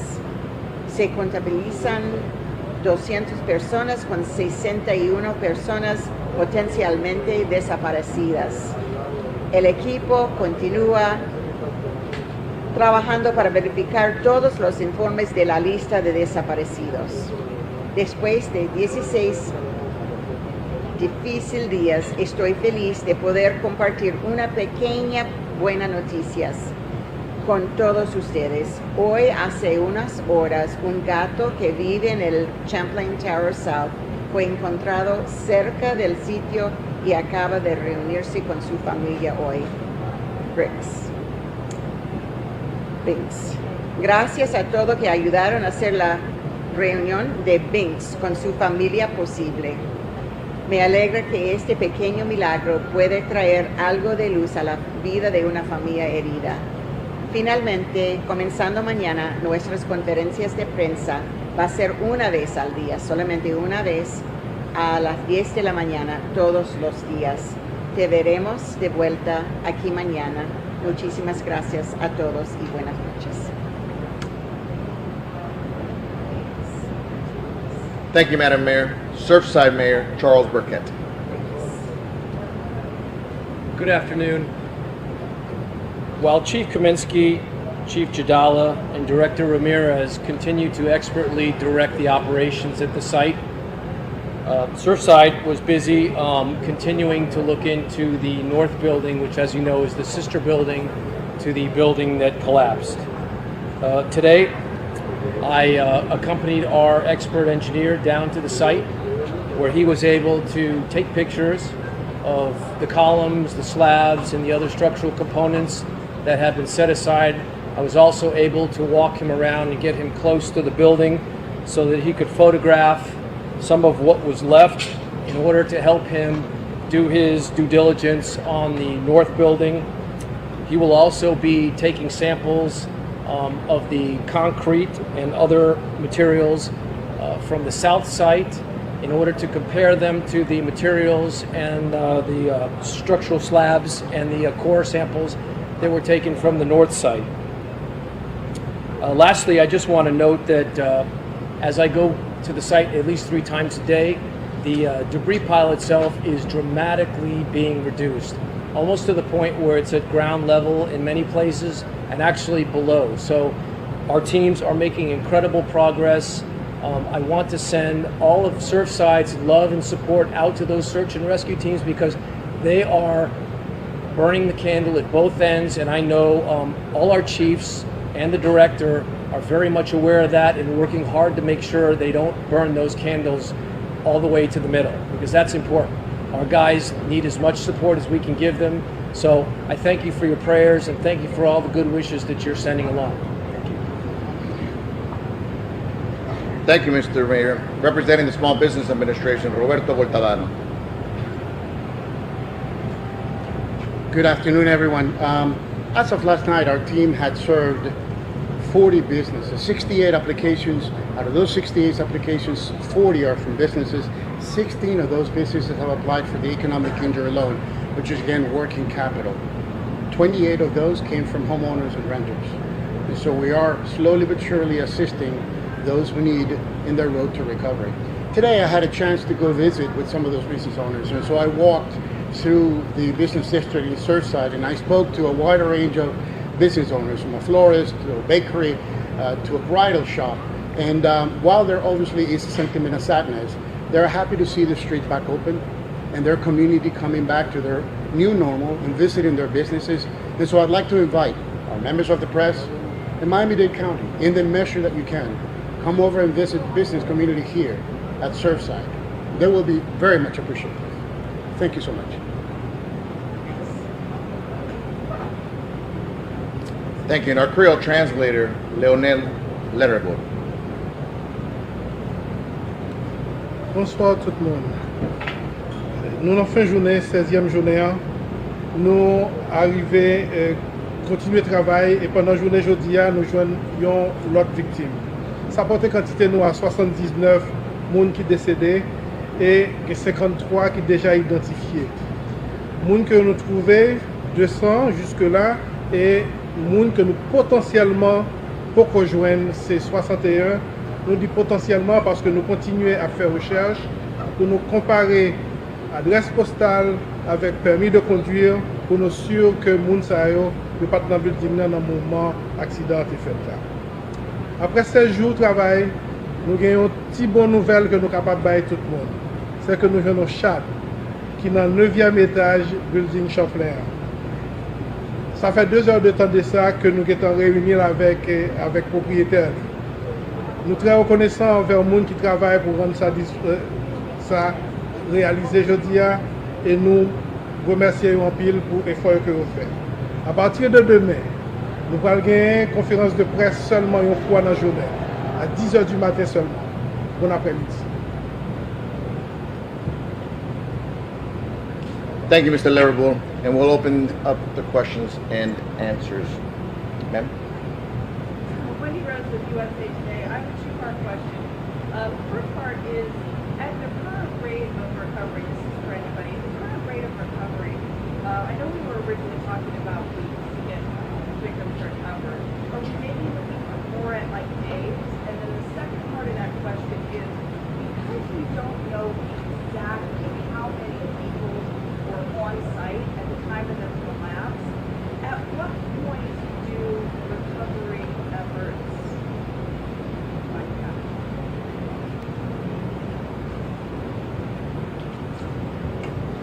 In regards to time frame, we haven't clearly established.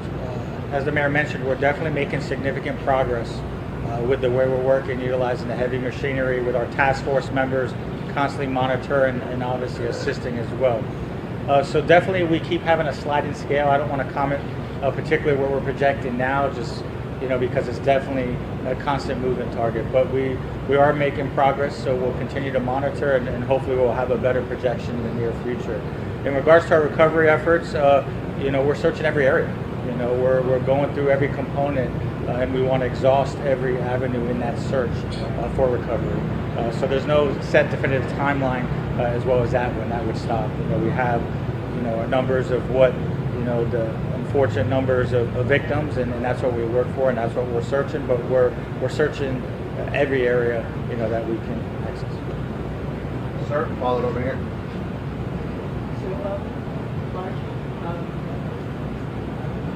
Just one new victim this time.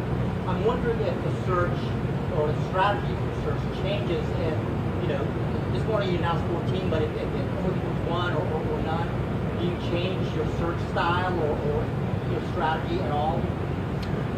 Your strategy might always be modified throughout the process.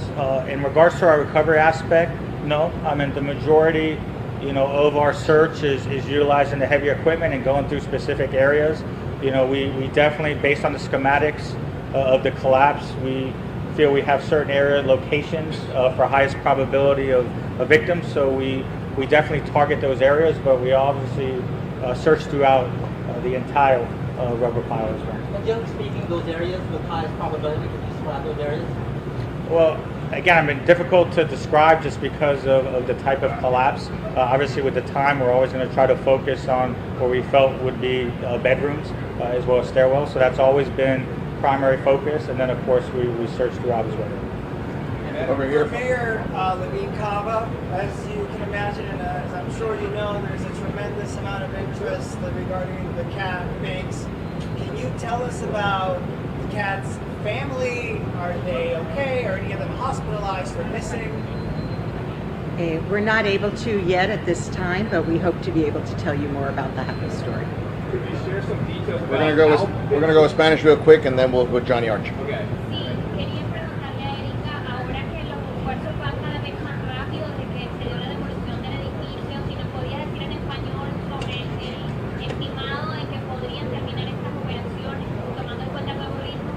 Bueno, en realidad estamos avanzando bastante rápido, pero en este momento no tenemos determinado, digamos, en cuestión de días o horas. Vamos a estar aquí hasta que terminemos de encontrar a las personas que estamos buscando, y el objetivo continúa el mismo. Tenemos los mismos equipos, el mismo personal, y eso es lo que queremos enfatizar, que vamos a estar aquí hasta que terminemos esta labor. NBC.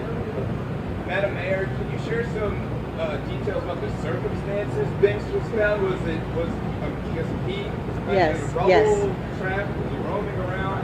Yes. So there are people who feed the cats on the street, and a volunteer was feeding the cat and thought that she recognized the cat and brought the cat to the animal shelter, where it was positively identified as belonging to the family as one of the missing cats.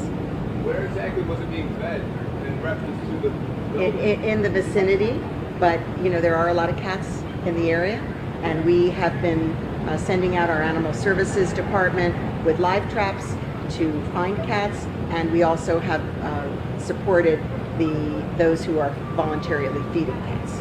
Thank you. Sir, over here. Follow En español, alcaldesa, pero hay mucho interés por el gato, sobre todo porque da mucha esperanza, pero no estaba bajo los escombros, lo encontraron cerca, ¿cierto? Y la otra, ¿tienen ustedes Sí, tienen razón. Hay voluntarios que vienen a dar comida a los gatos que están afuera, y una persona encontró este gato y pensaba que tal vez era uno de ellos que estaba identificado antes, y lo llevó al the animal shelter. Y llevó el gato al refugio de los animales del condado, a donde ellos sí identificaron y notificaron a la familia. O sea, que el gato pudo estar en los escombros, pero no sabemos. No, porque el voluntario no estaba en los escombros, entonces estaba alrededor. One question for the fire chief. On top of everything, the weather conditions remain brutal. Have any rescue workers been hospitalized or injured in any way as a result of the heat, or as a result of just the search process in general? Throughout the process, yes, we did have some firefighters that suffered some dehydration earlier. Today, I'm glad to report we haven't had any instances of any firefighters being injured, any dehydration concerns today. Obviously, the weather, with the heat, we're constantly monitoring that, our rotations going through, and making sure our personnel are well hydrated. One last question. For the fire chief as well. Surfside Mayor mentioned that in some parts the rubble has been removed and it's down to the ground. Have your crews began their search for victims below ground? Well, with this process, we're continuing to layer in, floor by floor. So all throughout the areas that we're searching, it's at different levels. So some of it is now we're below grade per se, going into that garage area, and as we mentioned earlier, with this pancake collapse, there was several floors that we knew were in that garage area. So yes, now we're at certain areas throughout the rubble pile. We're below the ground level per se, and we'll continue that process until we'll get to the lowest level. Thank you, folks. We'll see you at 10 a.m. tomorrow. Remember, it's one brief per day, a daily brief.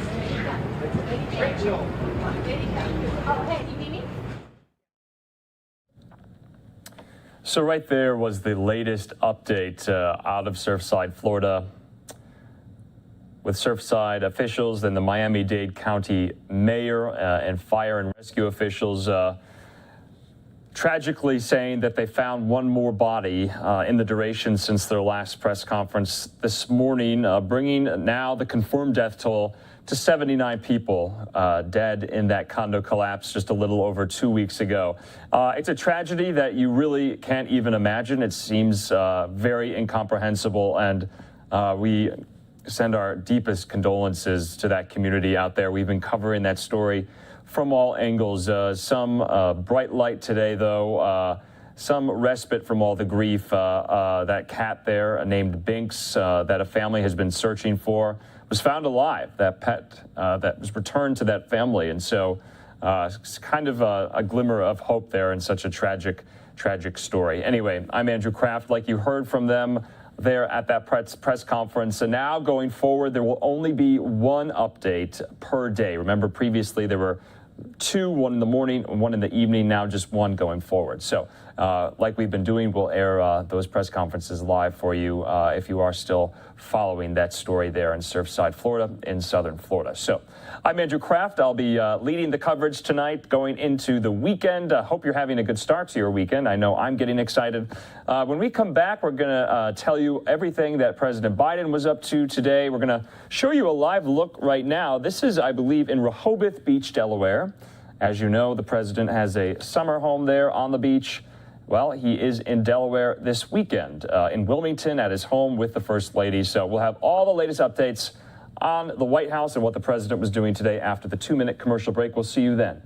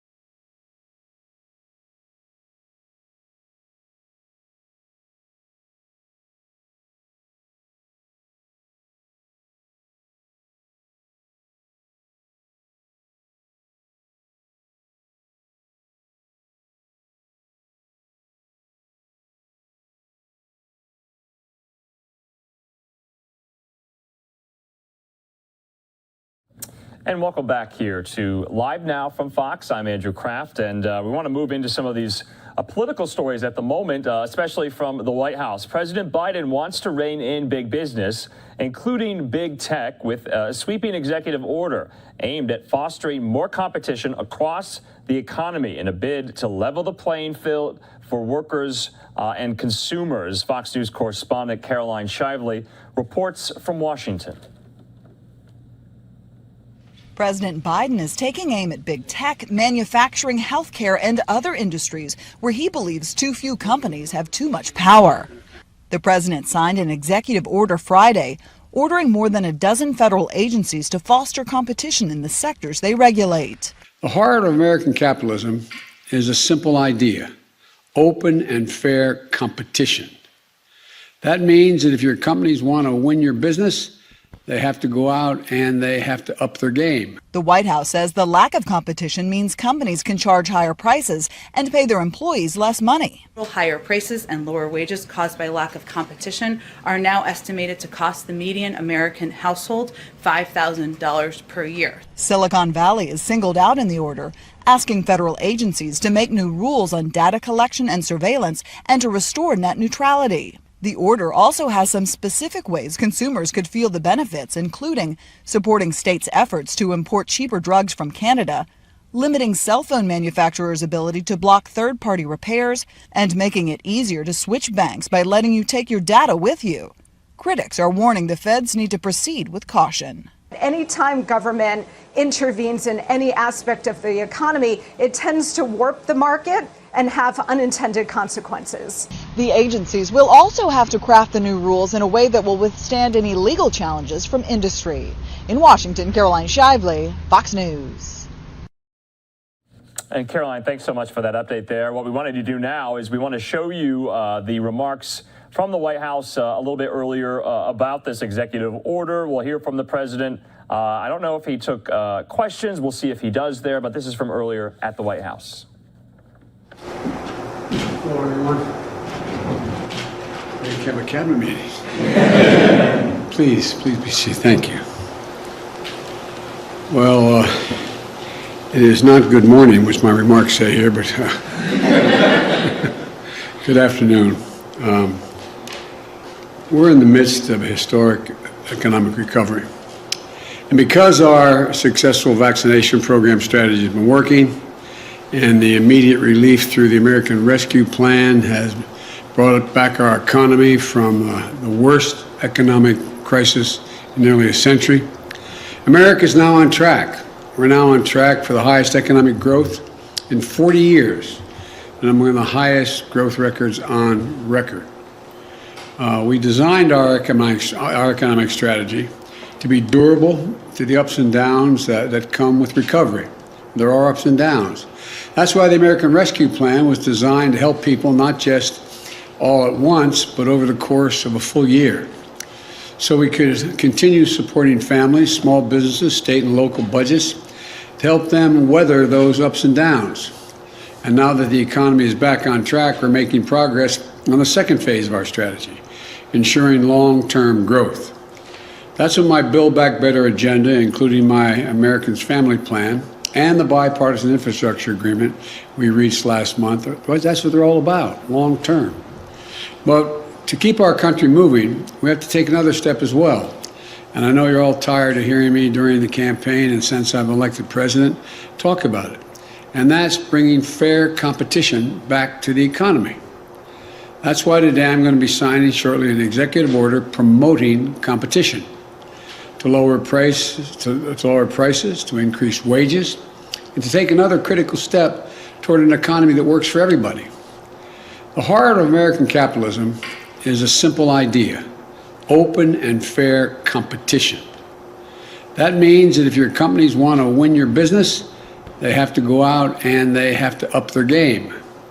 Better prices and services, new ideas and products.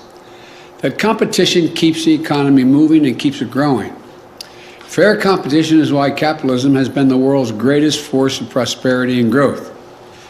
By the same token, competitive economy means companies must do everything they do to compete for workers. offering higher wages, more flexible hours, better benefits. But what we've seen over the past few decades is less competition and more concentration that holds our economy back.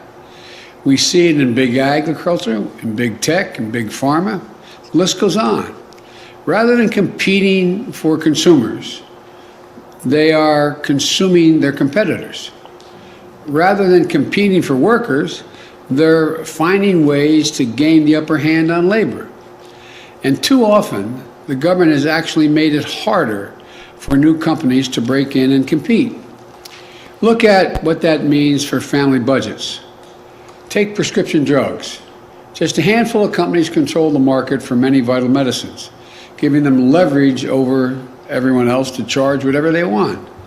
As a result, Americans pay 2.5 times more for prescription drugs than in any other leading country. And nearly 1 in 4 Americans struggles to afford their medication. Another example, hearing aids. Right now, if you need a hearing aid, you can't just walk into a pharmacy and pick one up over the counter. You have to get it from a doctor or a specialist. Not only does that make getting hearing aids inconvenient, it makes them considerably more expensive. And it makes it harder for new companies to compete, innovate, and sell hearing aids at lower prices. As a result, a pair of hearing aids can cost thousands of dollars. That's a big reason why just 1 in 7 Americans with hearing loss actually use a hearing aid. Another example, internet services. There are more than 65 million Americans live in a place with only one high-speed internet provider. Research shows when you have a limited internet operation, you pay up to 5 times more on average than families in places with more choices. That's what a lack of competition does. It raises the prices you pay. It's not just consumers getting hurt. Big Ag is putting a squeeze on farmers. Small and family farms, first-time farmers, like veterans coming home and Black and Latino and Indigenous farmers. They're seeing price hikes for seed, lopsided contracts, shrinking profits, and growing debt. Lack of competition hurts workers as well. In many communities, there are only a handful of employers left competing for workers. Think of company towns across Appalachia and other parts of the country where one big corporation runs the show. When corporations have that kind of leverage over workers, it pushes down advertised wages by up to 17%. And as competition decreases, businesses don't feel the pressure to innovate or invest in their workforce. That hurts working families and hurts our economy. All told, between rising prices and lowering wages, lack of competition costs the median American household $5,000 a year. Well, look, I'm a proud capitalist. I spent most of my career representing the corporate state of Delaware. I know America can't succeed unless American business succeeds. But let me be very clear. Capitalism without competition isn't capitalism. It's exploitation. Without healthy competition, big players can change and charge whatever they want and treat you however they want. And for too many Americans, that means accepting a bad deal for things that you can't go without. So, we know we've got a problem, a major problem, but we also have an incredible opportunity. We can bring back more competition to more of the country, helping entrepreneurs and small businesses get in the game, helping workers get a better deal, helping families save money every month. Good news is we've done it before. In the early 1900s, President Teddy Roosevelt saw an economy dominated by giants like Standard Oil and J.P. Morgan's railroads. He took them on, and he won. And he gave the little guy a fighting chance. Decades later, during the Great Depression, his cousin Franklin Roosevelt saw a wave of corporate mergers that wiped out scores of small businesses, crushing competition and innovation. So he ramped up antitrust enforcement, 8-fold in just 2 years, saving families billions in today's dollars, and helping set the course for sustained economic growth after World War II. He also called for an economic bill of rights, including, quote, the right of every businessman, large and small, to trade in an atmosphere of freedom from unfair competition and domination by monopolies, end of quote. Between them, the two established an American tradition, an antitrust tradition. It's how we ensure that our economy isn't about people working for capitalism, it's about capitalism working for people. But over time, we've lost the fundamental American idea that true capitalism depends on fair and open competition. 40 years ago, we chose the wrong path, in my view, following the misguided philosophy of people like Robert Bork and pulled back on enforcing laws to promote competition. We are now 40 years into the experiment of letting giant corporations accumulate more and more power. And what have we gotten from it? Less growth, weakened investment, fewer small businesses. Too many Americans who feel left behind. Too many people who are poorer than their parents. I believe the experiment failed. We have to get back to an economy that grows from the bottom up and the middle out. The executive order I'm soon going to be signing commits the federal government to full and aggressive enforcement of our antitrust laws. No more tolerance for abusive actions by monopolies. No more bad mergers that lead to mass layoffs, higher prices, fewer options for workers and consumers alike.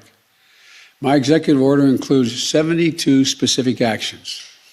I expect the federal agencies, and they know this, to help restore competition so that we have lower prices, higher wages, more money, more options, and more convenience for the American people.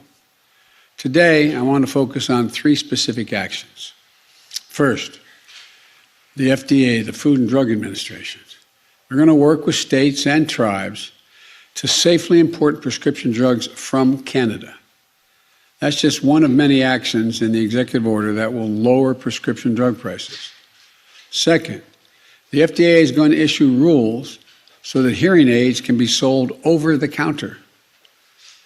That's something the last administration was supposed to have done but didn't do. We're going to get it done. After these rules go into effect, a pair of hearing aids could cost hundreds of dollars, not thousands. And you'll be able to pick them up at your local drugstore. Third, we're going to improve competition for workers. I've talked a lot about non-compete agreements, contracts that say you can't take another job in your field even if you get a better deal.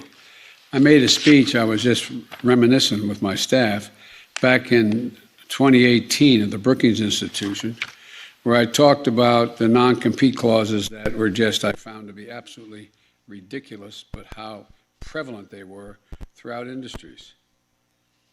At least 1 in 3 businesses require their workers to sign a non-compete agreement. These aren't just high-paid executives or scientists who hold secret formulas for Coca-Cola so Pepsi can't get their hands on it. The recent study found 1 in 5 workers without a college education is subject to non-compete agreements.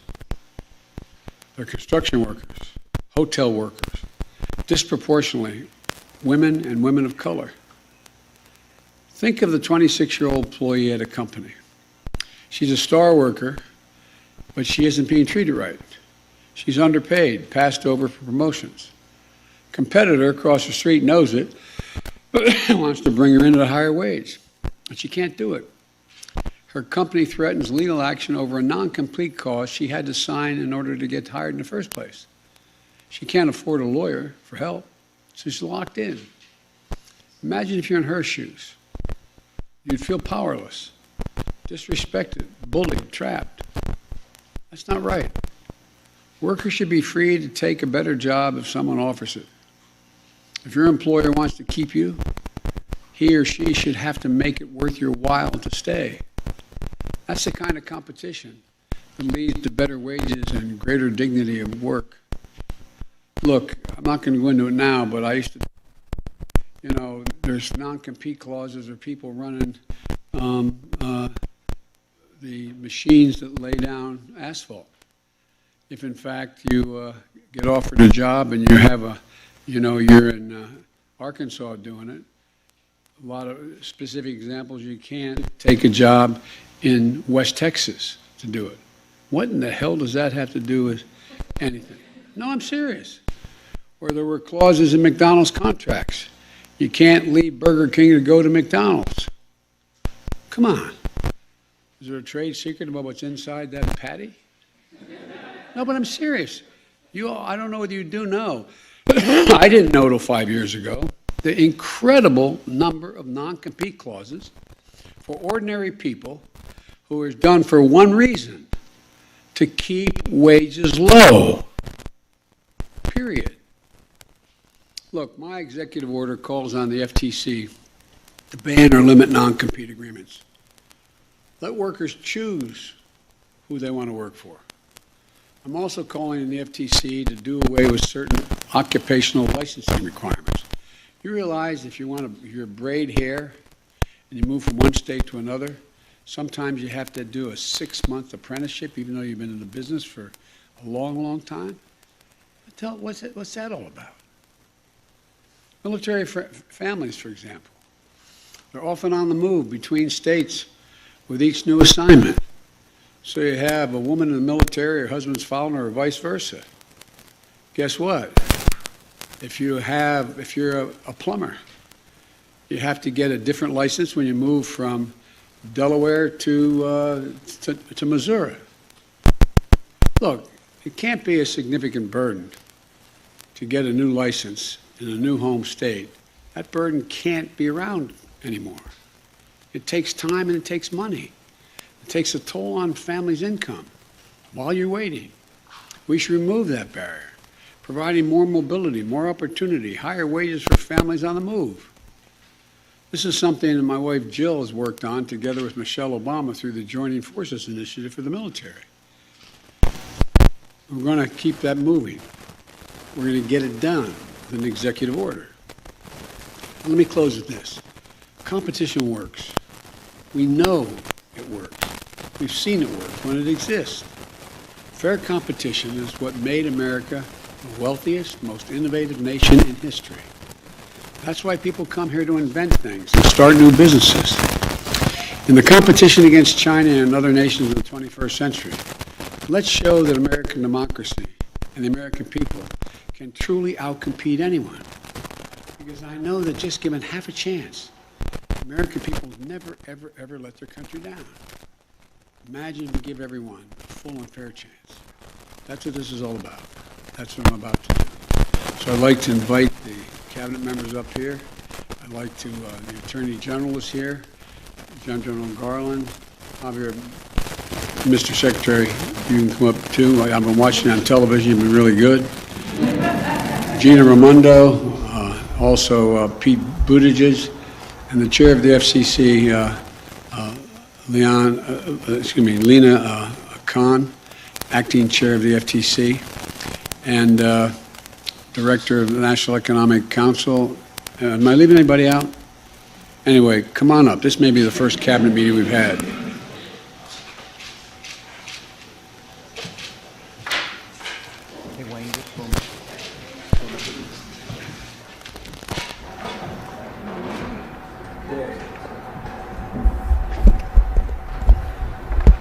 Promoting competition in the American economy.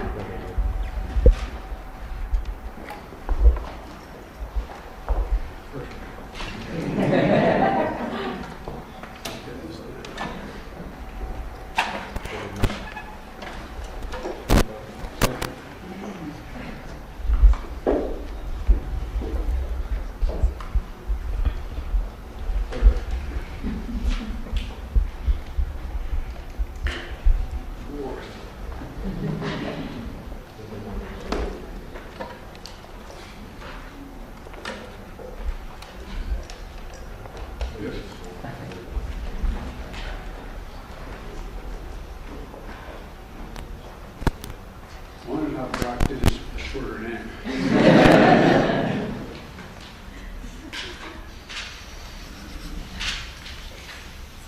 Thank you. Thank you, everyone.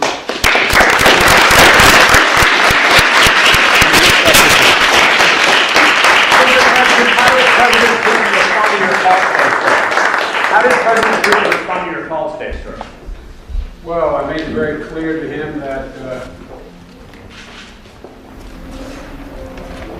that the United States expects when a ransomware operation is coming from his soil, even though it's not sponsored by the state, we expect them to act if we give them enough information to act on who that is.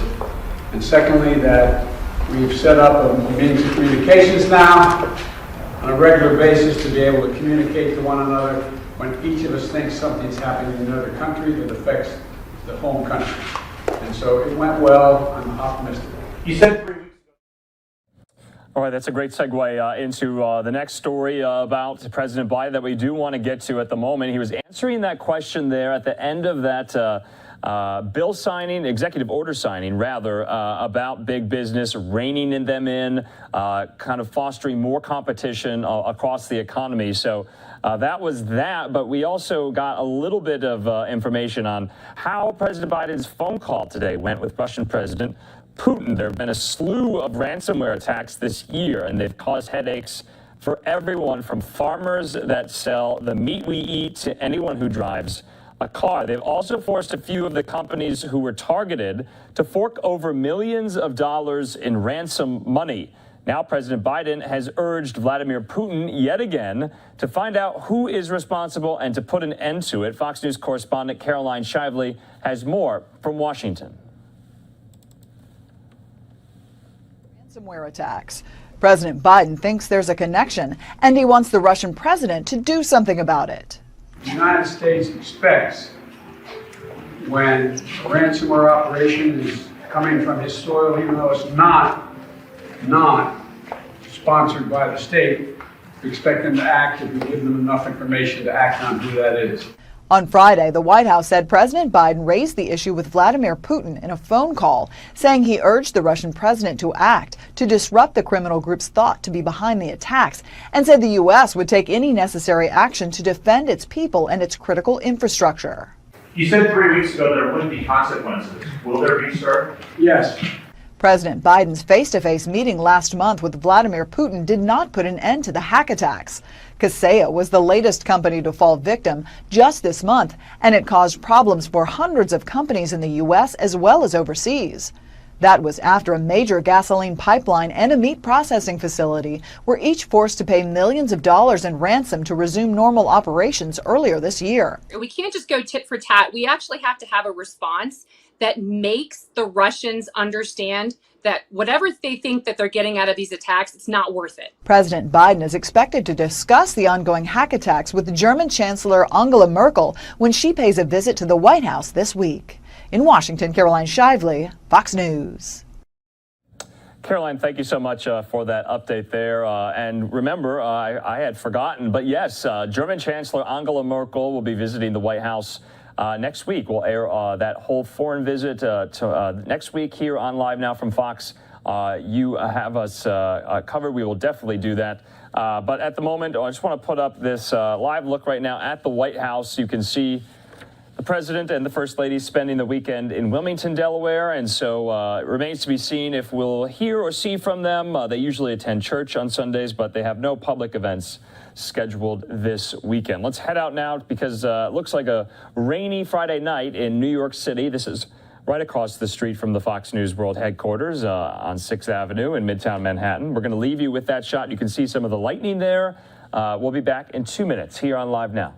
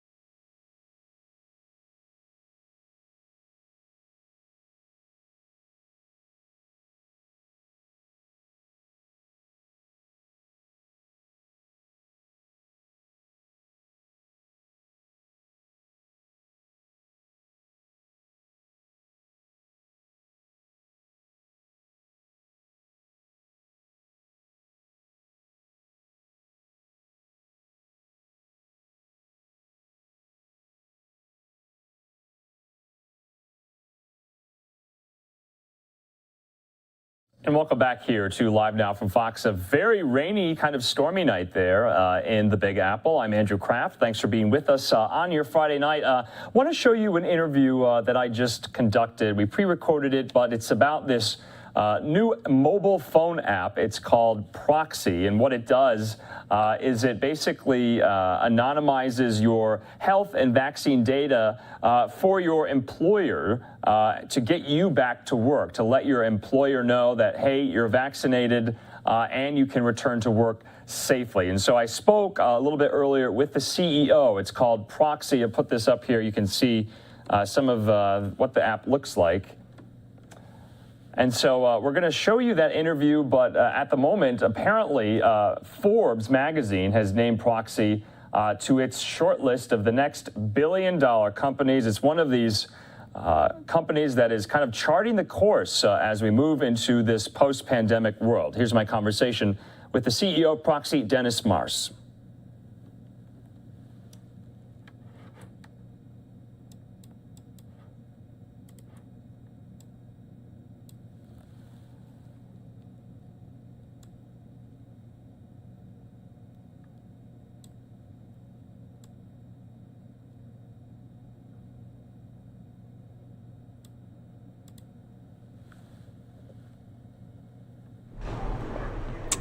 All right, and welcome here to Live Now from Fox. As you know, many people are getting back to work, and some employers will be requiring their employees to get vaccinated. And right now I'm being joined by Dennis Mars. He's the CEO of Proxy. And what Proxy is, it's an app that will help employers bring their employees back and hope to get and verify their COVID-19 vaccination status. Dennis, thanks so much for being with us. Kind of talk about the app. Why does it matter, obviously, at this crucial juncture in time, post-pandemic? Yeah, hi, Andrew. Thanks for having me. So we developed Proxy Health Pass really to give employees the tools they need to make sure they can reopen their offices in a healthy and secure way. And we thought it was really important to do this in a way that we can preserve people's privacy and not have to share their health status information, but instead provide a simple tool where people can store their health vaccines or negative test results on their phone and then use it as a way to prove that they've been vaccinated, but in a way that doesn't require them to share their vaccine statuses or information to anyone else. So we think privacy is an important thing, and it's something that we wanted to make sure the workplace can maintain the way that they're reopening in a safe and secure way, but ultimately not by having to check up on everyone's health vaccine information. We think it's an important time now because people are reopening their offices. A lot of companies are bringing people back to work. A lot of people are trying to get back to work to get back to the old way of doing things. But at the same time, we need to help companies, with the right tools to be able to do it in a way that they can maintain some safety environments and healthy environments as they do it. Yeah, Dennis, I just want to read from this survey that took place earlier this year. It said more than 60% of companies in the United States will require proof of vaccination from their employees. Also, companies like Morgan Stanley said in May that it announced from July 12th onwards, unvaccinated employees will no longer be allowed in the bank's New York City office. And so you're seeing a lot of businesses try to formulate plans to get their employees back to work. So what exactly does Proxy show as far as health data is concerned? Can people's privacy, be maintained? Yeah, I mean, that's one of the most important things. That's the reason why we developed this as a company. We founded on the principles of privacy first, and what we try to solve for is the digitization of your wallet. And as wallets become digitized and working on your smartphone, just like your wallet, it needs to be private. Things that you have in your wallet should stay in your wallet. So we try to build the technologies to do that, while at the same time giving the tools for businesses that do want to reopen, that do want to make sure that people can come back, that they can do it in a way that doesn't require that sharing of information. Instead, what you're sharing really is a verification that it's like a checkbox. It's like, yes, this person's either vaccinated or recently tested negative, or if filled out a health screen, and because of that status, they can either re-enter or participate in a certain collaboration that just makes it more controllable and maintainable. The challenge everyone's facing is like, how do we do this in a way that no one wants to have another lockdown, no one wants to get in a situation where things are out of control, but we do want to get back to normal, and we're trying to provide the tools to do that in a very simplified and easy way to do it without that sort of sharing of information that shouldn't be shared.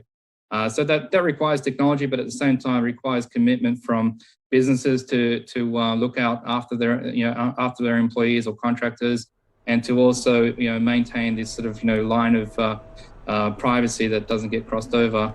And we think at the end of the day, businesses need to make the right choices for themselves. So what's the best thing for their businesses? Ideally, we want to see more and more businesses reopen and get back to normal. And I think the most important thing is that we provide the tools to help them to make the decisions on how they want to set the policies. Obviously, we don't believe that people should all have the same policies. I think every business is different, but ultimately they should have the tools to do the right thing that's best by their employees. And I think it's important for their employees to have that confidence as well, that they're re-entering in a space or an environment that's probably going to be less riskier for themselves, but at the same time, not at the cost of having to share my personal health information, right? And Dennis, can you kind of go into how many businesses right now have downloaded Proxy, and is it more geared toward these Fortune 500 companies, or businesses on Main Street too? So it's more geared to the Fortune 500s, the larger companies that ultimately have the larger challenge.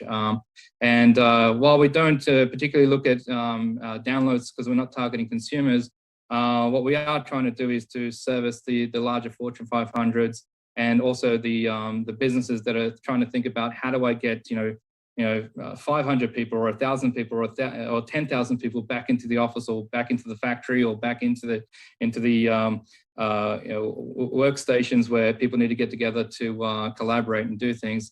What we're seeing is that it's the same concern a lot of businesses are asking, no matter what the scale is, but ultimately at the larger scale of things, that's where the problems are really challenging. How do you do this in a way that works for not just 5 people in an office, but for 50,000 employees in multiple different regions, multiple different states, or multiple different countries at the same time?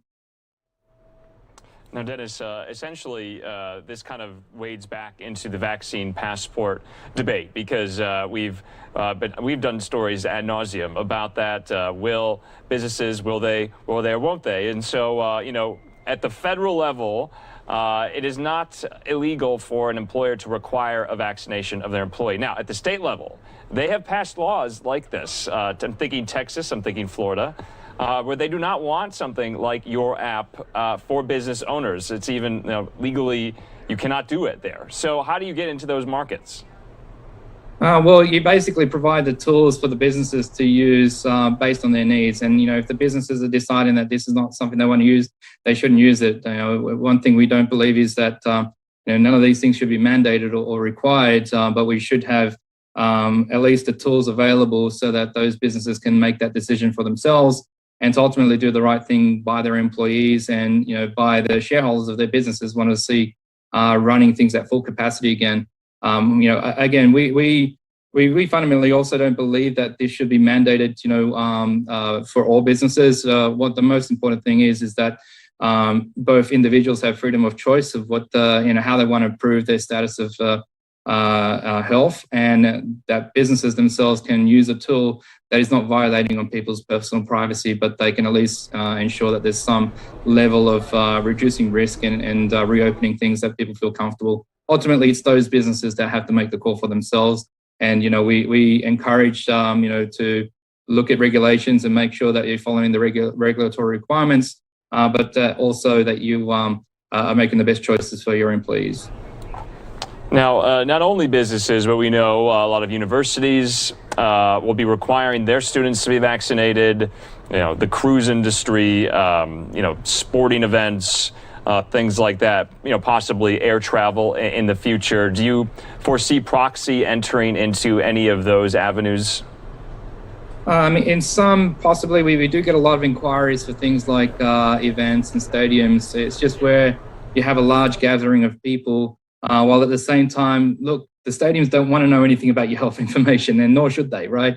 At the end of the day, they want to open the stadiums so that fans can come in and enjoy the moments they can share there. And where we see the alignment is when they really care about preserving people's privacy and making sure that they don't have to access any of that information, that we can provide a simple tool to do these things. Again, we're not talking about a government mandated health passport. We don't think that's the way forward. We do believe that just like having a ticket in your wallet or having a QR code on your phone or having a health pass that's designed to preserve your privacy, that people have a simple way of choosing what tools they want to use, and that businesses can help get us back to some sense of normality where we can get back together as groups and we can not have to wear masks and be more of ourselves in a larger gathering. All right, Dennis Marsh, the CEO of Proxy, the app there that is helping employers get their employees back to work in this post-pandemic life. Thank you so much for being with us here on Live Now from Fox. We'll hopefully talk to you again and get an update on how the app is going. Great, thanks for having me. All right, so I hope you enjoyed that conversation there. We just spoke to him not too long ago, Dennis Mars there from the app Proxy. Just want to put that back up there. So it'll be interesting to see how tech companies work with the private sector, also the public sector, and getting employees back to work. As you know, there's been so much talk about the Delta variant, but still a lot of people are back in the office, maybe not 5 days a week, but 3 days a week. And so this is an interesting tool to kind of see which employees are vaccinated and which are not. So we'll be following up on that here on Live Now, maybe in the weeks and months to come. So I'm Andrew Kraft. Thanks for being with us. We want to just take a 2-minute quick commercial break with more stories to come on this Friday night. We'll see you then.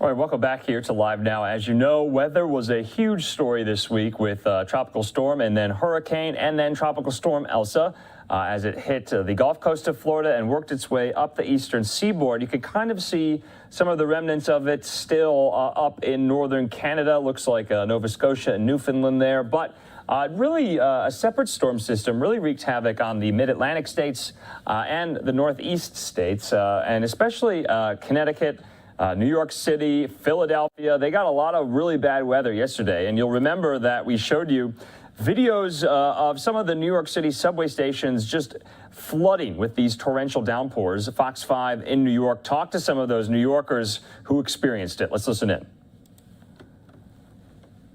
And life-threatening situation. Flash flood warnings buzzed cell phones across the 5 boroughs, but it hardly prepared anyone for this.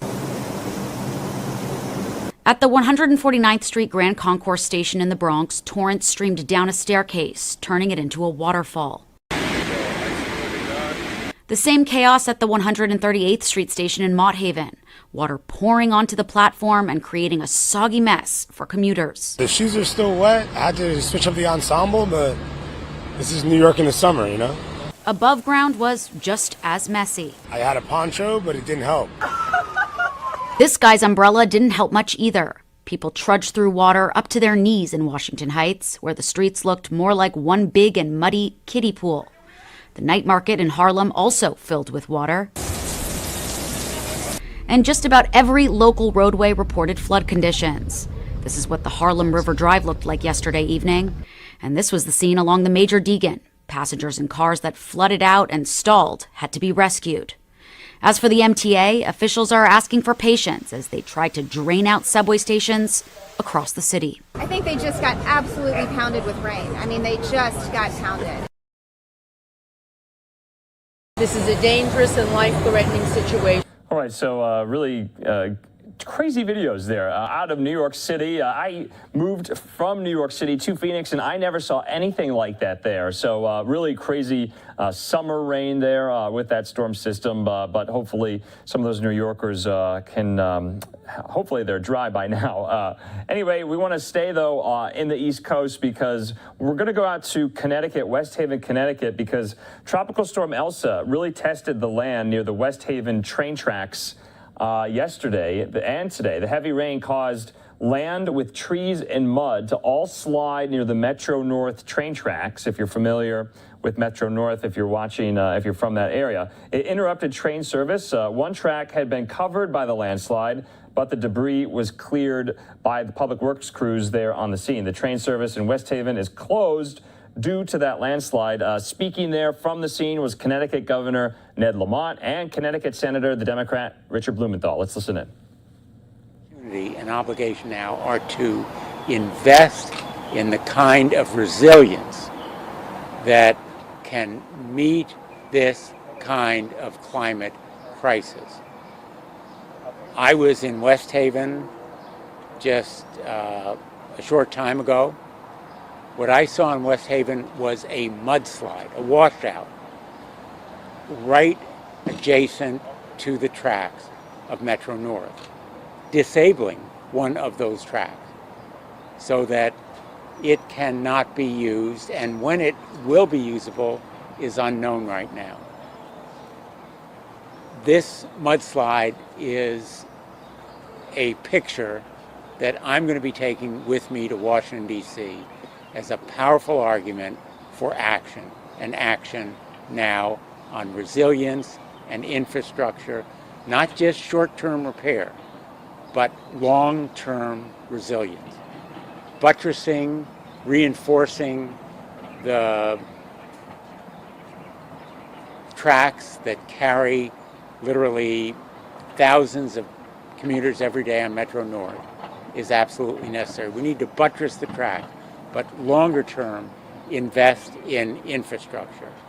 And along those tracks, the hundreds of miles, are more of those same kinds of mudslides waiting to happen, more washouts that may be imminent if we face another similar storm.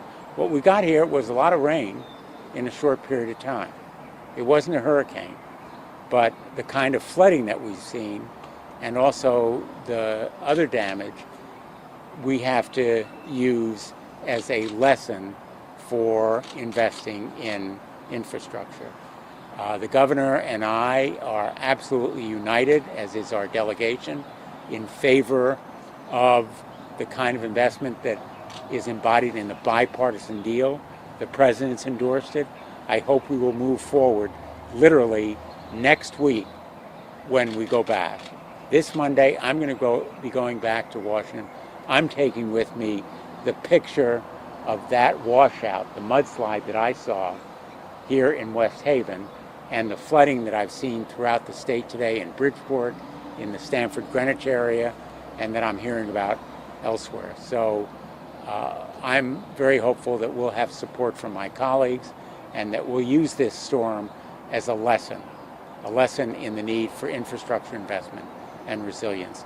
And the governor has been absolutely steadfast and strong in support of this kind of investment. And I'll turn it over to him.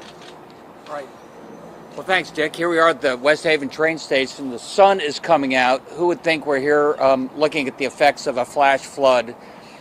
Look, compared to a year ago when we had Isaiah, there the winds were much stronger and a little less flooding. Many more electric outages, little less rain that time, less flooding.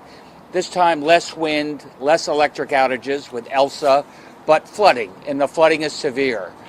And we've seen the flooding, here affecting our rail. As you heard the senator say, just a couple miles down the road, a mudslide that has closed down at least one of the tracks for the near term. That's affected rail stations. That's affected, airports here across the state.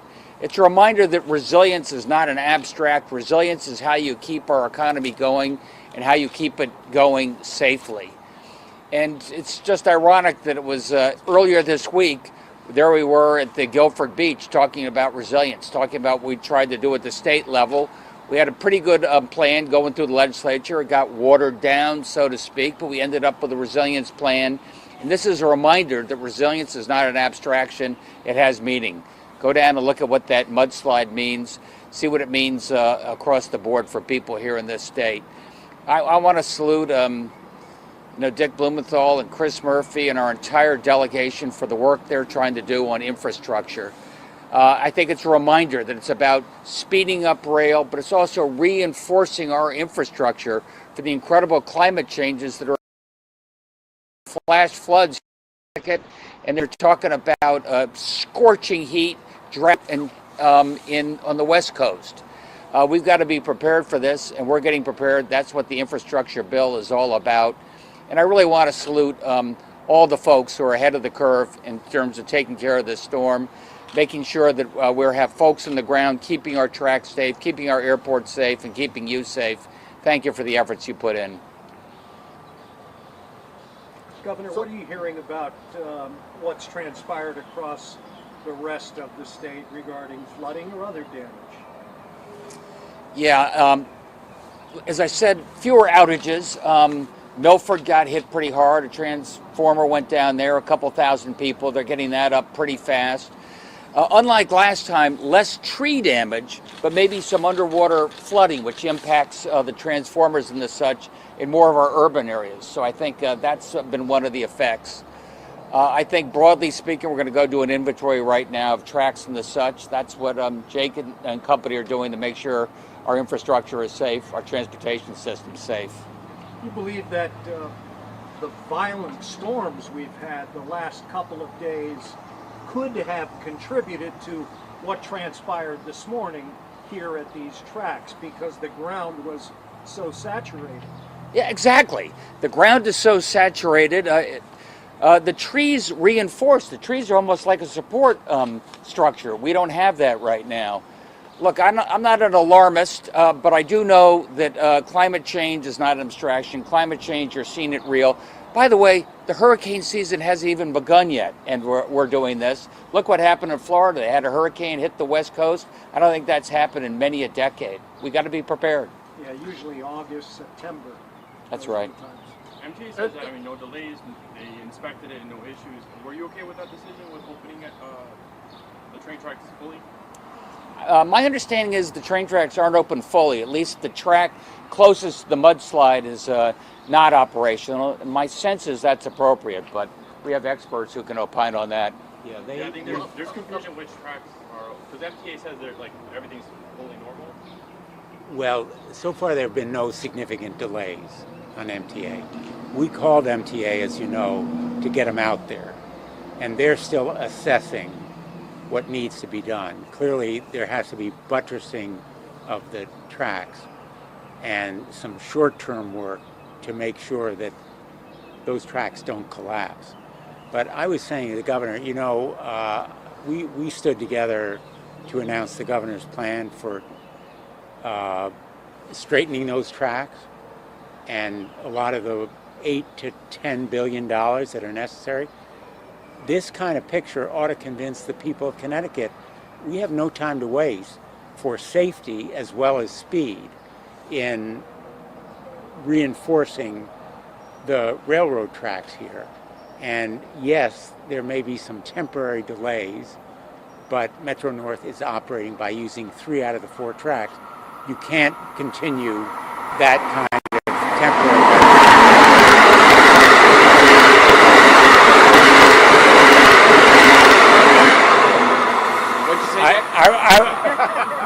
I was filibustering so that we could have that go by for the count. But they are operating, and they're assessing the damage. How lucky are we that nobody was hurt, that there wasn't a train going by when that mudslide hit? Well, you know, people want speed and they want safety, and they deserve both. We were fortunate, and frankly, the folks from the West Haven Public Works Department were on the ball. They were out there. That's why I went there. Lou Esposito, who's here, and his crew, McCarthy, and there were a bunch of others. It just shows you that local vigilance is so important. I spoke to Lou, that's why I went out there, because we were going to come to West Haven. They were on the ball, and they probably contributed importantly to making sure that there were no real catastrophes out there. But if you look, you'll see it when we go out there. The earth is crumbling as we speak right now, and to the governor's point, this country is heading for a real precipice, a real catastrophe. Yes, there might have been injuries or deaths at the wrong time out there in West Haven today, but all throughout our transportation system, there are accidents waiting to happen. Governor, what is the procedure from here? You'll assess the situation, maybe Joe Giletti and MTA, you'll all sort of discuss where to go from. We've been getting together every few hours in the Emergency Operations Center up in Hartford. We have the utilities on the line. We have Department of Transportation on the line. We have DEEP on the line. We get a complete update. They have a heat map so we can see where the outages are, where the choke points are, where the risks are. I think they got things under control. I think we're doing better than we did a year ago. I mean, from the track standpoint over here, is that strictly an MTA decision, or do you have some, weights? My understanding is it's primarily MTA, Metro North. Jake, can you step up just for the cameras at home? First and last name, spelling and title again. First name Jake, Jake. Last name Mankey, Manke. I am the Division of Emergency Management and Homeland Security Region 2 Coordinator. I'm sorry, can you explain a little why you're here? Are you here just for the West Haven landslide, or are you doing a larger survey of rail conditions? So I'm responsible for 30 municipalities in the state of Connecticut, what is known as Demis Region 2. I support all the local municipalities who operate. So when there's something such as this, we at the agency will support the municipalities, sometimes with personnel and sometimes with logistic assistance. So you came to West Haven specifically because of this landslide? Correct. Thanks. And you're going over to Bradley as well? Bradley was actually a different region, so it would be a different coordinator, but West Haven and New Tweed Haven. would be under your purview. Correct. Yeah, Tweed and any of the areas between Milford, Old Saybrook, all the way as high as Meriden. Have you been to Tweed yet? Not yet as of this morning.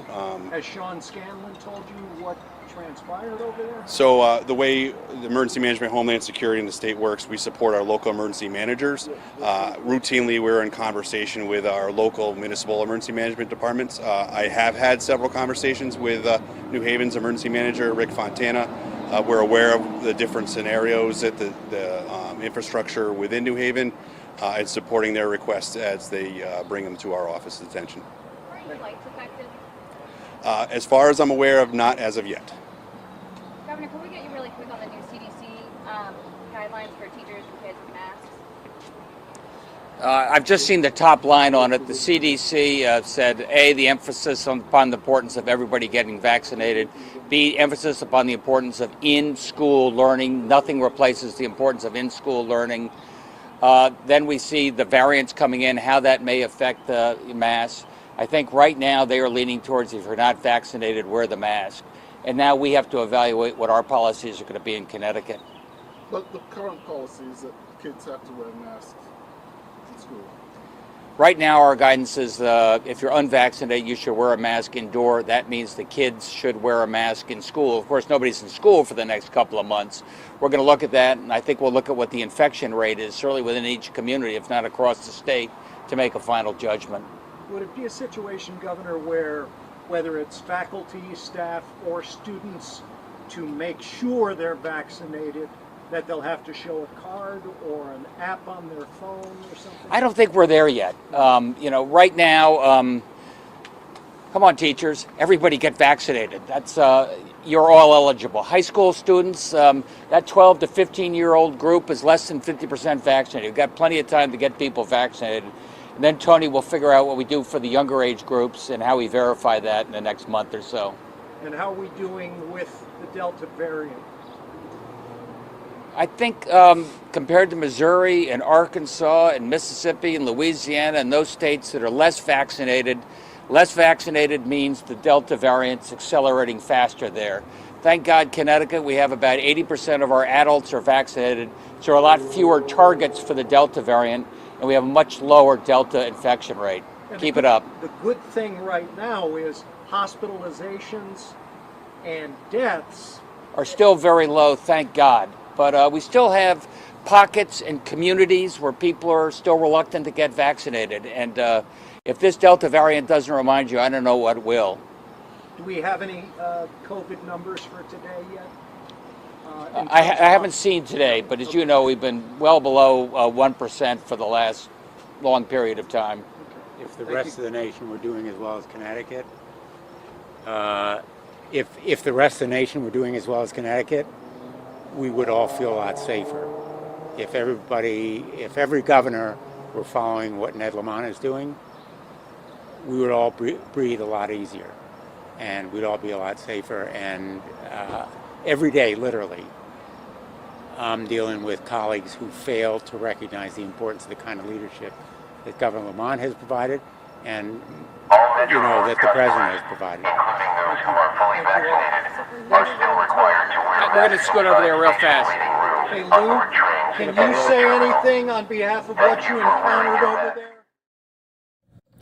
All right, so like I said, we heard there from Connecticut officials, Governor Lamont, Senator Blumenthal, about that really, really terrible weather there from yesterday and this morning. And so we'll hopefully have some more updates on that going into the weekend. We have quite a few live events this weekend that we're going to preview for you, but wanted to get to one of the pretty big stories from today. I'm just going to pull up some of my notes here, but you might have heard this already. You will remember right now we want to go over to Virginia, Charlottesville, Virginia, set to take down 2 Confederate statues this weekend. We're going to put those up right there. You see them.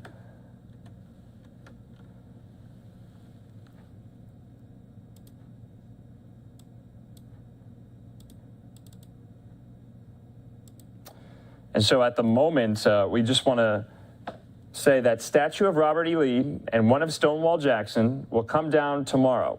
Fencing went up Friday as the city prepared for the removal. The decision to take down the monuments has been a long time in the making. The statues were a flashpoint for a 2017 white nationalist rally in Charlottesville that turned violent and drew national attention. You all remember the 2017 Unite the Right rally in Charlottesville that brought out neo-Nazis who did not want to see this statue of Robert E. Lee taken down.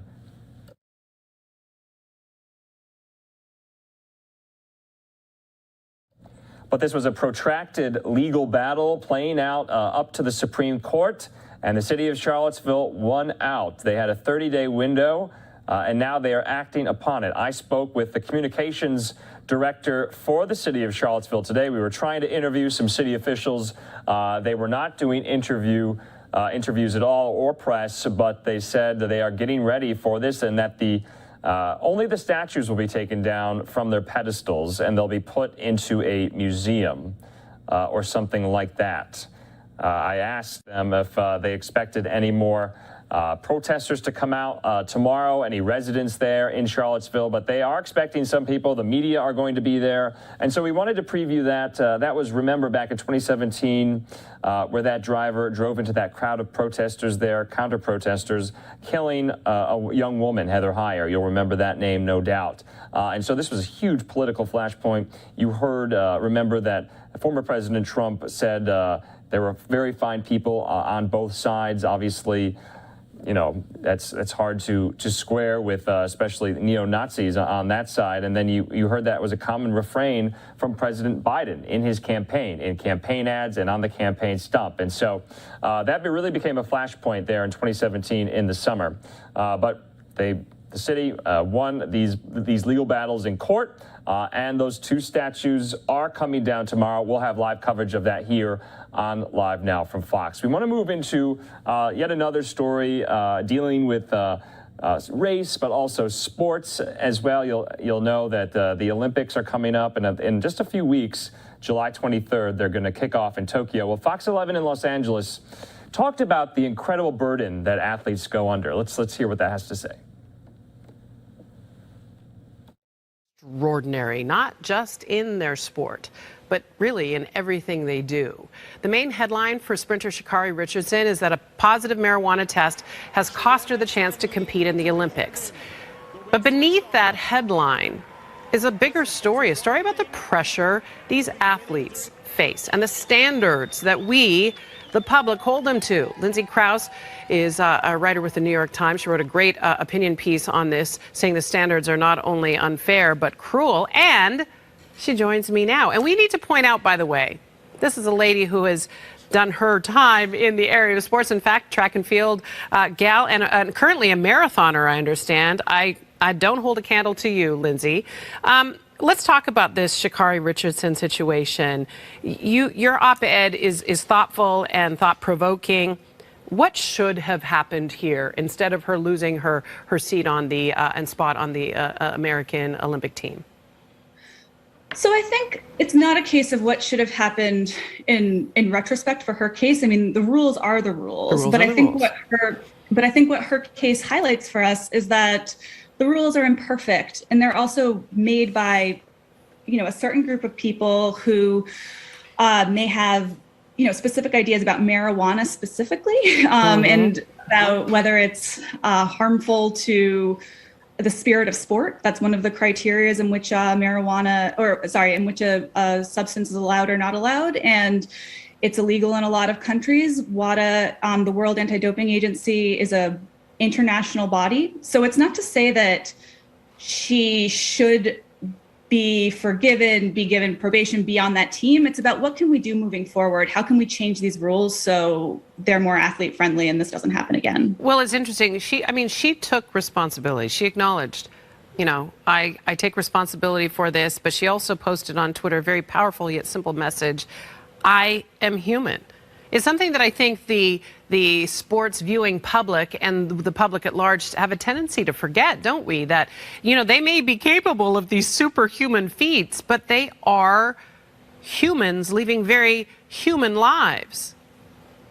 Absolutely. We saw that after her race when she won, right? She gave this interview that was very poignant. It was so strong, gritty, determined, but it also talked about some very real strife and adversity that she'd just overcome. I mean, learning in a press interview about her biological mother dying when she'd been raised by her grandmother that we just saw there, and her aunt growing up. This is real adversity, and who knows what she was feeling that day with so much pressure on her to perform. I really feel for her.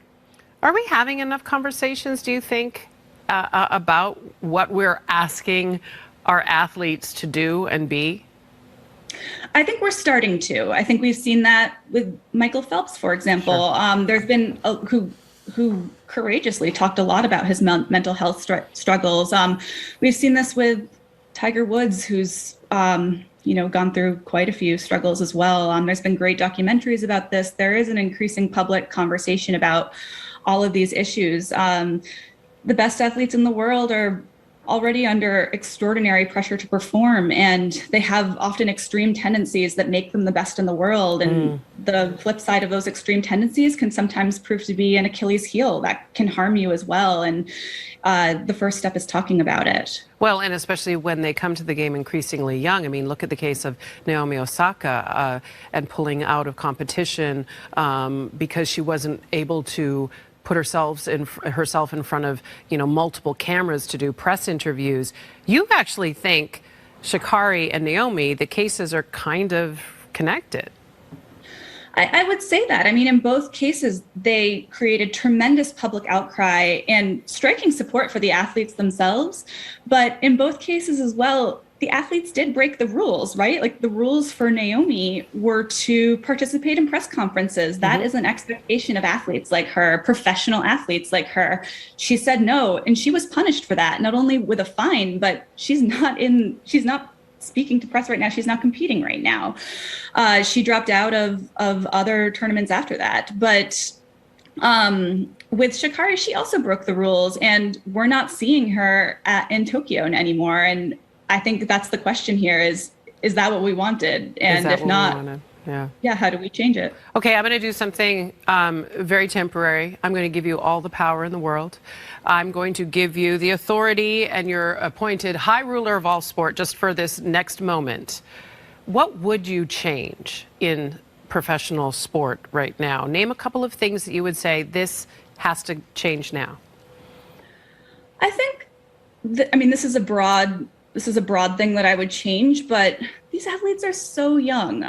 Look at Sha'Carri. She's 21 years old, suddenly thrust into the spotlight. Who knows what support she has? There aren't a lot of systems in place right now to support athletes to succeed, to support them with their mental health. And so I would appoint some athletes, some previous athletes that have been through this, who have been in the shoes of current Olympians, current stars, and even rising stars, to mentor and support and advocate for current athletes, especially young ones like Sha'Carri and Naomi. I think that's really needed, and I don't know what they do otherwise. And perhaps even have them on some of the boards of these governing boards, right, and these federations to help make the rules, to set the rules in place in the first place.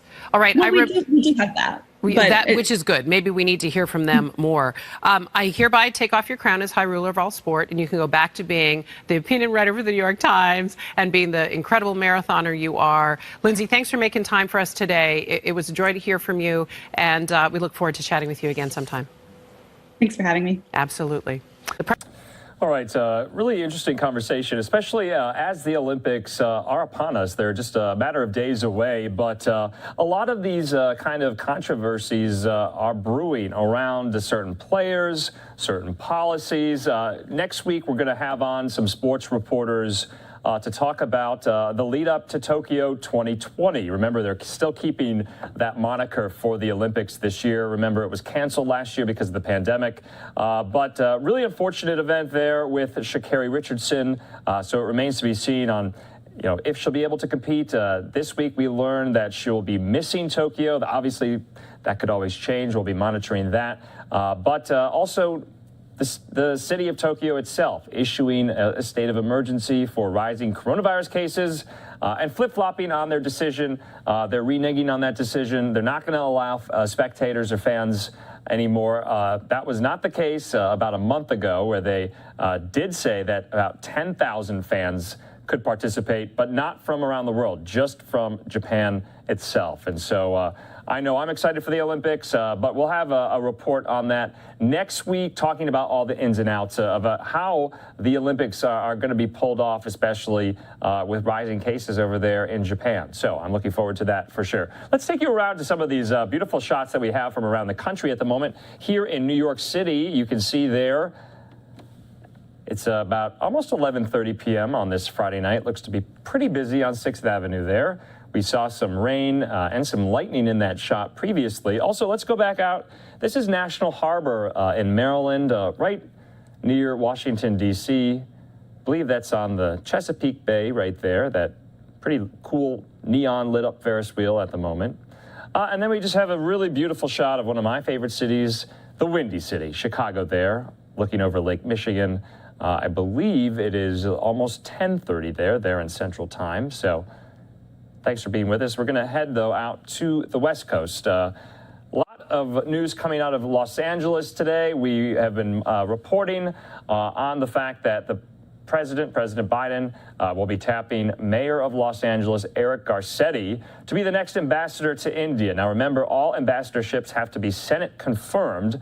But this is a major announcement. It was expected, but it was made official today. Fox 11's own Alex Michelson interviewed Los Angeles Mayor Eric Garcetti about this. We showed you some of that conversation in the last hour. Right now, we want to focus on something that a lot of people are talking about, especially on the West Coast here, the homelessness crisis. Let's go out to Fox 11 for a discussion on that. Now, part of that infrastructure push today came from the Secretary of Housing and Urban Development, Marcia Fudge. I also talked with her about that, but we also discussed California's homeless crisis. Of course, she is the top official in the entire federal government dealing with homelessness, and we talked about the crisis situation here. What more can be done from a federal perspective on the issue of homelessness? Because so many people are so frustrated right now looking outside their door. There are a few things that are going to have to happen. We are going to be pulling together the Interagency Council over the next week or so. The President's Rescue Plan put in place $10 billion to address homelessness or those at risk of being homeless. $5 billion for vouchers and another $5 billion to create and or build new structures to get people out off the streets and out of congregate care.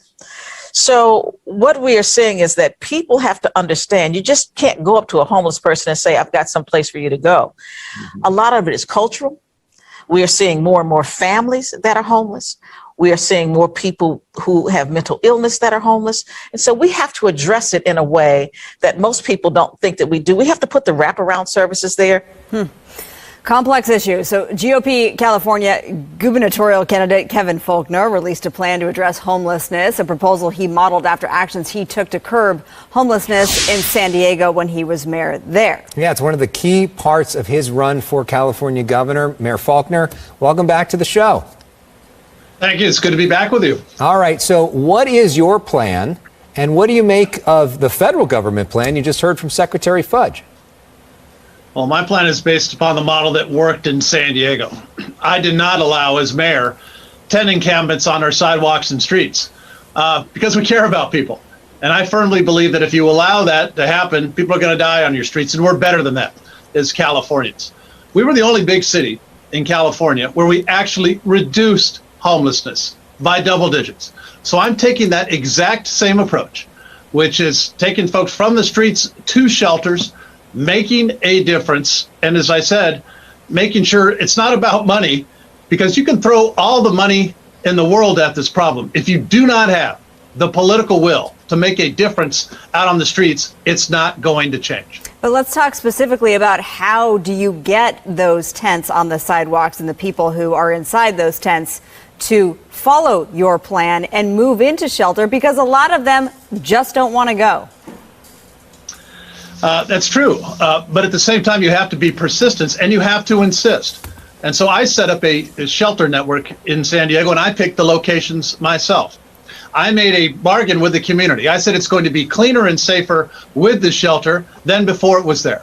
And to back that up, I created a new division within the San Diego Police Department called the Neighborhood Policing Division, whose sole focus was on homelessness and quality of life. And it made a huge difference. That division became the #1 referral source to folks to get them off the streets into the shelters. And it's not just about a bed, it's about the mental health services, it's about substance abuse. But you have to have a bottom line. And it's unacceptable to have somebody put up a tent in front of somebody's house or for somebody's business, or to have somebody have to step over used needles to go to work. We're better than that. As I said, we did not allow that in San Diego. That's the exact same approach that I'm going to take as governor, and I'm going to lead by example. Yeah, I mean, two big things, though, that would be potential challenges for you. One, the concept of not in my backyard, which you just said, what you did in San Diego, but much more complicated in a state with 58 counties and a whole lot of other interests involved with that. And two, you'd be walking into a Democratic supermajority in the legislature who are not necessarily going to want to see you succeed, especially if you only got like a year on a term. How do you convince them? Where do you get the money to pay for what you're talking about with the Democratic legislature that may not be supportive of this plan? Well, I have a lot of experience of that. When I was mayor of San Diego, my entire tenure, I had a majority Democrat city council.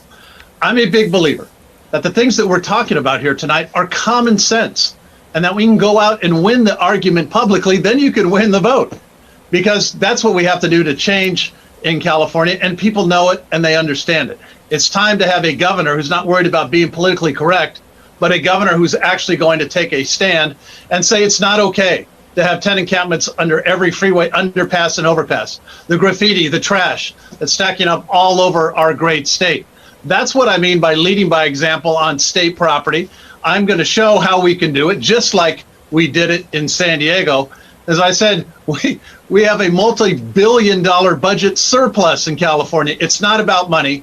It's about the political will to make a difference. You know, the governor is now putting $12 billion towards homelessness, which is a record investment. He's also putting over $1 billion towards cleaning up California, some of those encampments where they were trying to clean it up. It seems like every other day he's doing one of these events where he's actually out there picking up trash himself. I was out with him last night in downtown Los Angeles. Here's what he said. We mean business. This is not a photo op. This is not a press conference. We were out here a number of months ago. You were with us. We're coming back, and we're going to come back again and again and again and again. How do you, though, make it last permanently? You got to keep coming back. What's your response to that? Well, when you look at how the governor has enabled this problem for years and years, I'm glad he's actually focusing on it, or trying to.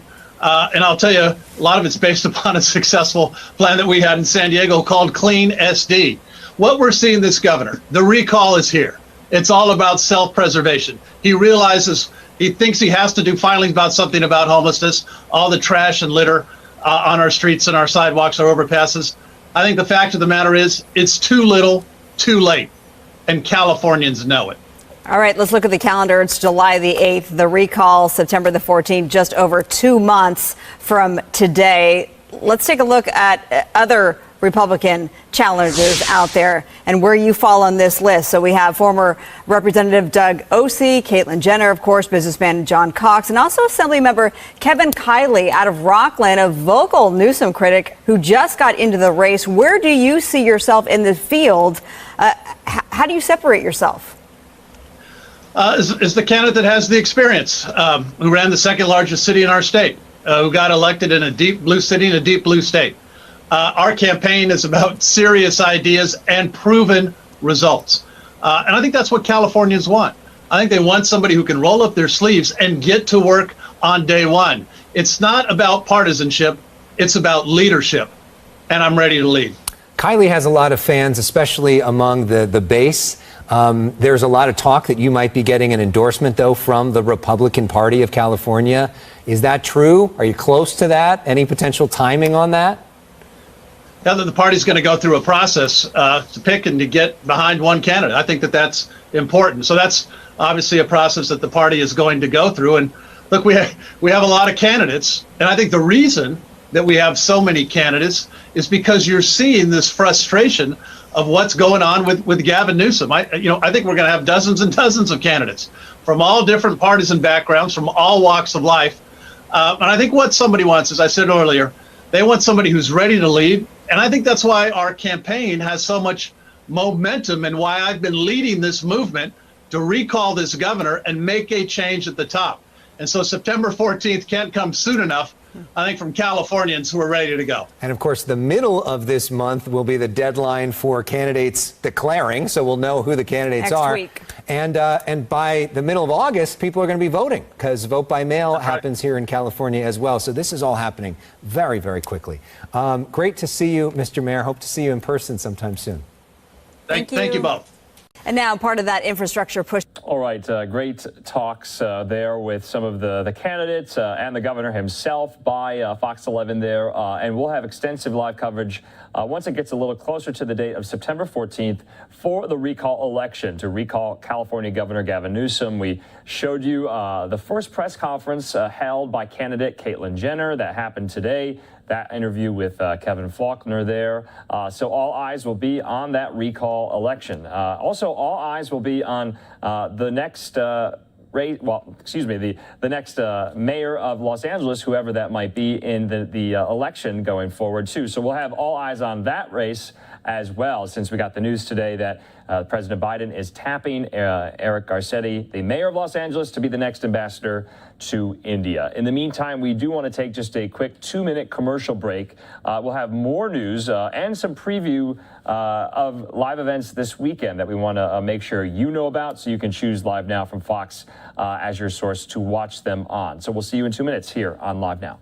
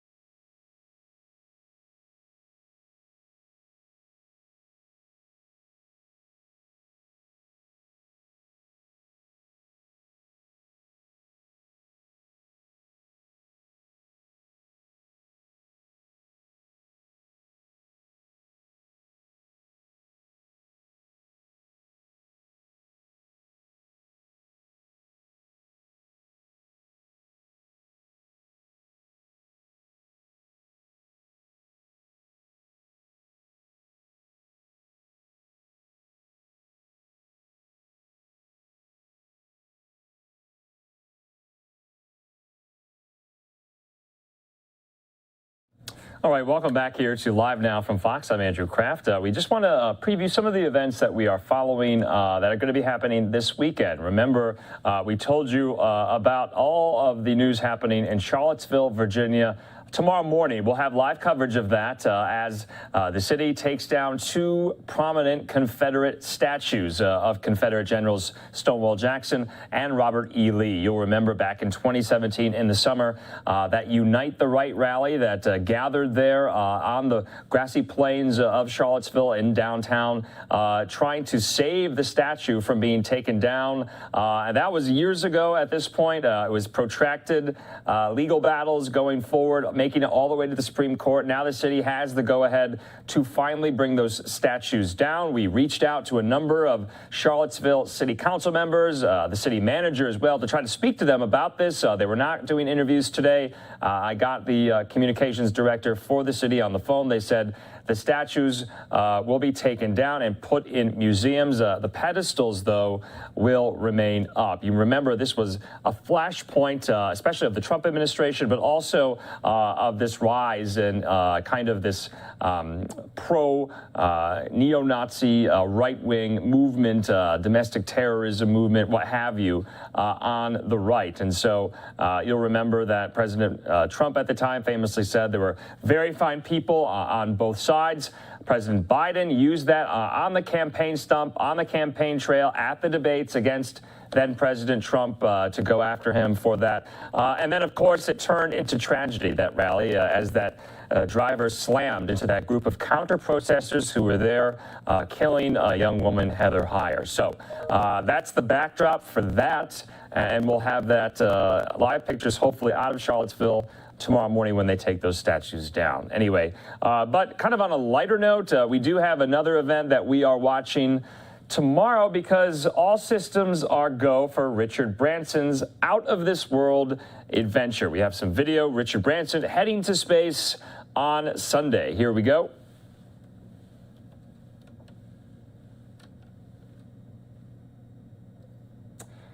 The Virgin Atlantic founder says he's been looking forward to heading to space for 17 years.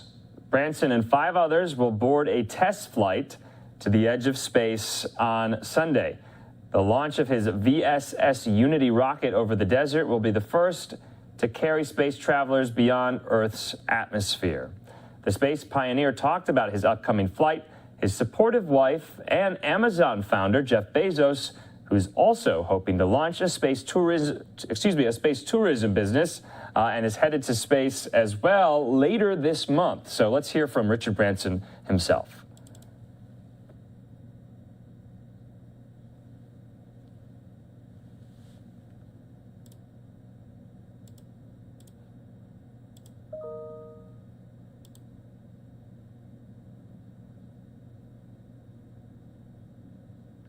So it looks like we don't have the audio there, but you could kind of see the look on his face. He's very excited to be going. Obviously, this has been something that's been talked about, the billionaire space wars between he and Jeff Bezos. And Richard Branson just announced last week that he's going to be doing this, and so beating Bezos by just a few days there. And so it'll be interesting to watch for sure. We're also watching another event we wanted to bring your attention to. This is also happening tomorrow, and we're learning that Texas Governor Greg Abbott will hold a border security briefing in Austin, Texas, with sheriffs from border communities. And so we're going to air that live. It's going to be at the Texas State Capitol. He'll be joined by Texas Division of Emergency Management Chief, the Adjutant General of the Texas National Guard, and the Texas Department of Public Safety as well, talking about the crisis at the southern border that still goes on to this day. We've been having and showing you extensive coverage there from our great reporter, Bill Malugin, who's been down there for quite some time, a lot of days down there. And also, I just want to give you an alert as well, because former President Trump will be speaking on Sunday in Dallas at CPAC. And so I believe we'll be airing his remarks live as they happen on Sunday. The former president, lots of talk about what he'll do for 2024. Will he run or won't he run for the presidency? That all remains to be seen. So just wanted to kind of preview a little bit of that, what we have this weekend. Remember, we have live weekend coverage here on Live Now, 7 a.m. to 7 p.m. Eastern, Saturdays and Sundays.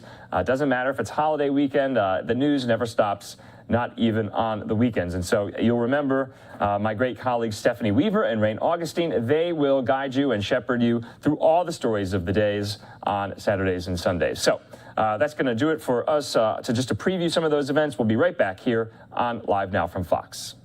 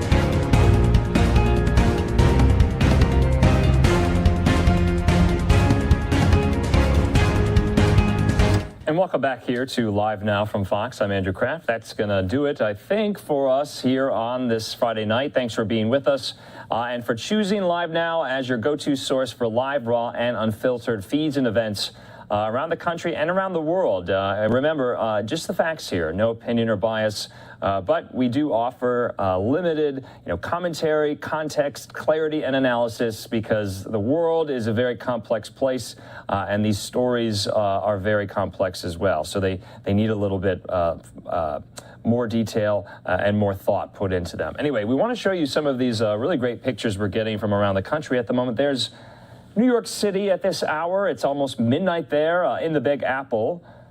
It was raining a little bit earlier. We also have this really cool shot out of National Harbor in Maryland, not too far from Washington, D.C. I believe that's right on the Chesapeake Bay. Actually, maybe the Potomac River. Don't quote me on that. My geography not too great. Also here we have Rehoboth Beach, Delaware. As you know, the Bidens have a summer home there on the coast, and they are in Wilmington, Delaware this weekend.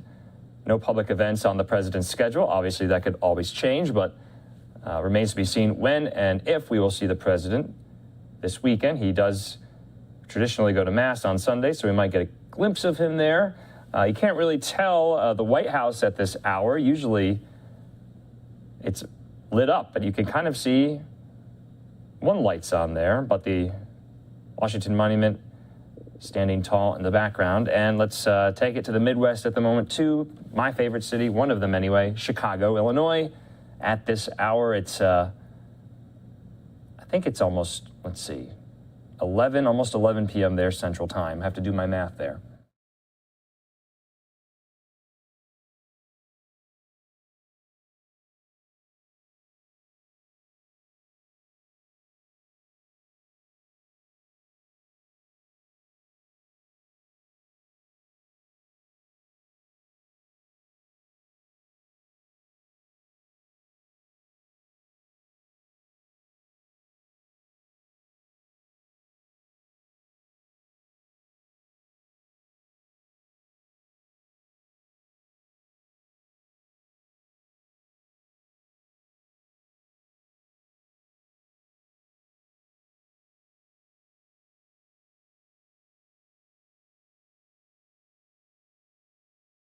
And Chicago there, right overlooking Lake Michigan there. That was Sears Tower in the distance. So the Windy City at this hour on this Friday. I'm Andrew Kraft. And don't forget, we have a Twitter account. You can give us a follow there. Our handle is @LiveNowFox. You can give me a follow on Twitter as well. Our handle is @Andrew Kraft. That's Kraft with a C. Also, don't forget to visit our website, LiveNowFox.com, and that's where you can go to figure out how you can watch us. If you don't know already, it lists all of our streaming platform partners. So that's going to do it for us. It was a busy week. It's going to be a busy weekend. Remember all those live events I previewed just a little bit ago. You're not going to want to miss them. Richard Branson going to space, former President Trump speaking at CPAC in Dallas, Governor Abbott of Texas speaking about the border, and in Charlottesville, Virginia, those highly controversial Confederate statues being taken down tomorrow morning of the Confederate general, the leader of the Confederate forces, General Robert E. Lee. So all of that and more here on Live Now from Fox. But for us here in Phoenix, we will see you soon. We hope you have a good weekend, and I'll talk to you later. As always, today, we recovered another victim. The total number of confirmed deaths is now 79. We've also made more identifications since our last briefing. 53 victims have now been identified, and 51 next of kin notifications have been made. 200 people are accounted for, 61 people potentially unaccounted for. The team has continued to verify all accounts, cross-referencing names against the U.S. Postal Service lists, driver's license lists, the building roster, multiple other databases. We want to get this right, and the hard work and the ongoing audit has continued. These numbers will continue to change. So after 16 long and extremely difficult days, I'm happy to be able to share a small piece of good news. Binks, a cat, living on the 9th floor of Champlain Tower South, was recently found near the site.